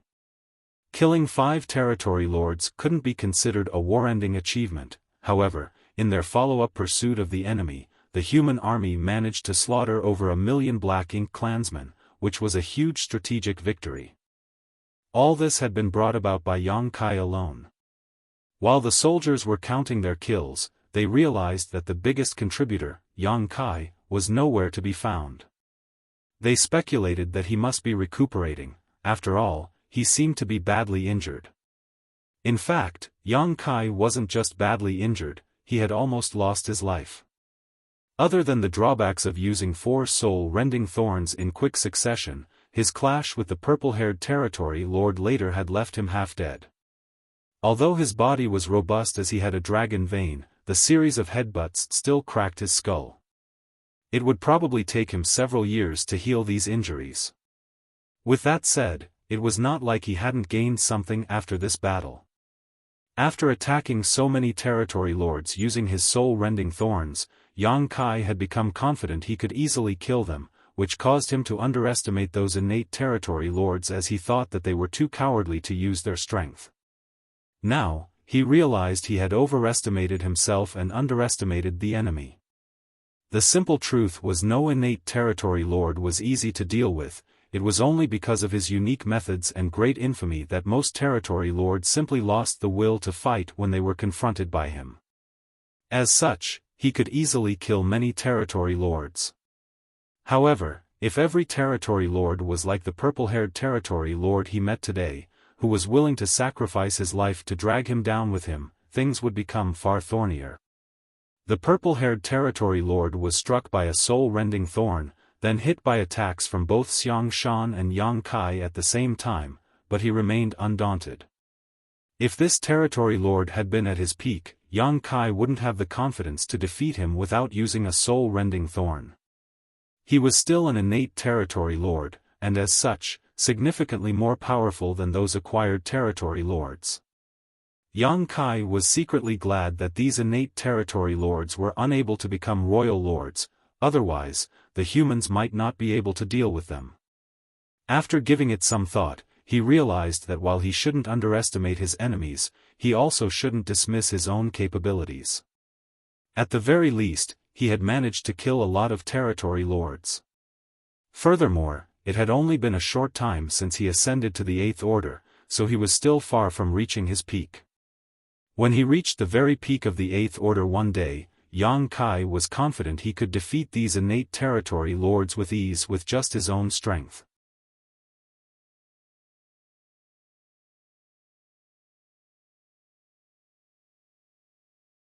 Martial Peak, Chapter 5595, Joint Pressure.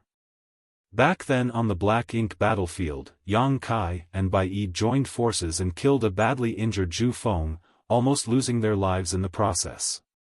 Now, he had managed to kill several dozen territory lords and even a royal lord. Although the process was baffling, he had indeed ended a royal lord's life. While the Black Ink clansmen were powerful, Yang Kai also gradually grew in strength. He had the confidence that there would come a day when he would be able to destroy any innate territory lords as he pleased, so calming himself down, he began to recuperate in silence. Yang Kai, who was supposedly in profound nether territory, appeared in Twin Poles territory all of a sudden and killed 5 territory lords. Even their commander, the purple-haired territory lord, was gone for good, which resulted in the Black Ink clan army in Twin Poles territory being routed. The advantage they had accumulated over the past several hundred years was lost in one go. When word got out, many Black Ink clan masters from different great territories were astounded. While they were shocked by Yang Kai's strength, they were also wary of his recklessness. Since this human was in charge of profound nether territory, he wasn't supposed to go anywhere else. It was unreasonable of him to appear in Twin Poles territory and slaughter the Black Ink clan masters there. One had to know that Yang Kai had been missing for 300 years before that. Such a period was neither long nor short, however, that was enough for his notoriety to fade somewhat. Still, he was able to shock the Black Ink clan the moment he reappeared. Rather than feeling astonished, the Black Ink clan masters were mostly anxious when they heard the news. Yang Kai had appeared in Twin Poles territory this time, but what about next time? Would he appear in Langya territory, soul-shaking territory, or some other great territory? It was definitely easier to sneak into someone's house than keep one's guard up against a thief all the time. If Yang Kai was allowed to go wherever he pleased, it would pose a huge threat to the Black Ink clan. They were worried that when they were dealing with the human masters at any given time, Yang Kai would suddenly appear out of thin air. Now, they could only try to restrict his movements. As such, all the Black Ink clan masters shifted their attention to Profound Nether territory. Since Yang Kai was from Profound Nether territory, this issue certainly had to be handled by the territory lords from there. Around 300 years ago, the humans and Black Ink clan arrived at a peace deal, which stated that the Eighth Order masters and territory lords had to abstain from taking part in the war. After that, the humans built 10 forward outposts in Profound Nether territory for the humans below the Eighth Order to launch attacks from and recuperate when they were injured. Similarly, the Black Ink clan had built several forward outposts as well. However, every forward outpost built by the humans was guarded by 2 to 3 Eighth Order masters to prevent any attacks. On the other hand, none of the Black Ink clan's forward outposts was guarded by any territory lords. That was because they didn't dare to do so. Simply put, if it was just 3 territory lords gathered in one spot, they wouldn't feel secure. Rather than scattering around and letting Yang Kai have a chance to deal with them separately, they reckoned that they would be safer all huddling together. Therefore, the innate territory lords had either assembled in the universe world where the Black Ink clan's main base was or recuperated in hidden locations, constantly keeping an eye on the humans' movements. Over the years, the Profound Nether army had broken up as the human soldiers practically moved around in squads or small groups as they roamed around the battlefield to battle the Black Ink clansmen. On the other hand, the Black Ink clansmen used similar tactics to fight back. Both parties repeatedly launched sneak attacks and skirmishes against each other, which often led to fierce but quick fights. Every breath of time there were countless battles taking place in this expansive great territory. More and more humans streamed into Profound Nether territory because it was comparatively safer than the other great territories. Both parties wouldn't fight each other in large armies, and as such, the human cultivators could put their innate advantages to good use. The effects of 300 years of training were starting to show now. Many rising stars had made a name for themselves. There were also veteran 6th and 7th Order masters who felt like fish in water as they continued to hone their strength in combat. Inevitably, there were also some losses. Since the humans had to train their soldiers in the fires of war, they couldn't possibly do so without taking casualties.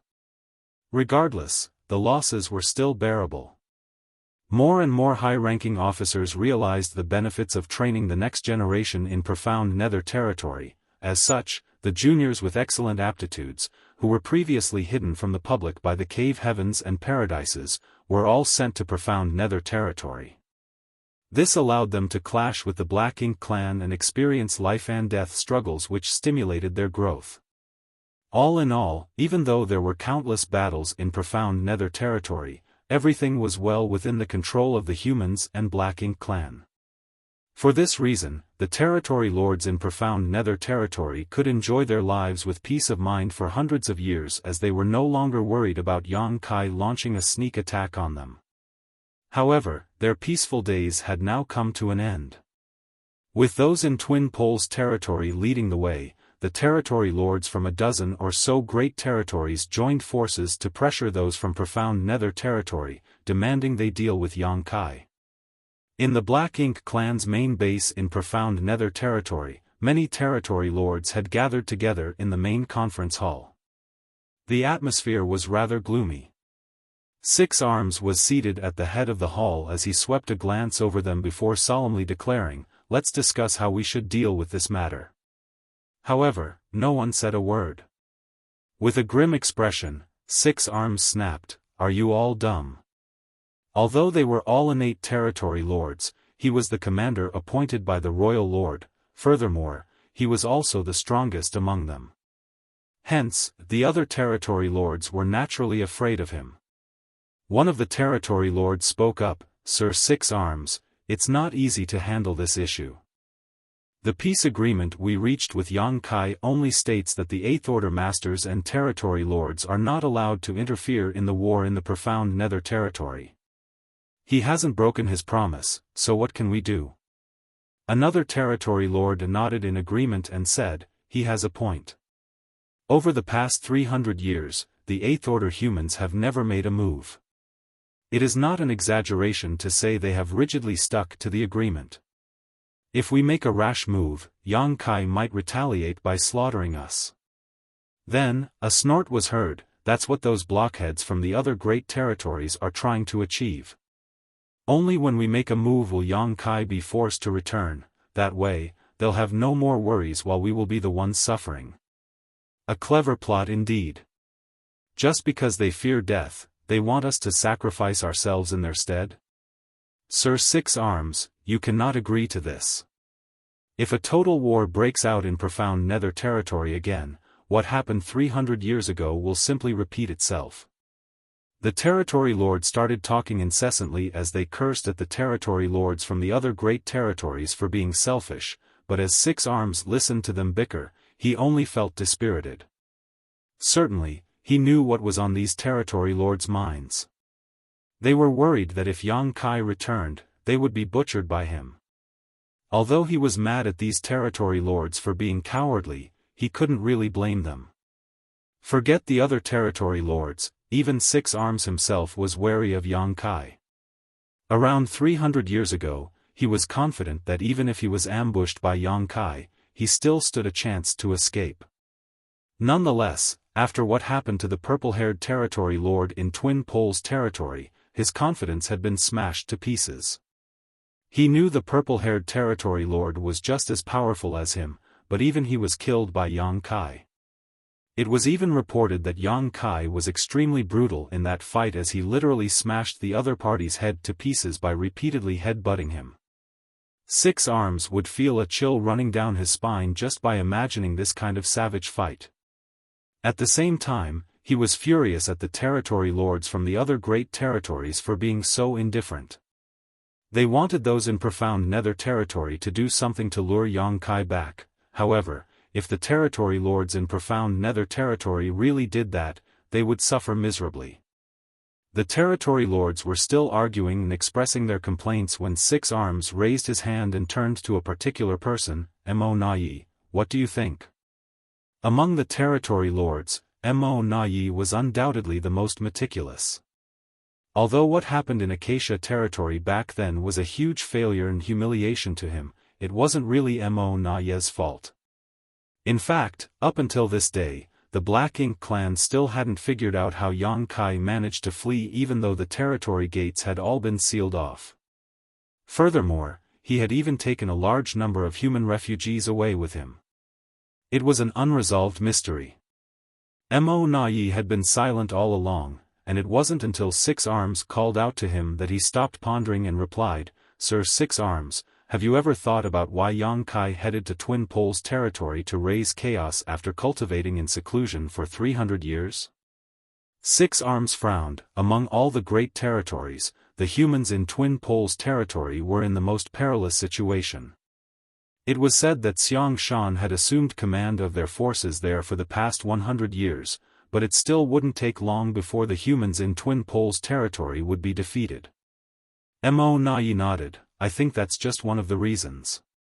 Is there another?" Mo Nai shook his head. "I have no idea.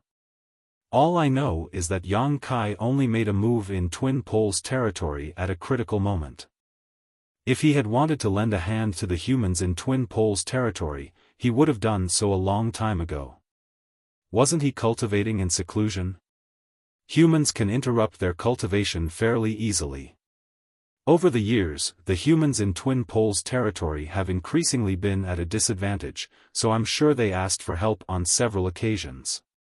If Yang Kai had received such a request, he would have made a move early on. However, he only headed to Twin Poles Territory recently."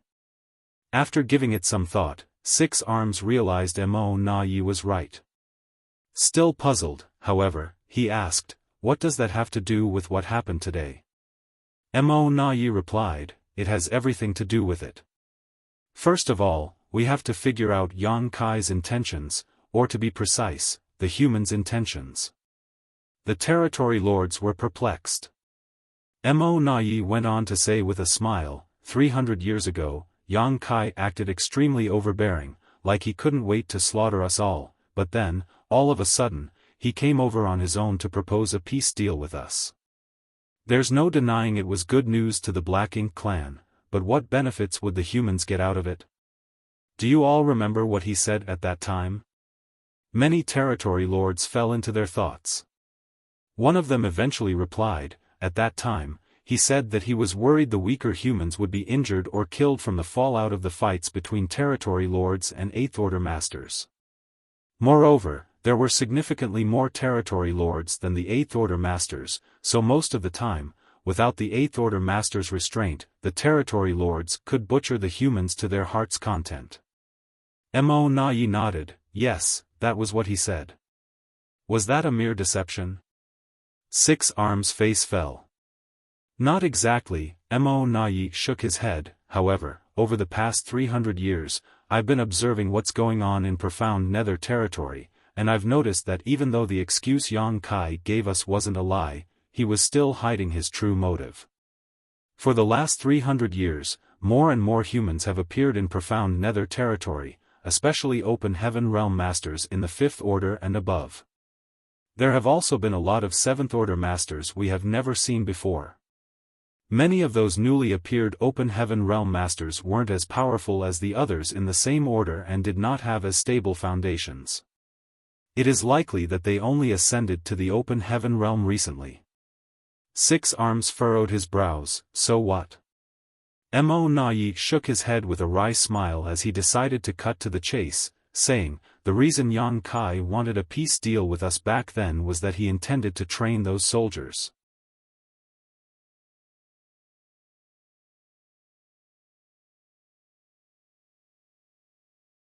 Marshall Peak, Chapter 5596, Leaving the Secret Room. Training? Many territory lords frowned and wondered, what does that mean? However, some of the territory lords fell into contemplation upon hearing these words. After pondering for a moment, Six Arms said, you mean? Mo Na Yi continued, although all of you have always stayed in profound Nether territory, I'm sure you've heard about the Star Boundary and the World Tree before. All of them nodded. Even though they rarely stepped out of profound Nether territory, they had their own ways of gathering information. The Black Ink clansmen had been clashing with the humans for countless years, and many human hunters had been corrupted by Black Ink strength. With the help of these Black Ink disciples, the Black Ink clan had gathered quite a lot of useful information. The Star Boundary and the World Tree were the names that were most frequently mentioned. It was said that the World Tree had a mysterious power that allowed the Star Boundary to produce a lot of human prodigies, many of whom were able to directly break through to the Sixth or even Seventh Order Open Heaven Realm. Mo Na Yi explained, you may not have any regard for the Sixth Order and Seventh Order humans born in the Star Boundary, but if given a chance, they will grow to be powerful one day. The Sixth Order Masters have a chance to become Eighth Order Masters, while the Seventh Order Masters will eventually become the Ninth Order Masters. By then, even territory lords like us won't be able to underestimate them. However, compared to the Black Ink clan, it takes a much longer time for humans to increase their strength, and cultivating in seclusion might not achieve that goal. As such, these so-called prodigies that the humans pin all their hopes on need a place where they can fight and grow.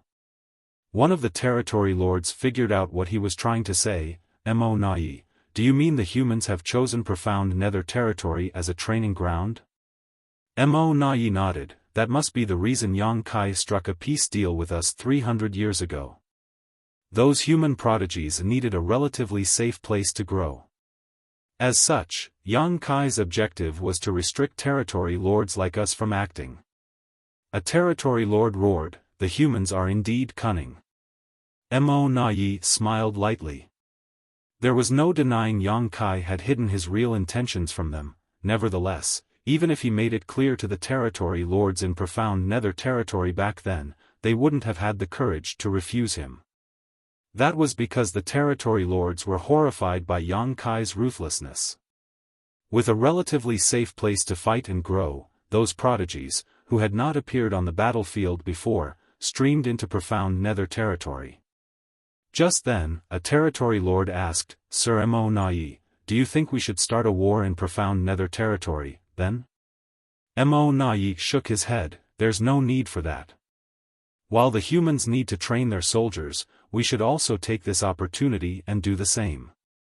I'm not sure if all of you have noticed or not, but I know Sir Six Arms must have realized.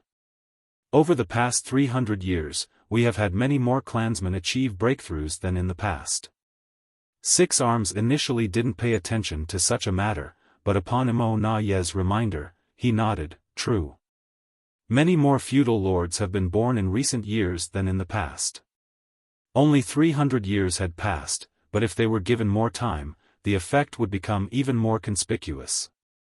Mo Nai continued with a smile, "Therefore, the humans are not the only ones who need to train their soldiers, we must do so as well. There is a firm limit to the number of innate territory lords, but there will be many new 8th order and 9th order humans in the future. If no new royal lords rise up in our Black Ink clan, we won't be able to deal with those 9th order humans when the time comes. As such, we can't break the balance in profound nether territory. Not only must we not make any rash moves, but we also have to take the initiative to protect our agreement with the humans." The territory lords nodded as they listened to him. They weren't fools, it was just that they knew too little about the humans, therefore, they were unable to make sound judgments in many situations. Mo Nai had been collecting information over the years, especially from the Black Ink disciples, which was why he was more informed than the other territory lords. Six Arms asked, "What do you think Yang Kai's intention is this time, then?" Since they were back to the main topic, Mo Nai replied with a smile, "Before striking a peace deal with us back then, Yang Kai killed many territory lords to intimidate us. What do you think he's trying to achieve this time, Sir Six Arms?" This time, Yang Kai suddenly appeared in Twin Poles territory and slaughtered 5 territory lords while the humans also eliminated over 1 million lower Black Ink clansmen, which was quite similar to how he behaved back then. Six Arms' eyes brightened, "He's trying to turn Twin Poles territory into a second profound nether territory." Mo Nai nodded, "Profound nether territory is no longer adequate to satisfy the humans' need to train their soldiers, and it's the same for our Black Ink clan. As more and more human cultivators have streamed into profound nether territory, this place has become cramped. The humans probably don't just want a second profound nether territory, they likely want several of them." "I see," Six Arms guffawed. He was initially in a tight spot as the territory lords from the other great territories had come together to pressure him, but now it seemed that it wasn't difficult to deal with this matter. As long as he spread the news, those territory lords would stop blaming him for his inaction. Instead, they would be eager to hold peace talks with the human leaders. While he was elated, he also saw Mo Nai in a different light. Six Arms initially held some grudges against Mo Nai while the latter stayed in profound nether territory. After all, it was because Mo Nai had sent false information that caused immense losses in profound nether territory back then. Now, it seemed that those losses no longer mattered. With brother Mo Nai around, we don't have to worry about profound nether territory being conquered by the enemy, Six Arms laughed. Just then, Mo Nai got to his feet and said, "I'll have to leave this place, Sir Six Arms." Six Arms stopped laughing while the other territory lords looked at him in shock. Mo Nai went on to say, "Sir Royal Lord has ordered me to head to Twin Poles territory at once to take charge of that place. Besides that, I'm told that if the humans want another peace deal, I will have to lead the negotiations from our side." Six Arms was startled for a moment, but he soon realized what was going on. The purple-haired territory lord, who was initially in charge of Twin Poles territory, was killed. As such, that place was basically leaderless now. Although innate territory lords were all-powerful, there had to be a commander among them. Mo Na-yi was indeed qualified to fill the role. However, Six Arms felt jealous when he learned about the Royal Lord's second order, for he wasn't aware of it at all, and the Royal Lord apparently didn't have the intention to inform him. Perhaps there wasn't a need to inform him since they had already set a precedent in profound nether territory, but it also went to show that the Royal Lord thought highly of Mo Na-yi. It's good that you're heading to Twin Poles territory, however, Yang Kai is there at the moment, so you must be careful. Six Arms pretended to be concerned. Every time Yang Kai makes a move, he recuperates for 2 years. As such, there won't be any conflicts in Twin Poles territory for the moment, Mo Na-yi replied calmly. Furthermore, he wasn't going to Twin Poles territory to fight with the humans, instead, he was going to strike a peace deal with them. Just like what he had said to Six Arms, the humans were not the only ones who needed to train their soldiers, the Black Ink clan had to do the same. Once a peace deal was reached, no one party would have an advantage over the other. Nevertheless, the humans had realized this much earlier on, while the Black Ink clan were only just understanding this now. Then, Mo Na-yi left on his own without bringing any territory lords or subordinates with him. In fact, he couldn't take any territory lords with him. Although there had been a peace deal in profound nether territory, both the Eighth Order Masters and the territory lords wouldn't dare to leave as they pleased. If there was a significant enough imbalance between the numbers of the most powerful masters on the two sides, the stronger party might seize the chance and wipe the other out. The moment Mo Na-yi arrived at Twin Poles territory, he summoned all the territory lords to a conference hall and announced that he was going to hold peace talks with the humans. All of them broke into a commotion, with some of them angered while others felt relieved. However, when they heard that it was the Royal Lord's order, they accepted it without any complaints. Many of them were even elated. If there was a peace deal in place, they wouldn't have to worry about bumping into Yang Kai on the battlefield. It wasn't that they were just afraid of death, but also that they wouldn't dare to disobey the Royal Lord. Since a consensus had been reached, Mo Na-yi ordered some feudal lords to head to the humans' camp and convey his intention to hold peace talks. At the same time, he shared the information he had gathered with the other great territories. This resulted in the great territories, which were initially filled with intense battles, suddenly falling silent. Although there were still some conflicts, they were minor skirmishes compared to the full-blown war from before. What was more, the Black Ink clan were at a distinct advantage in a number of the great territories, but even there they decided to take the initiative to retreat. It was apparent that they were worried about being targeted by Yang Kai and ending up like those in Twin Poles territory. The Black Ink clan decided to keep a low profile for the moment. After all, the reason Yang Kai appeared in Twin Poles territory was that the situation there was the most severe for the humans. Every great territory had over 108 territory lords assuming command, and Yang Kai could only kill a few of them at any given time. However, no one could guarantee that they wouldn't be one of those unlucky few. While Yang Kai was still recuperating, those territory lords were already anxiously preparing for the future. Everything would be fine as long as they didn't push the humans over the edge and attract the Killing Star's attention. 3 years later, in one of the secret rooms in the humans' camp, Yang Kai opened his eyes. This time, it took him longer to recuperate than in the past. Besides the fact that his soul had been torn apart, he was also left with many physical wounds from his battle with the purple-haired territory lord. At that time, he repeatedly headbutted the territory lord and shattered the latter's head. As a result, many cracks also formed on his own skull. After the battle, Yang Kai also stopped underestimating the territory lords. He came to realize that it wasn't easy to deal with any of them if they suddenly rose up without fear of death. He had a right to comment on this topic, for he had defeated many who were much stronger than him in the past. His ferocity and fearlessness played a crucial part in those victories. The innate territory lords, who were struck by the soul-rending thorns and subsequently killed due to their own fear, couldn't represent all of the most powerful Black Ink clansmen. Nonetheless, Yang Kai wouldn't underestimate himself either. Regardless of how powerful the territory lords were, he had killed many of them, which went to show that he was a capable person, and he would kill even more of them in the future. In any case, he had to settle the issue in Twin Poles territory first. Then, he would head to the other great territories and slaughter the Black Ink clansmen there until they were thoroughly terrified of him. Only then would he talk to them. When he left the secret room though, he realized that someone had been waiting for him. The person promptly cupped his fist with a solemn expression and said, "You've finally left seclusion, sir." Yang Kai looked up and realized that he knew this person. It was Xiang Shan's adjutant, Li Xing.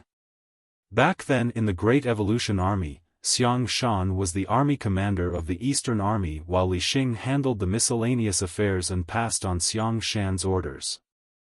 Yang Kai had come into contact with him on several occasions. His gaze could not help being drawn to the other man's right eye as he asked, "What happened?" Initially, Li Xing was a handsome and dapper man, but he had become more mature after going through the vicissitudes of life. However, his right eye was blind, and there was a hideous scar that ran across his cheek, looking like a centipede crawling on his face.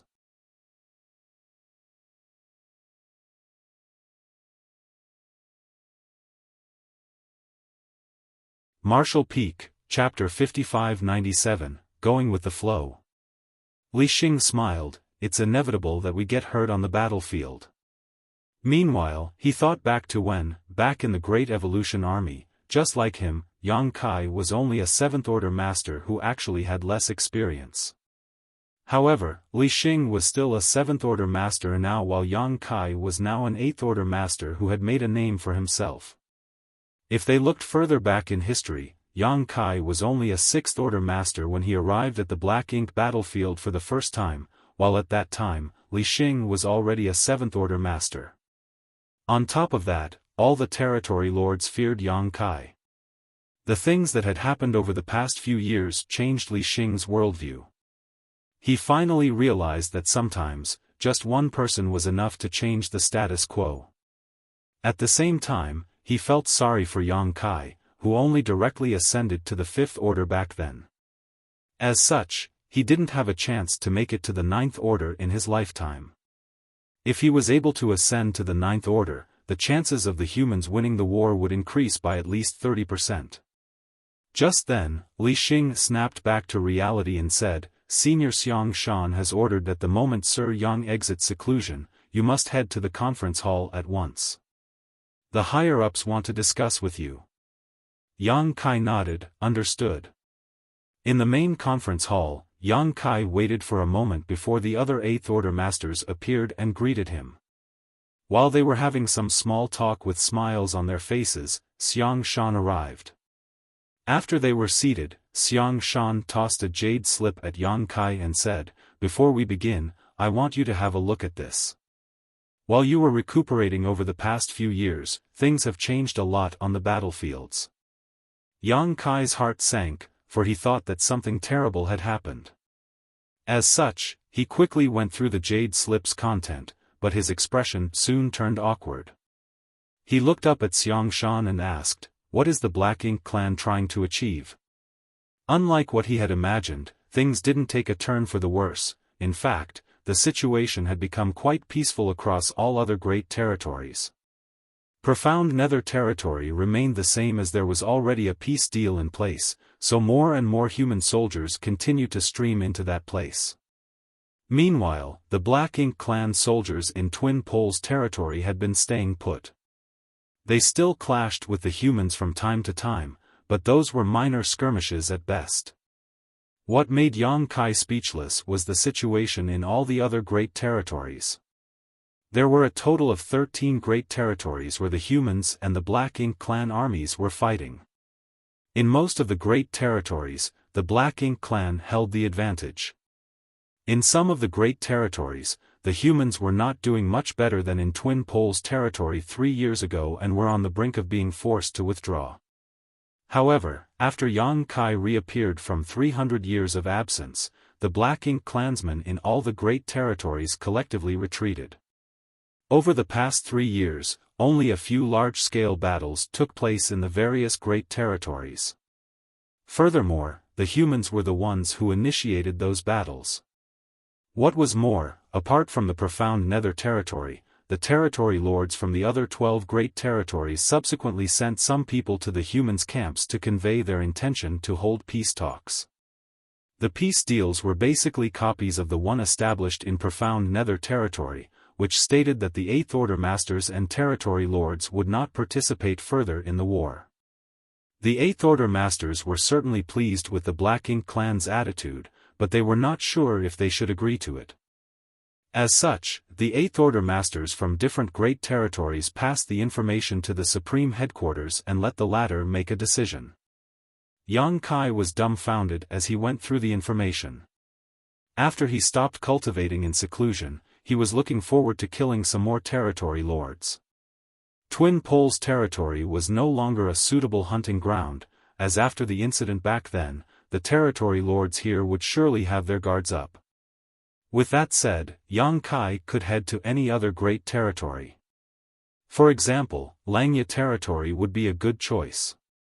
Nonetheless, he didn't expect things to turn out this way. It was no wonder that the Eighth Order Masters looked at him with meaningful gazes. The changes in these great territories naturally had something to do with what he had done 3 years ago. First of all, I guess they must be wary of you.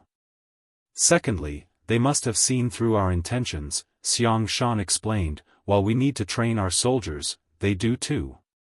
As such, they've decided to just go with the flow. Yang Kai nodded. Did those from the Supreme Headquarters say anything about it? Instead of answering his question, Xiaofan asked, "What do you have to say?" Yang Kai had single-handedly changed the status quo of the entire war. As such, those from the Supreme Headquarters had to respect his opinion. Otherwise, they could have made a decision on their own instead of waiting for Yang Kai to stop cultivating in seclusion. After giving it some thought, Yang Kai replied, "Even though they've seen through our intentions, there's nothing we can do about it. It's not like we could have hidden it forever. We can't possibly give up on our plan just to stop the Black Ink clan from training their soldiers. We have to strike some sort of agreement with them. Do you think we should agree to it?" Xiaofan asked. "Yes, but we still need to negotiate with them. Since they're the ones proposing peace talks this time, they should send a representative from each of the great territories over. Twin Poles territory is as good a place as any for the talks, so we just need to set a time. Both sides will put their cards on the table and hammer out an agreement. In any case, we can't make a deal without all the great territories being included in the negotiations."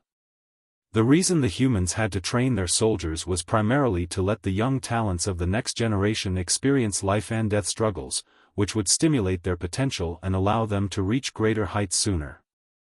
However, once a Seventh Order Master ascended to the Eighth Order, they wouldn't be allowed to take part in the war anymore if every great territory was included in this peace deal.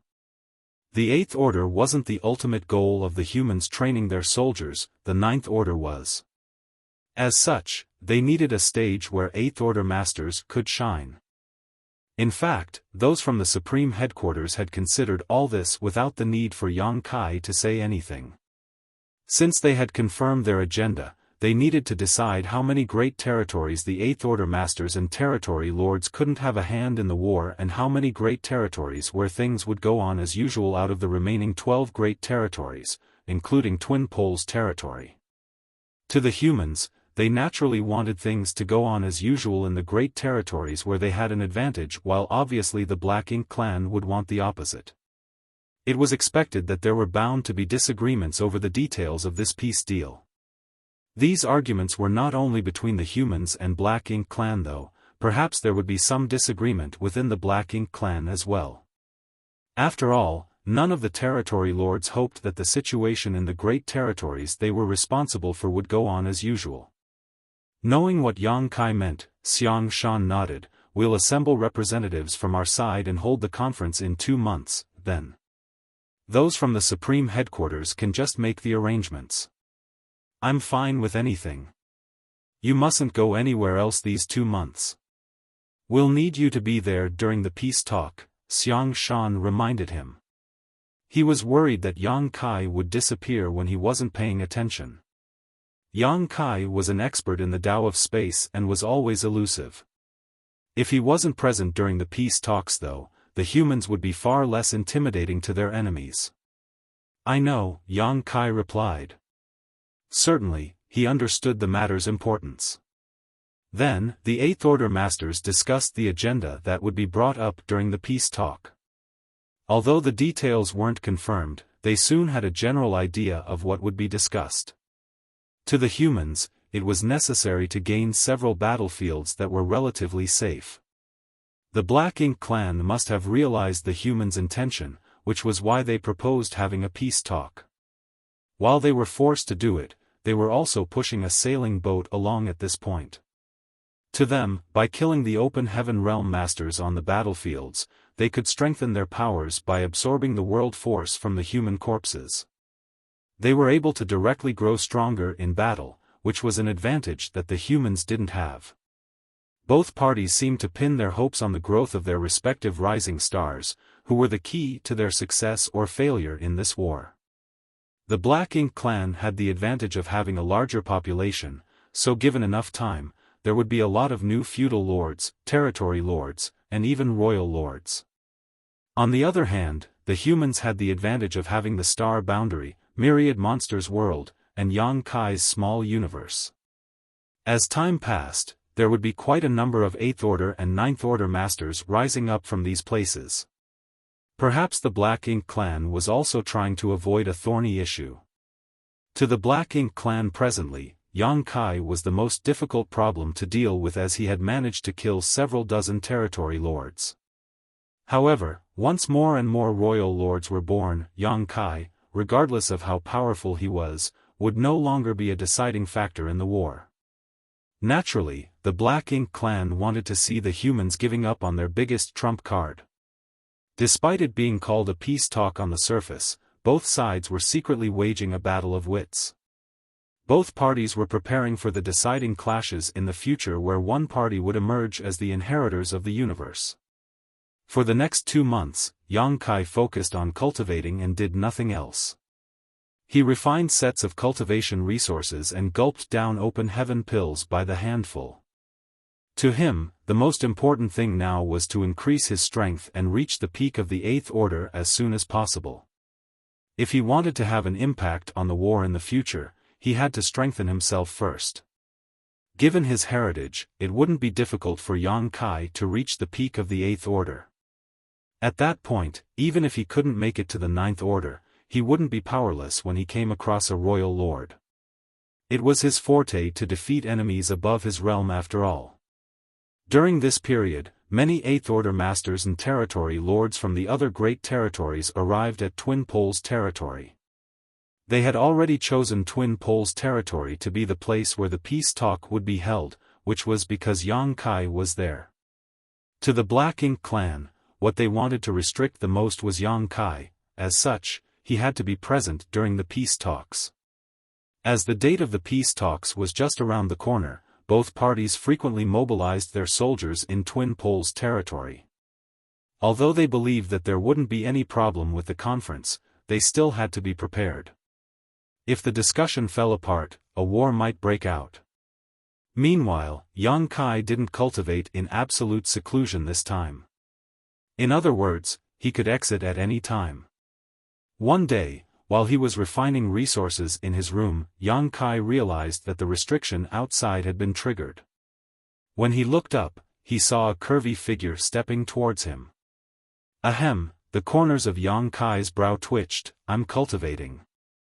The person guffawed. I know, so I was just giving it a try. I didn't expect that I could really just walk in like this. That's because I didn't turn on all the restrictions so that people outside could contact me at any moment, or else I might have missed the peace talks. Do you need something, Senior Sister Luo? Yang Kai asked. The person was none other than Luo Tinghe, who was an 8th Order Master from Yinyang Heaven. Now, she was the army commander of Azure Sun Territory. Out of all 13 armies in the Great Territories, she was the only female army commander. She and Yang Kai could be considered close friends.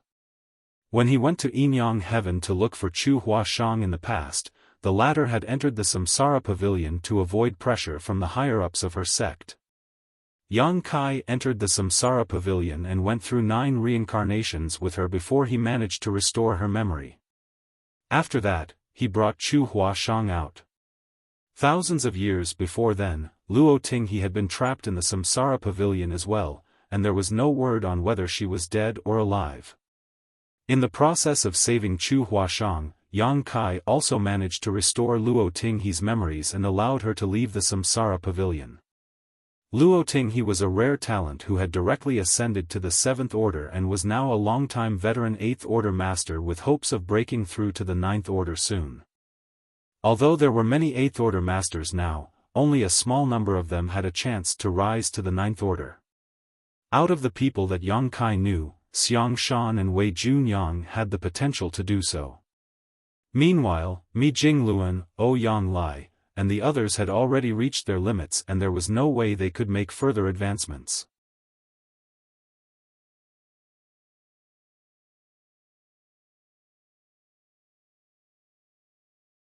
Martial Peak, Chapter 5598, No. After parting ways in Yinyang Heaven back then, Yang Kai and Luo Tinghe hadn't met again. He only knew that she was in charge of Azure Sun territory and that she was the army commander of the Azure Sun army. He had no idea why she came looking for him all of a sudden. The peace talks with the Black Ink clan will be taking place in a few days. Luo Tinghe sat down across from Yang Kai and said, I heard that those from the Supreme Headquarters have come up with a general proposal. Out of the 12 great territories, 6 will be included in the peace deal while the other 6 will remain as they are. Yang Kai nodded, however, that's just the proposal from our side, so the Black Ink clan might not agree to it. Regardless, there's bound to be some arguments. The humans were at an advantage in this kind of peace talk, but naturally, the Black Ink clan wouldn't agree to everything they asked for, and those from the Supreme Headquarters were well prepared for this. I hope that Azure Sun territory will be included in the 6 great territories where things will remain unchanged. Luo Tinghe directly told him about her purpose for visiting. Yang Kai smiled helplessly. Those from the Supreme Headquarters will be responsible for the discussion with the Black Ink clan. I'm only required to show up.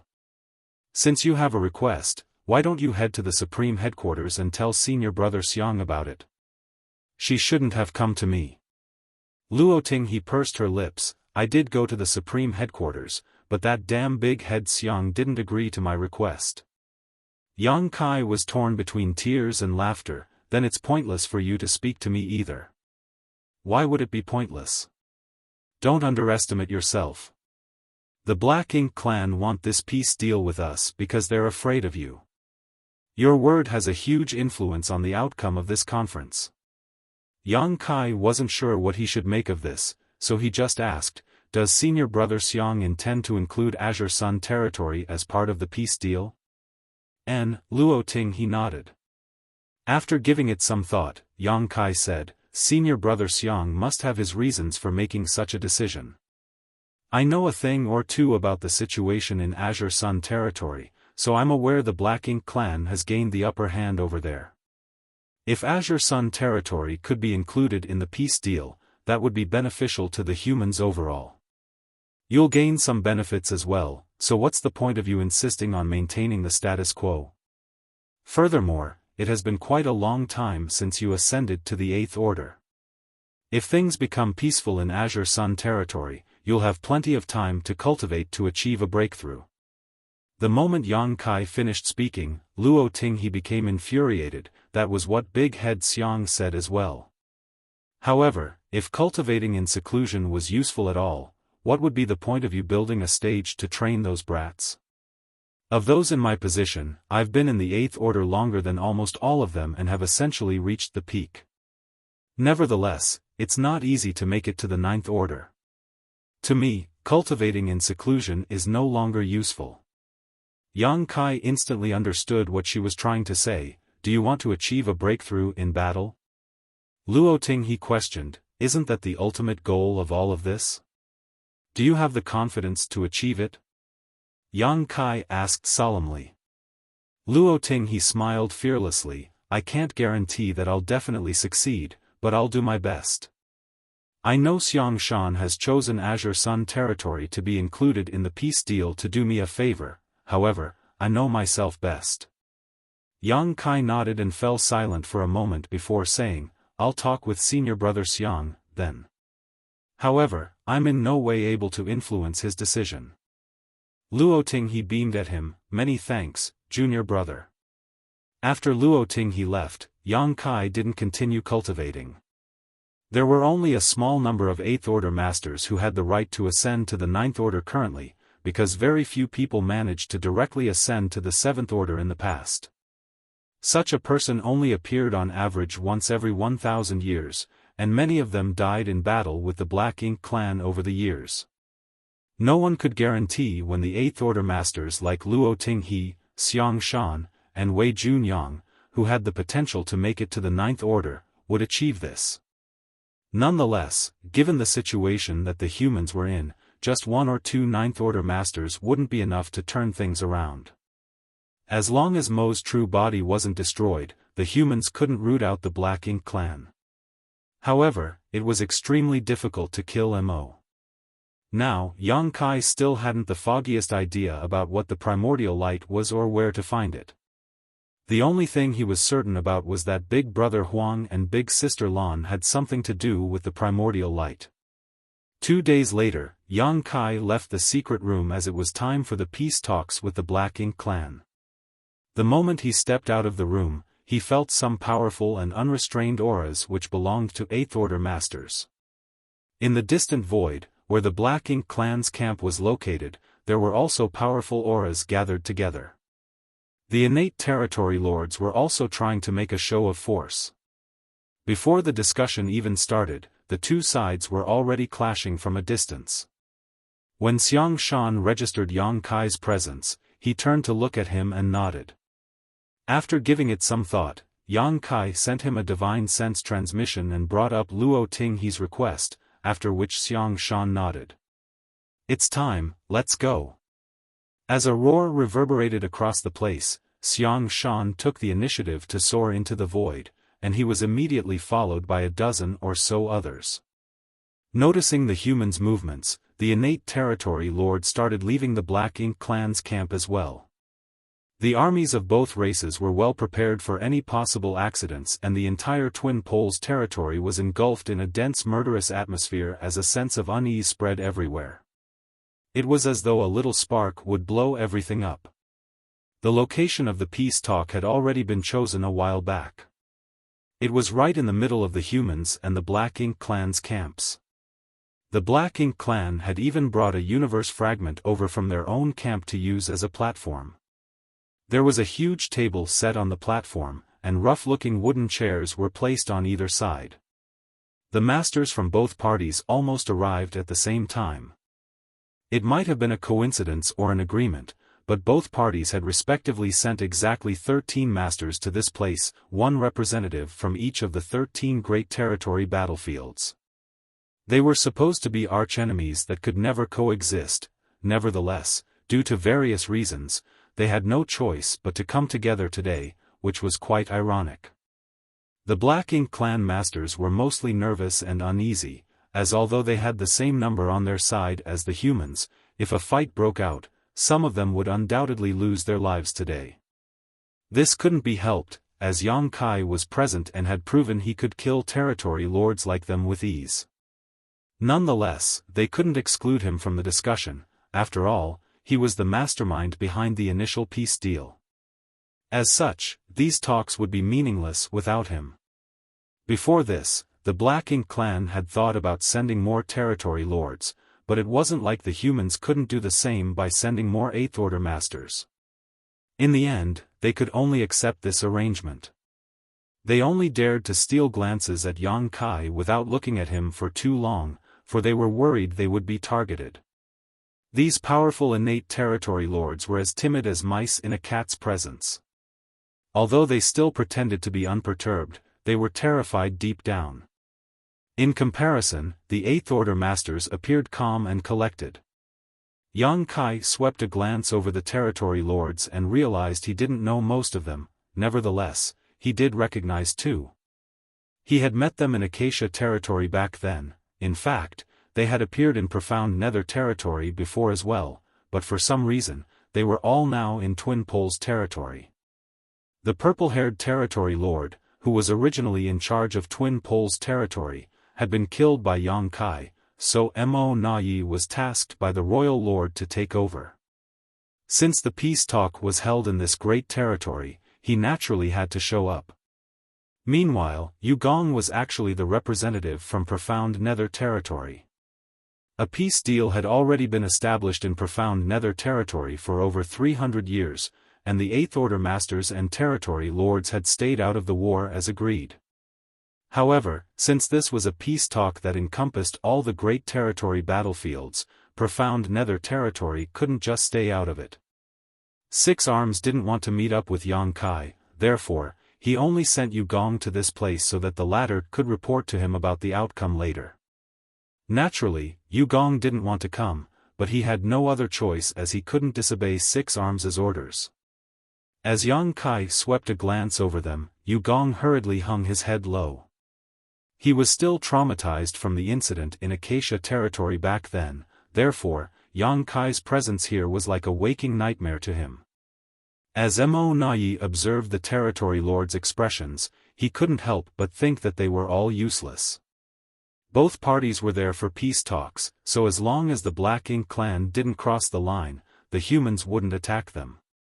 However, the reactions of these territory lords from the various great territories were quite embarrassing for Mo Na Yi. As the commander in Twin Poles territory, Mo Na Yi naturally couldn't let the humans look down on the Black Ink clan. As such, he extended his hand and said, "Please be seated. We're all here for peace talks." The humans always say that even if a deal falls short, both parties shouldn't fall out. Although these peace talks aren't really a deal, it's not so different. Let us set the grudges between us aside for the moment until the peace talks are concluded. His calmness infected the other territory lords and they soon pulled themselves together. One Eighth Order Master sneered, "Destroying the Black Ink clan is our ultimate goal. There's no room for mercy."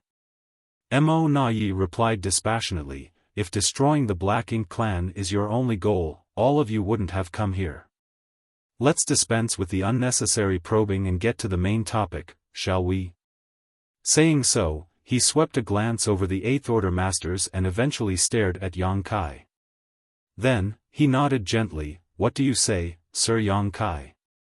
Yang Kai smiled, "I'm only here to enjoy the show.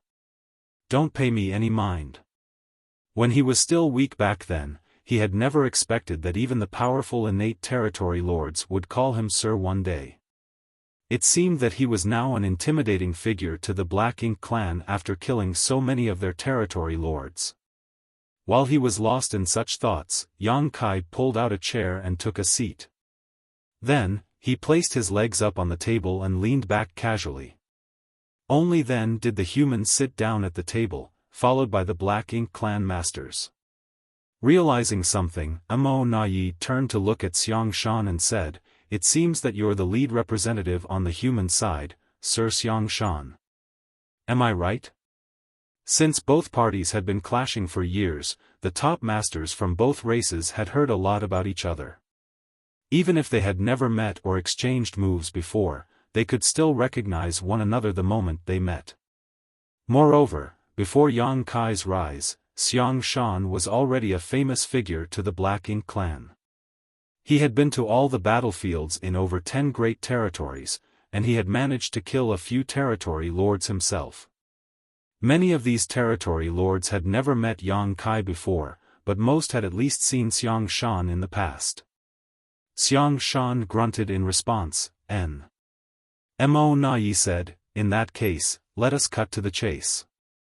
After a discussion with all the territory lords from different great territories, we've come to a consensus.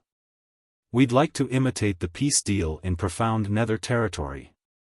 From now on, the territory lords and Eighth Order masters can't have a hand in the battles in all the great territories. What do you say, Sir Xiaofan? Xiaofan looked up at him and replied impassively, no.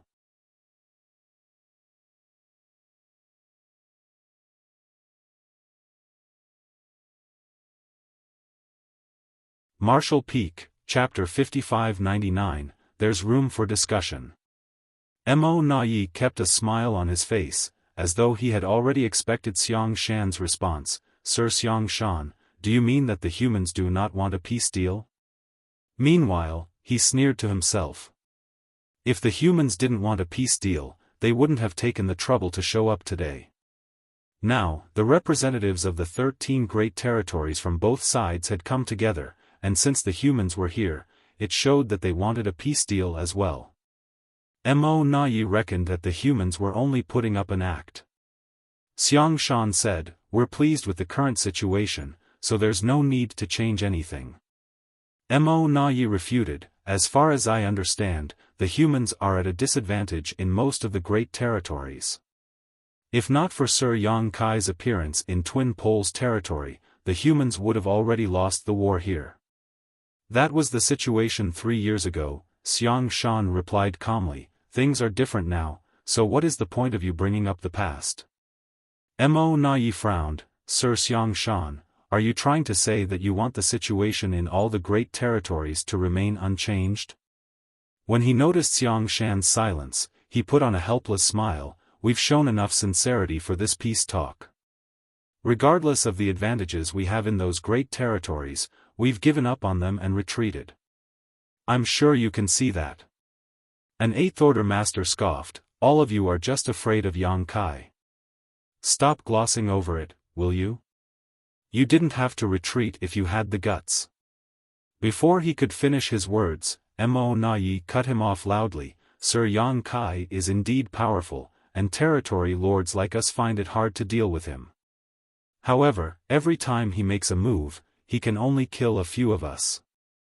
After that, he has to recuperate for an extended time. If we wanted to, we could have initiated a massive war while he was recuperating and none of you would have resisted us. The same Eighth Order master snapped, give it a try if you dare. As he surged his world force, the territory lords were alarmed and raised their guard. At that moment, the atmosphere had become tense. An unperturbed Mo Nai looked at Xiaofan and said, a peace deal will be beneficial to both the Black Ink clan and the humans.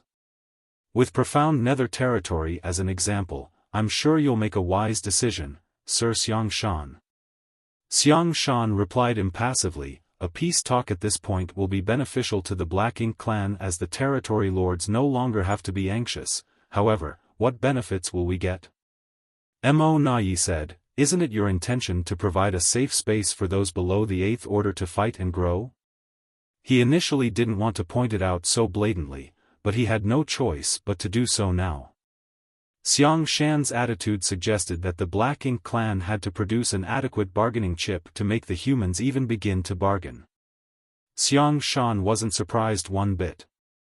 Over the years, some humans had fallen into the Black Ink clan's hands and had been turned into Black Ink disciples. As such, some information about the humans must have been leaked. There seems to be a lot of rising stars on the human side. If they're accidentally killed by the territory lords in battle, you will suffer immense losses. After all, a 7th Order master who might turn into a 9th Order master in the future is a rare commodity. Some 300 years ago, Sir Yang Kai slaughtered a large number of Black Ink clansmen in Profound Nether territory but still took the initiative to strike a peace deal with us. Wasn't that part of his consideration? Why are you making things difficult for us when we want a peace deal now? Do you want Profound Nether territory to be dragged into the war again, Sir Xiaofan? Xiaofan looked up at him, are you threatening me? It seemed that as long as the peace talk fell short, the agreement in Profound Nether territory would be nullified as well. In that case, things would revert to the situation 300 years ago, and the human juniors would lose their only training ground. Mo Nai replied calmly, that's not what I meant at all. I believe there is a phrase among you humans called, standing at death's door.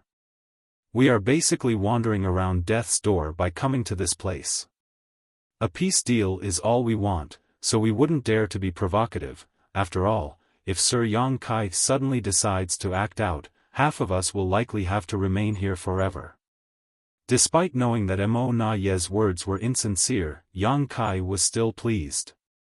It felt good to have someone flattering him, especially when that person was a powerful innate territory lord. It was an enjoyable sensation on another level. Mo Na Ye went on to say, as for the benefits you've mentioned, Sir Xiaofan, I have to admit that the peace deal will be beneficial to the Black Ink clan. As such, we're willing to offer some compensation. What kind of compensation? What about some resources? Mo Na Ye asked inquisitively. The humans need resources to cultivate. For each great territory included in this deal, we will provide a certain amount of resources. As for the amount, there's room for discussion. Seeing that Mo Na Ye appeared sincere, the Eighth Order Masters were tempted.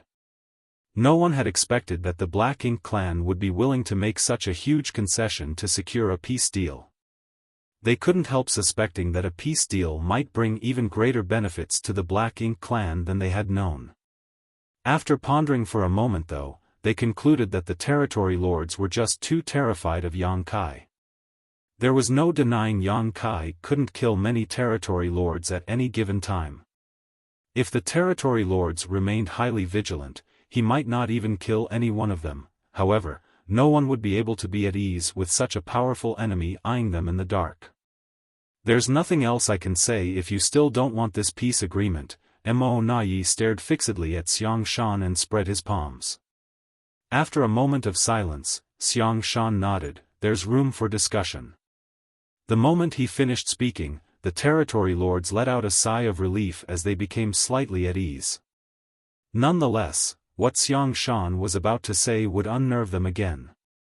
However, not all great territories will be included in the peace deal. Xiaofan tapped on the table. Other than Profound Nether territory, 6 places will be part of the peace deal and the other 6 will remain unchanged out of the remaining 12 great territories. If you can't agree to this, there's no need for any further discussion. Only then did Mo Na Ye realize this was the human's true intention. After giving it some thought, however, he felt that this condition wasn't unacceptable. Just like what he had said to Six Arms before, while the humans needed to train their soldiers, the Black Ink clan did as well. When Seventh Order Masters ascended to the Eighth Order, they needed a stage to keep on training, and it was the same for the Black Ink clan when their feudal lords became territory lords. As such, it was acceptable that only some great territories would be included in the peace deal. Mo Na Ye turned to look at the territory lords and realized that they looked stiff and nervous. At that moment, he couldn't help but smile helplessly. Although he felt that he should agree to Xiaofan's request, it would also put him in a tight spot. 6 out of 12 great territories would be included in the peace deal, so only half of the places would enjoy some peace of mind. However, how was Mo Na Ye supposed to make this decision on his own? The representatives of each great territory certainly hoped that they would be part of the peace deal.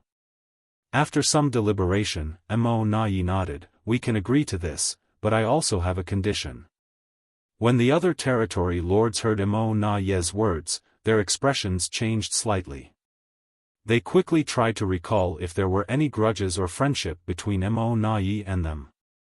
The royal lord had put Mo Na Ye in charge of these peace talks, so if the latter wanted to get revenge on them and excluded the great territories whose representatives he hated from the peace deal, there wouldn't be peaceful moments again for them in the future. What kind of condition? Xiaofan asked with a frown. Mo Na Ye pointed his finger at Yang Kai. From now on, Sir Yang Kai must not make a move in any of the great territories. The territory lords were startled as they had the urge to clap their hands for Mo Na Ye. They had been anxious because they were wary of Yang Kai, but if they could ensure Yang Kai wouldn't make a move again, they no longer had to worry about anything. Xiaofan was slightly surprised as well as he thought to himself, this Mo Na Yi is a sharp fellow. He directly understood the crux of the matter and made a proposal to deal with it. In your dreams. A hot-tempered Eighth-Order master forcefully smacked his palm on the table and stood up. The humans would be considered foolish if they agreed to such a ridiculous demand. By agreeing to that, they would be removing their strongest trump card, and no one would be able to intimidate the Black Ink clan again. An unfazed Mo Na Yi replied with a smile, since this is a negotiation, both parties naturally have to make some concessions. It's not like we'll let ourselves suffer losses while the humans reap all the benefits. Even if I agreed to your demands, the royal lord wouldn't.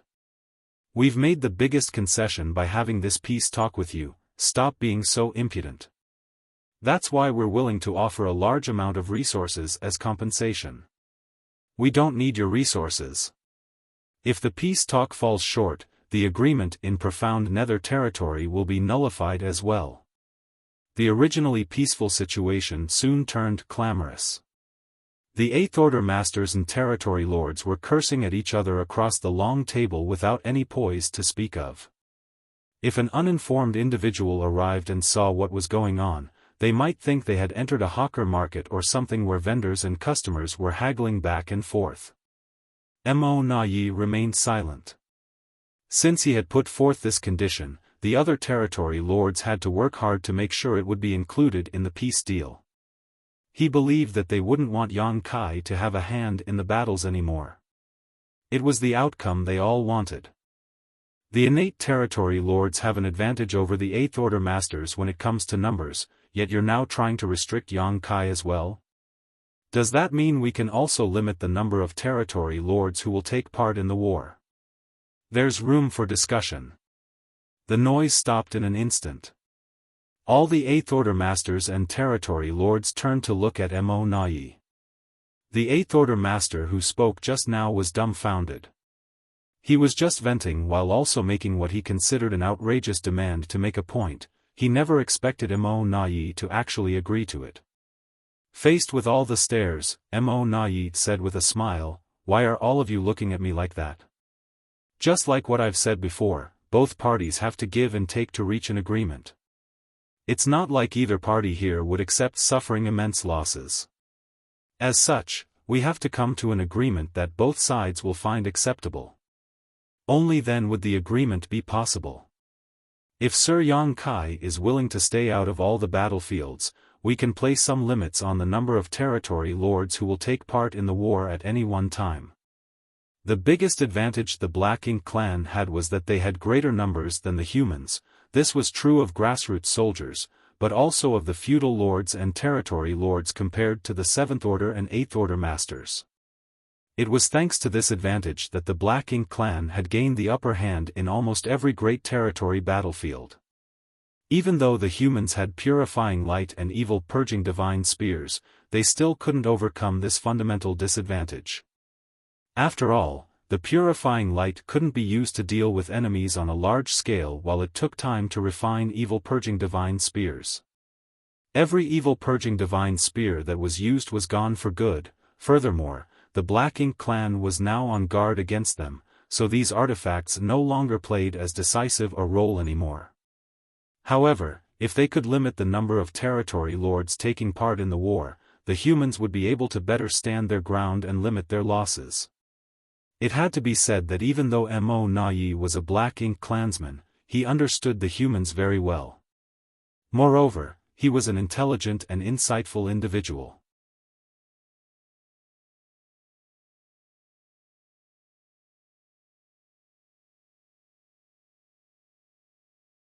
Marshall Peak, Chapter 5600, Conditions.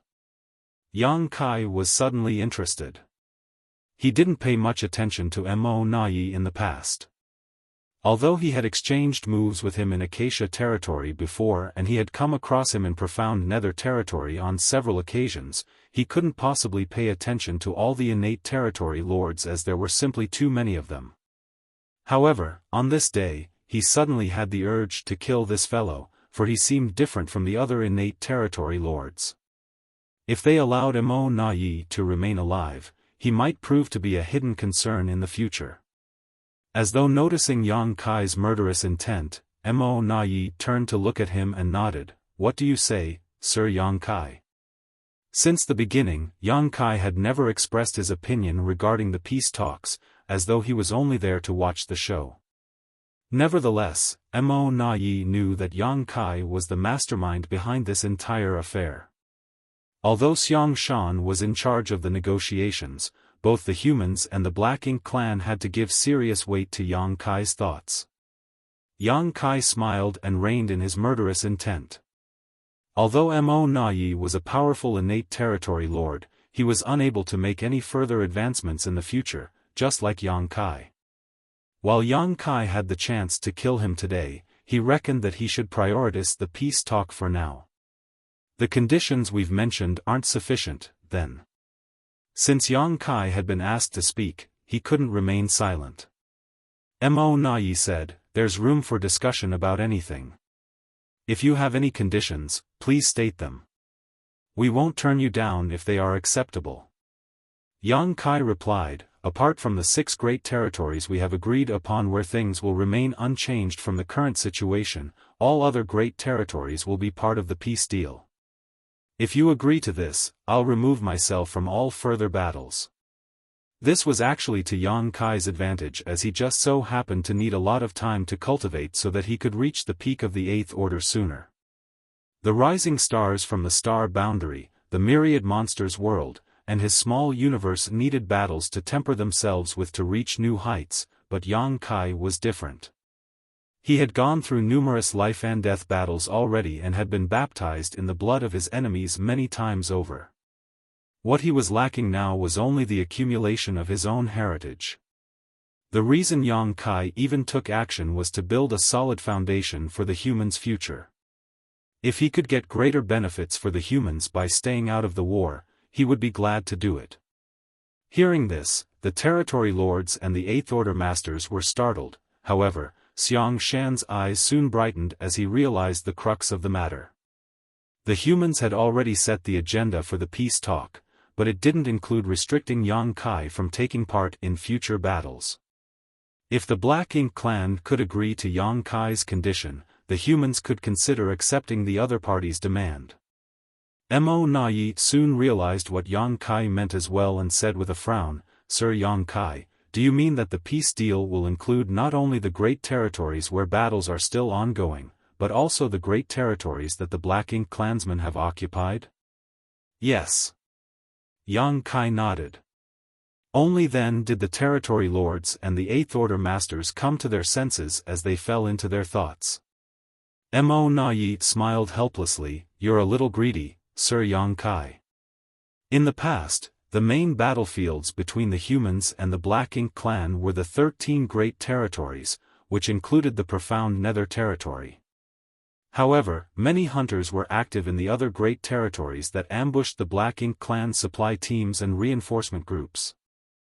They also destroyed many Black Ink nests. More often than not, they caused huge trouble to the Black Ink clan's logistics. For this reason, many territory lords would patrol the various great territories to deal with those hunters. If these ordinary hunters came across territory lords, they were naturally powerless to resist. However, the 3,000 worlds was expansive, and the Black Ink clan didn't have so many territory lords. Furthermore, the hunters were both agile and prudent, so as long as they were not too unlucky, they would be safe most of the time. However, since the 8th order masters and the territory lords had arrived at a peace deal in profound Nether territory, the number of hunters had shrunk significantly. As hunters, they were at risk of losing their lives if they bumped into territory lords. However, once they entered profound Nether territory, they didn't have to worry about being targeted by such masters. Now that Yang Kai had come up with such a demand though, it was expected that many humans would aspire to be hunters again, which would prove to be a thorny issue for the Black Ink clan. Currently, the vast majority of the human forces were concentrated in the 13 great territory battlefields, while some 99% of the 3,000 worlds had fallen into the Black Ink clan's hands. However, since the universe was so expansive, it was impossible for the Black Ink clan to perfectly protect such a vast territory. Once a large number of hunters appeared, the Black Ink clan would no longer have any peaceful days. Originally, the peace deal only considered the 13 great territory battlefields, but Yang Kai's demand had dragged the entire 3,000 worlds into this. What's wrong? Are you afraid of human soldiers entering the other great territories? Over the years, many humans have fallen into your hands and have been turned into Black Ink disciples. If you want me to stay out of the war, there's a price to pay. Yang Kai looked impassively at Mo Nai. After a moment of silence, Mo Nai nodded. You have a point, Sir Yang Kai. In that case, we'll agree to your condition. For both parties, there were pros and cons regarding this matter. Once the hunters entered the great territories that the Black Ink clan had occupied, they would have to bear a huge risk. If they were besieged by the Black Ink clan soldiers, they would either fight to their death or be corrupted. Nevertheless, this was also the humans' purpose for training the soldiers. When the territory lords saw Mo Nai agreeing to it, they breathed a sigh of relief. Everything would be fine to them as long as they could restrict Yang Kai's movements. As for whether agreeing to this condition would bring about any terrible consequences, it was none of their business, for Mo Nai was responsible for the peace talks today. If anything went wrong, the royal lord would punish him first. At this point, they'd finally built a foundation for an agreement. The Black Ink clan's condition was that Yang Kai must not make a move in any great territory from now on. On the other hand, the humans had gained quite a few benefits. Apart from the 6 great territories where things would remain unchanged, all other great territories would be included in the new peace deal. The Eighth Order masters and territory lords were not allowed to have a hand in the war, and as a price to pay for restricting Yang Kai, the number of territory lords would be limited in the great territories where things would go on as usual. Moreover, the Black Ink clansmen were the ones who initiated the peace talk, so they would give the humans a certain amount of cultivation resources as compensation. The conditions were discussed one by one, and from the looks of it, the humans were at an advantage. After all, they had only agreed to one condition, but the Black Ink clan had to provide some resources and limit the number of territory lords who could take part in the battles in 6 of the great territory battlefields. However, in truth, the territory lords' ultimate goal was to restrict Yang Kai, as only this condition would allow them to be at ease when roaming around the battlefields. Since the general direction had been confirmed, it was time for some bargaining. Both parties were red-faced as they discussed the amount of resources that the Black Ink clan had to give the humans. Black Ink's strength and world force kept clashing, as though a fight would break out at any moment. Nonetheless, they knew that since the peace talks had come this far, there was no way they would fight. The initially cautious territory lords could now argue with the humans as fiercely as they pleased. If there was one thing the Black Ink clan didn't lack, it was resources. After all, they had occupied so many great territories and had the entire Black Ink battlefield to exploit. As such, they could easily extract as many resources as they wanted. However, no one was willing to give their enemies resources for free. They promised that they would give the humans some benefits, but they immediately became stingy when the discussion started. The argument lasted for several days, but in the end, the details were confirmed with Mo Nai and Xiaofan, who were the lead negotiators for the two sides. Then, another round of arguments started about the number of territory lords that would be allowed in the 6 unchanged great territories. There were many more territory lords than Eighth Order masters, which was the fundamental reason that the Black Ink clan had gained the upper hand in most of the great territory battlefields. The numbers of the most powerful masters on both sides would influence the state of the war. Although they had agreed to limit the number of territory lords, the Black Ink clan would never accept being at a disadvantage. The humans came up with an outrageous demand as they wanted the number of territory lords that were allowed in the battles to be equivalent to the number of Eighth Order masters, and naturally, the territory lords stubbornly refused. If they agreed to such a demand, their lives would be truly miserable.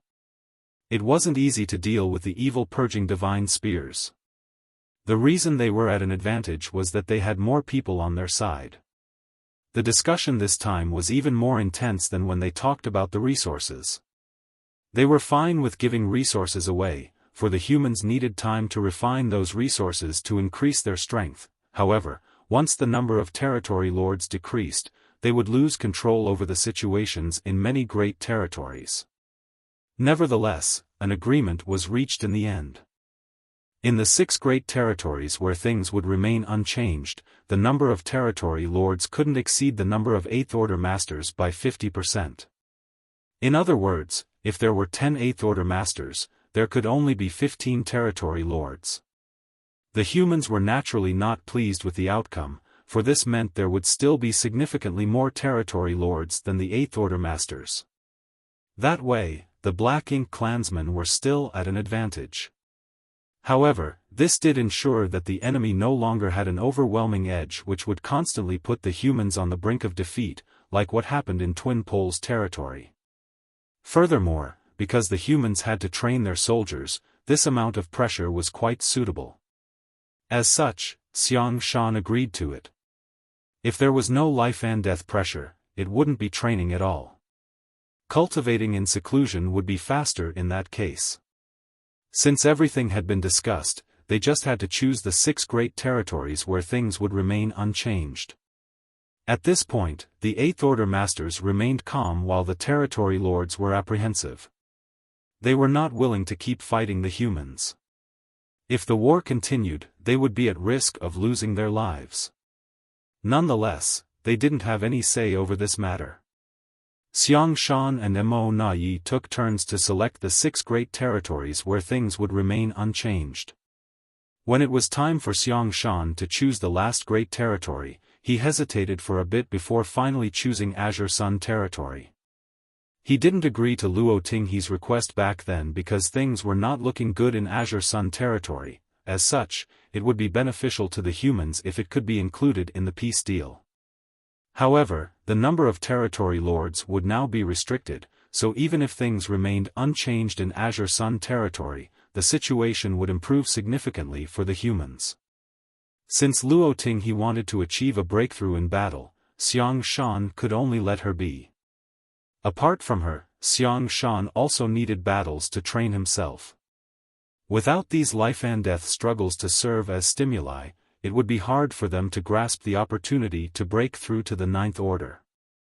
In the past, around 80% of 9th Order old ancestors achieved a breakthrough on the Black Ink battlefield, while just 20% of them made it to the peak while cultivating in seclusion.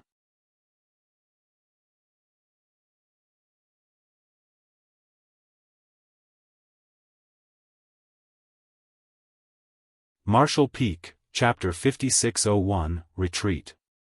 Before the star boundary became an open heaven realm cradle, though it was very rare, there were still a small number of people who directly ascended to the 7th Order.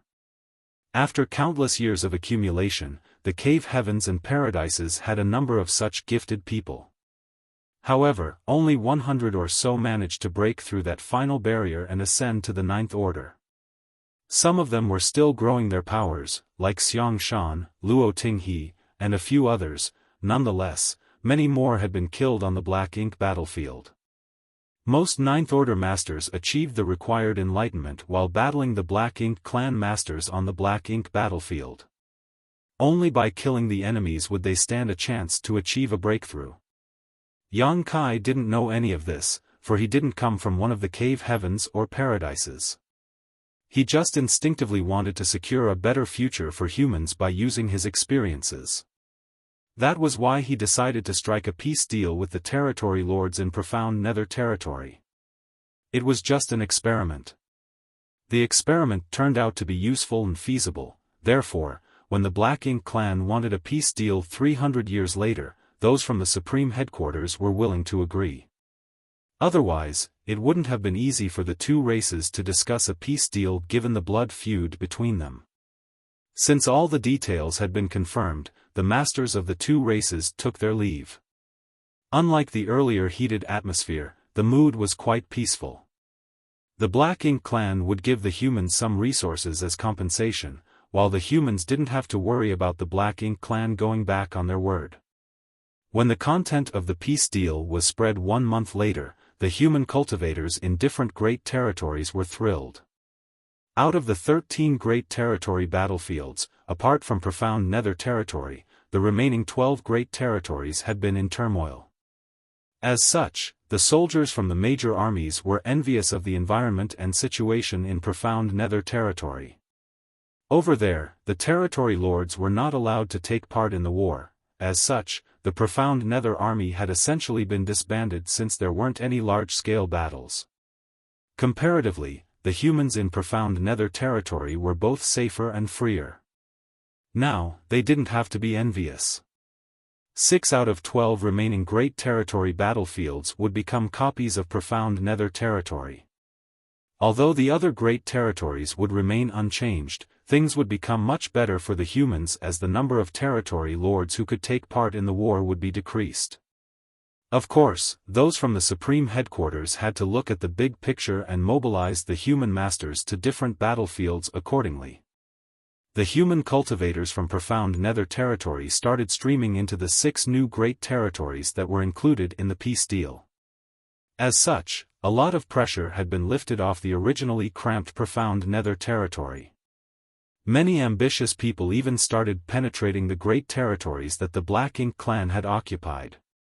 As hunters, they naturally had to bear a higher risk, but it was nothing compared to the potential rewards. It was said that fortune favored the bold, after all. As a peace deal was reached between the humans and the Black Ink clan, the situation in the expansive 3,000 worlds changed completely. This kind of situation would be sustained for many years to come. Perhaps there would come a time when a certain incident would shatter this agreement. After all, the humans and Black Ink clan couldn't coexist forever. One of the parties would be completely wiped out eventually. When some triggering event took place in the future, the two races would surely engage in a final decisive war. Everyone was working hard to prepare for that future. It had been 300 years since Yang Kai first visited the Myriad Monsters world. The sapling he had planted back then had grown into an enormous tree, its gigantic crown like a green cloud that covered the entire sky. A lot had changed in the Myriad Monsters world. Compared to 300 years ago, the world energy was undoubtedly richer and the grand Daos and principles were more perfect as well. More and more humans appeared in this wild world as cities and towns of different sizes popped up everywhere. This world, which was originally fully occupied by the monster race, now had many human residents. Most humans living in this place had ancestors who had made contributions on the various battlefields.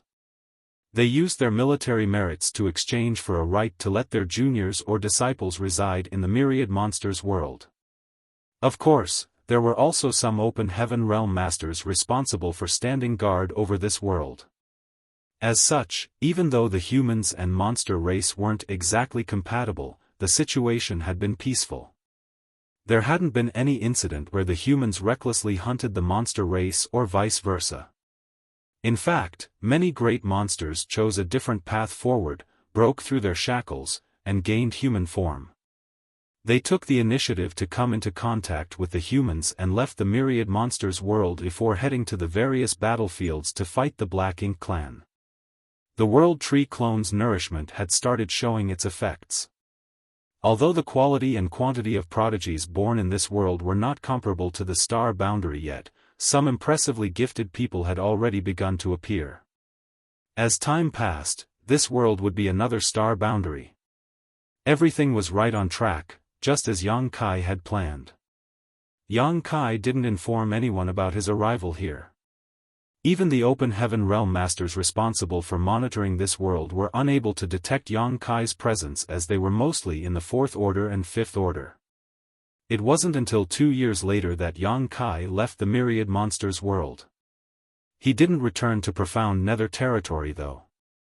Since they had struck a peace deal with the Black Ink clan, he couldn't make a move as he pleased, unless the Black Ink clan went back on their word first. The human race's future did not hinge on him alone, but rather on all the juniors who were now battling the Black Ink clan. Yang Kai was unable to bear the weight of saving an entire race. All the same, he had done his best. As for whether the future was bright or dark, that would be up to all humans to decide. Yang Kai thus returned to the star boundary and arrived at the place where the World Tree clone was located. After giving it some thought, he landed on a branch and directly opened a tree cave in its trunk before sitting down inside. The noise he made naturally alerted the Open Heaven Realm Masters who were recuperating or cultivating in this place. The World Tree clone was the very foundation of the star boundary and the most valuable asset for the entire human race. It could be said that without this clone, the star boundary wouldn't have become what it was today, and the humans' future would have been extremely bleak. As such, there were always at least 5 Eighth Order Masters on guard here who were tasked with preventing any accidents from happening. What's more, due to the clone's mysterious powers, one would gain some benefits by recuperating or cultivating here. Therefore, there were many Open Heaven Realm Masters in this place who had to use a lot of military merits to obtain a quota. However, these masters only occupied a branch or sat down somewhere on the tree crown. They treasured the World Tree clone and wouldn't dare to damage it one bit. With 5 Eighth Order Masters monitoring this place, no one had the guts to do so either. Hence, it was shocking that Yang Kai directly carved a hole in the trunk. The 5 Eighth Order Masters widened their eyes in disbelief and quickly investigated. If anyone else had done this, they would have dealt with him like he was a black ink disciple. However, when they realized the responsible party was Yang Kai, they all turned a blind eye to his behavior. This couldn't be helped. Although the World Tree clone was said to be a treasure of all humanity, it was Yang Kai who actually brought it out from the Grand Ancient Ruins boundary and planted it here. Even if he wanted to uproot the entire clone, the humans could only try to dissuade him from doing so, not to mention that he only opened a tree cave for himself. There was no way they could forcefully stop him.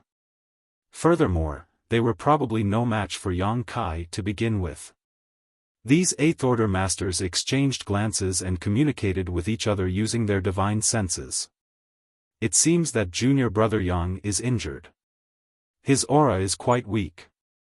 Since a peace deal has been struck, he can't make a move as he pleases, so how did he get injured? Did he go to the no-return pass and pick a fight with the Royal Lord? Since he knows he isn't a match for the Royal Lord, why would he invite trouble to himself? Moreover, I think he just returned from the new Great Territory. These Eighth Order Masters were puzzled as they had no idea what happened to Yang Kai that caused his aura to plunge and made him look so frail. Nonetheless, it was apparent that Yang Kai had made a cave mansion in the trunk to recuperate. As such, they didn't dare to say anything or disturb him. Yang Kai used to be a little brat who had to call them seniors, but now he was significantly more powerful than they were. At the thought of this, these old Eighth Order Masters couldn't help feeling dejected. However, it was thanks to these talented young people that they had a chance to oppose the Black Ink clan. If the next generation was weaker than the previous one, there wouldn't be a future for humans. Inside the clone, Yang Kai bore the excruciating pain in his soul and looked around, feeling pleased with this simple tree cave. He then began cultivating in seclusion in this place. He figured he had to cultivate for many years this time and only hoped he had the patience for it. At any rate, he knew that he had to grow strong so that he would have the power to protect himself when war broke out in the future. Now, he was one of the most formidable masters in the human race, but when a new batch of Ninth Order Masters and Royal Lords appeared in the future, he would become far less useful. It would be best if he could make it to the Ninth Order, but even if he failed to do so, the peak of the Eighth Order would have to do. As he sat down with his legs crossed, Yang Kai refined sets of materials as he stimulated the soul-warming lotus to repair his soul. The 3-self source reconstitution art was indeed savage. Although Yang Kai had already used it once 300 years ago, he still almost couldn't bear the pain of doing so again. The pain of literally tearing his soul in half was several times more intense than using soul-rending thorns. Wu Kuang knew that Yang Kai had the soul-warming lotus, which was why he taught him this secret technique. If Yang Kai didn't have the soul-warming lotus, it would have been pointless for him to acquire this technique, for he would have perished the first time he tried to use it. Just like the soul-rending thorns, only Yang Kai could fully utilize this secret technique. Yang Kai was glad that he had acquired this supreme treasure when he was still a budding cultivator. Without the soul-warming lotus, he wouldn't have become who he was today. As a cool sensation spread across his mind, the pain gradually subsided. Time went by slowly. Several years later, a man got to his feet in a secret room in High Heaven Palace. His aura was restrained, and he appeared calm and collected. Fang Tianci waved the jade in this hand and opened the secret room's restrictions before exiting. It took him 10 years of retreat before he finished stabilizing his sixth-order open heaven realm cultivation. The bright light made him squint as he felt as though a very long time had passed. Suddenly, he realized that he was no longer in the void world. He was in the 3,000 worlds, which was far more expansive. A disciple from High Heaven Palace had been waiting for him, and hearing the door open, he turned around and saluted Fang Tianci. Greetings, Senior. You're tuning into the Xiaofan's Wuxia Tales YouTube channel. Don't forget to subscribe and join us on this journey to catch the most captivating stories.